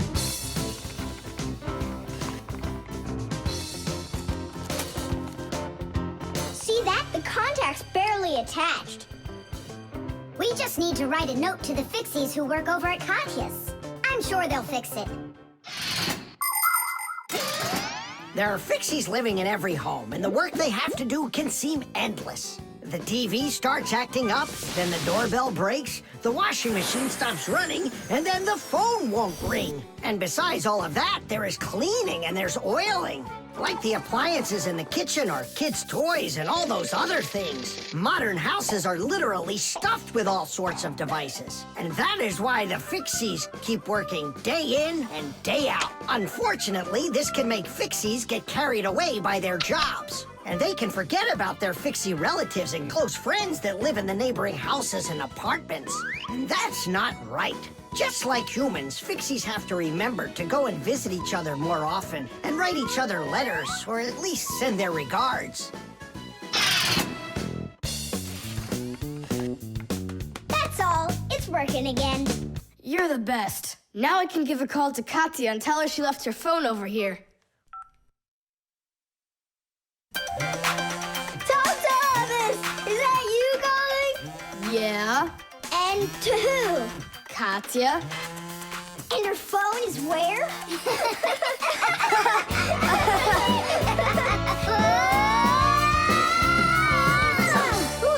Tom Thomas, good catch. Boy, you're fast. Just like a... Like a Fixie. The hairdryer. Nolik, are you here? Yep, I'm here. I got a cool trick to show you. What? Oh! That was real magic, dude. Took long to learn it? No, that's not the trick. It's a trick with helium. Oh, what is helium? Well, helium's a very light gas they fill balloons with so they float in the air. That's not magic at all, you silly. Who's never watched a flying balloon? The trick's not about the balloon flying. I need to get its gas. Ugh. How can I get it down from there? Get a hairdryer. That's the way to do it. Yeah, what for? So I can show you a trick. All right. Mom, can I use the hairdryer for a minute? A hairdryer is a great, simple invention. Inside a hairdryer is a fan that sucks in the air from behind it and pushes it out the front to blow your hair around and make it dry. To heat up the air, there's an electric coil inside of there. When the coil heats up, it warms up the passing air. And the hot air helps your hair dry faster. Of course, you don't have to turn on the heat setting, but then you better like that cold wind.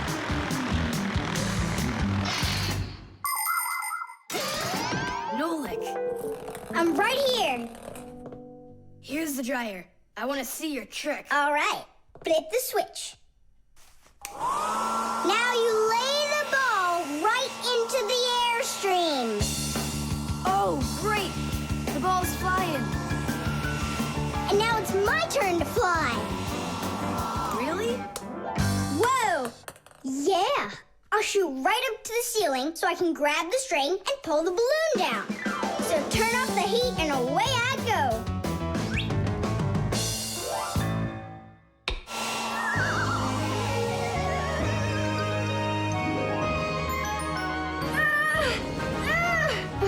Switch it on to high.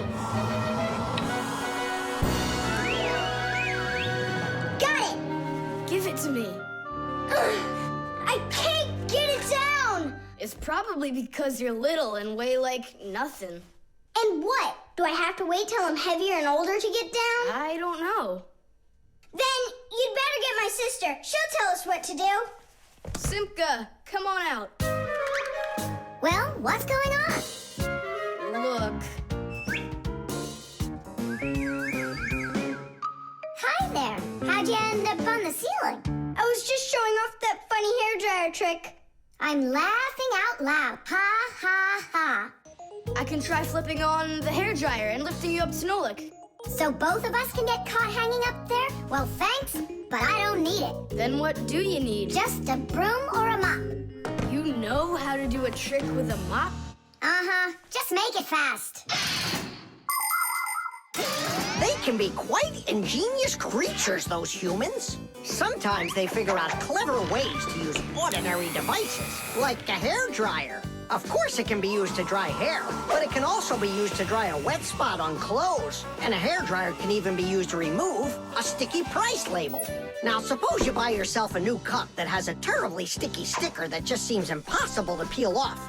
Well, try warming it up with a hairdryer. The glue will dry up a bit and the label will come off easier. There's no doubt that a hairdryer can be very useful in any household.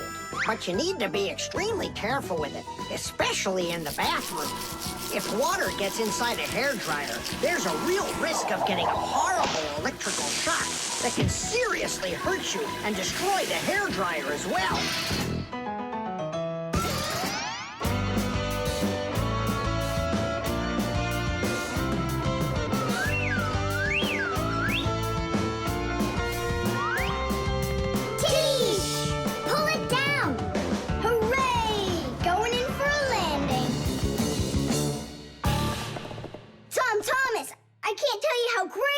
To fly inside a stream of air. Good for you. Now I'll sound like a Fixie. Really?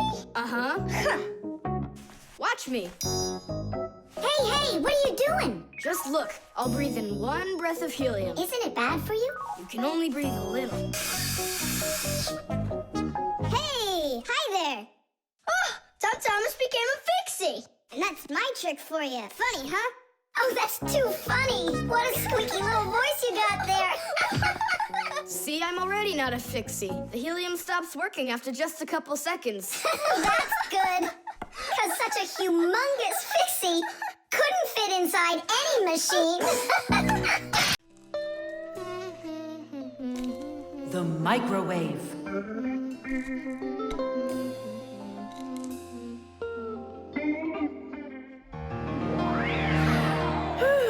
Okay, children, for today's lesson, we're going to learn about the microwave oven.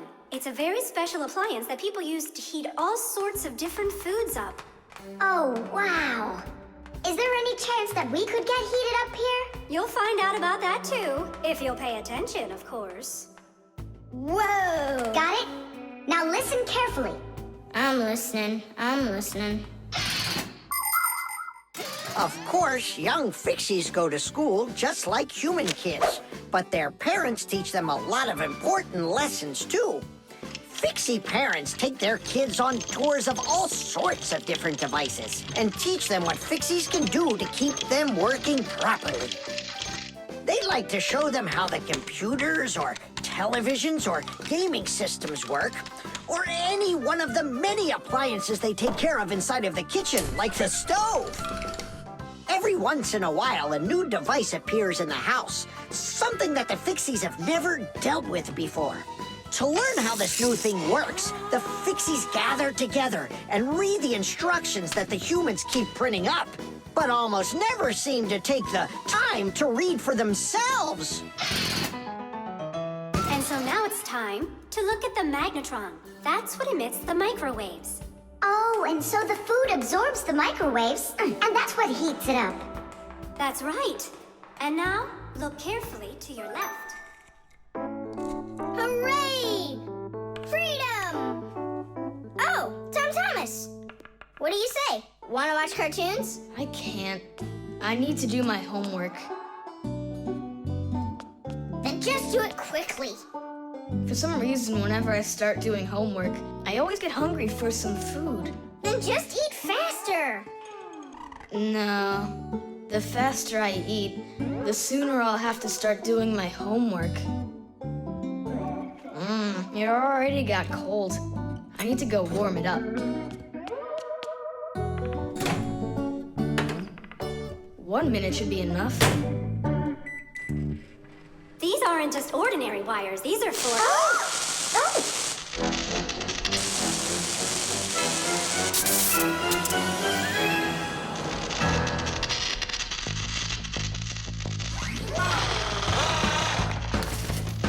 Marcia, what's going on? It looks like it might be an overload. The microwave might burn out. Then we better run out of here. What do you mean, run? We need to save this microwave.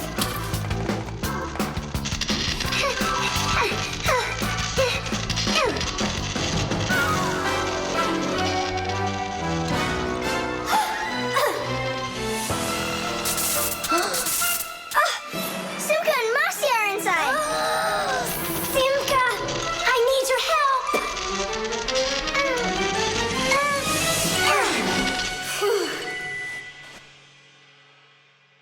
Tadish. Oh, what's wrong with the microwave? It looks like it just broke. Who cares if it broke? What matters is that Simka and Marcia aren't broken. Look, there's no one here. Of course not. We were behind the wall. You wouldn't believe what happened in there. Oh, there you go. Tom Thomas, why did you put that fork into the microwave? Why not? You mean I'm not allowed? Remember, never put any metal objects into a microwave. If you put forks or spoons in a microwave, you can burn it out. And then not even a Fixie will be able to fix it. Even a thin metal border on a plate can cause serious problems. Also, never warm up food in sealed packages or bottles inside a microwave. And one last thing, don't even think of cooking eggs in their shells in there. They'll just explode. Sorry, I didn't know any of that. Nolik, and what were you thinking? Why didn't you warn Tom Thomas about this?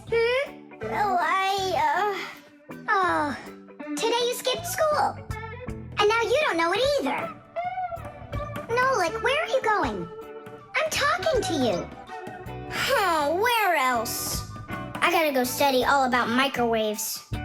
And I'll go do my homework now. But first you'll sit down and eat for a while, right? No, I'm not gonna eat food. First I'll go and play some games for an hour or so. The Magnifying Glass. Case number 1. Let's begin. Well, well, I see evidence of the criminal. The criminal's fingerprints, to be exact. He won't get away with it.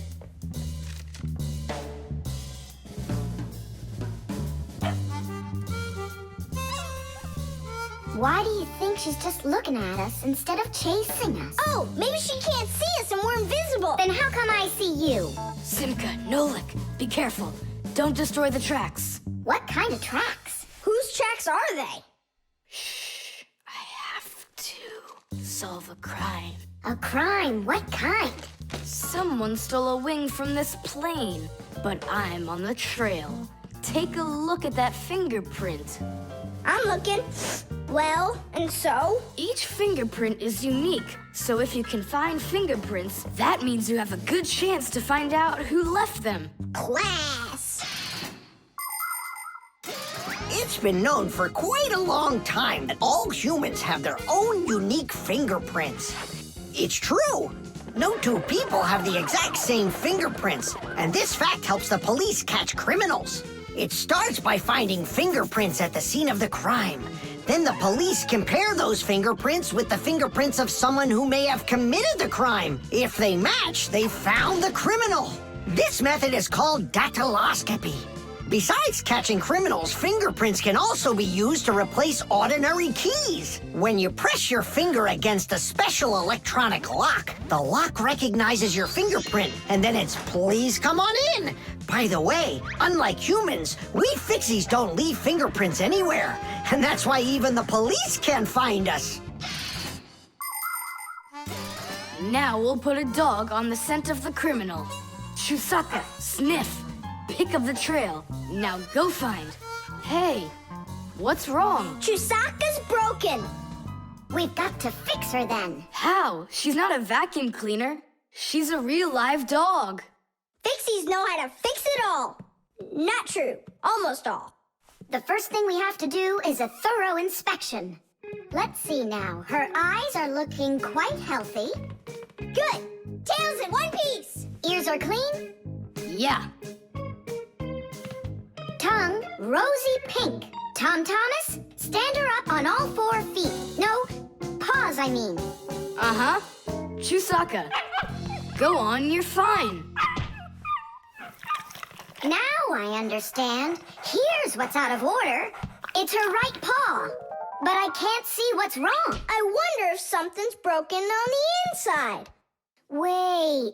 Maybe something really small is stuck in her paw there. Tom Thomas, we need your lens. Here. In order to examine a small object, you need a lens. A magnifying lens is a special piece of glass that is thicker in the middle than on the sides. It bends the light that passes through it. And that is why, if you put this kind of lens between your eyes and something small, it looks like the thing got bigger. If you put 2 lenses in a frame, you get a pair of glasses. And if you add a handle to the lens, you get a magnifying glass.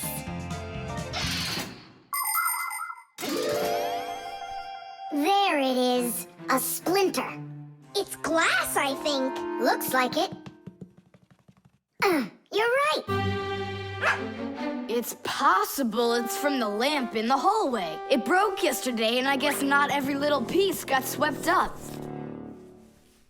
Chusaka, hey there! You're all better now. Looks like we fixed her. Tadoosh! She's all repaired and working. Maybe we shouldn't have cured her. Ungrateful dog. Simka, Nolik, here it is. The wing that was lost. Yeah, that's great, only you still have to figure out who hid it underneath the bed there. Yeah, you still need to match the fingerprints. The fingerprints on the wing are the same as on the plane. But whose are they? And did you check your fingerprints out? Huh, all the fingerprints are mine. So I guess it was really my own fault. I just lost it somehow.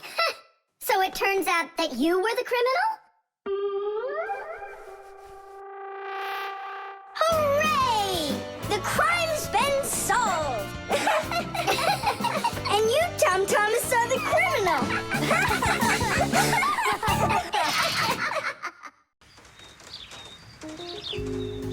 The thermos.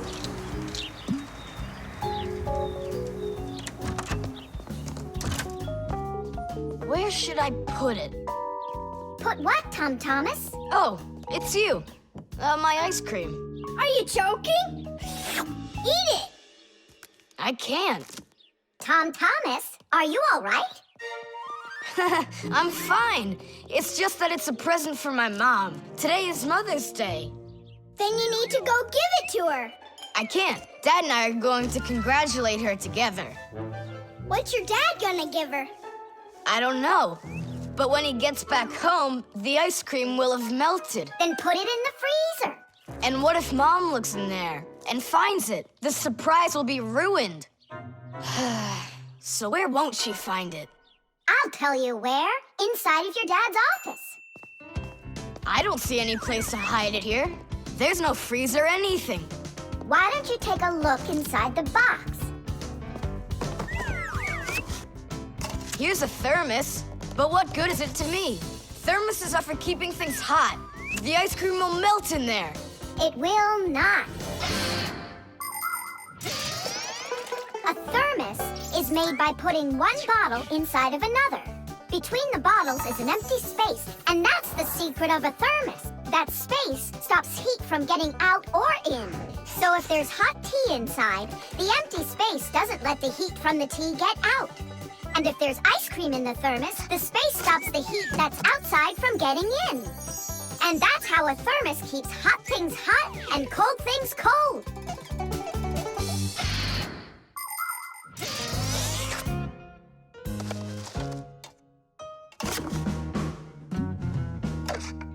That's it. I'll go and play for a little while. He didn't even say thank you, did he, Nolik? Where are you? Nolik! I'm here! Where? In the thermos! What are you doing in there? I wanted to see that vacuum you talked about. Just don't touch anything! And don't even think of licking the foil! The ice cream's so cold, your tongue will stick to the metal. It's already stuck! What did you say? It's already stuck! Already stuck? Uh-huh. Try to unstick it. Well, is it working? Nuh-uh. And what if you breathe onto the foil? Nuh-uh. Hang on, Nolik. I'll go and get Tom Thomas. Winter is a wonderful time of year. Holidays, presents, snowballs, skates, sleds. But the cold is also something serious that you shouldn't fool around with. The most important thing is to dress warmly. Cover your head with a hat and your throat with a scarf. Then there's less chance you'll catch a cold or get a sore throat. And to keep your hands from getting chapped, don't forget to wear gloves. And never walk around in wet shoes in the winter. That's a sure way to get yourself sick. And there's one more thing I want to tell you. It's great to have fun in the cold, but use your head. Don't eat snow or stick your tongue on metal fences, poles, or doorknobs. Your tongue can get stuck so strongly to the metal that it will be very hard to get off. I wish you all a glorious winter. Tom Thomas! Nolik's tongue got stuck. Where? In the thermos. Hurry! I'll explain everything later. Dad, you're already home? Mm-hmm. Dad, why are you taking my present? What do you mean, your present? I mean this one. Since when did it become yours? Oh, hi there. What's the fuss all about? Oh, it's nothing at all. I have a surprise for you. I want to wish you a happy Mother's Day. A thermos. How wonderful. Thanks so much. Is there something in here? I don't think so. Inside there's a present from me. Vanilla ice cream. My favorite. And how did that end up in there? Thank you so much, my sweeties.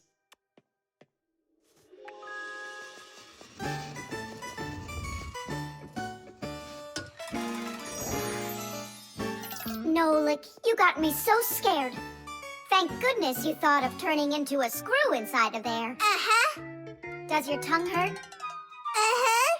Do you think you can talk again? I can talk. Oh, that's good. We better hurry. We still need to go and wish our mother a happy Mother's Day. And you should too.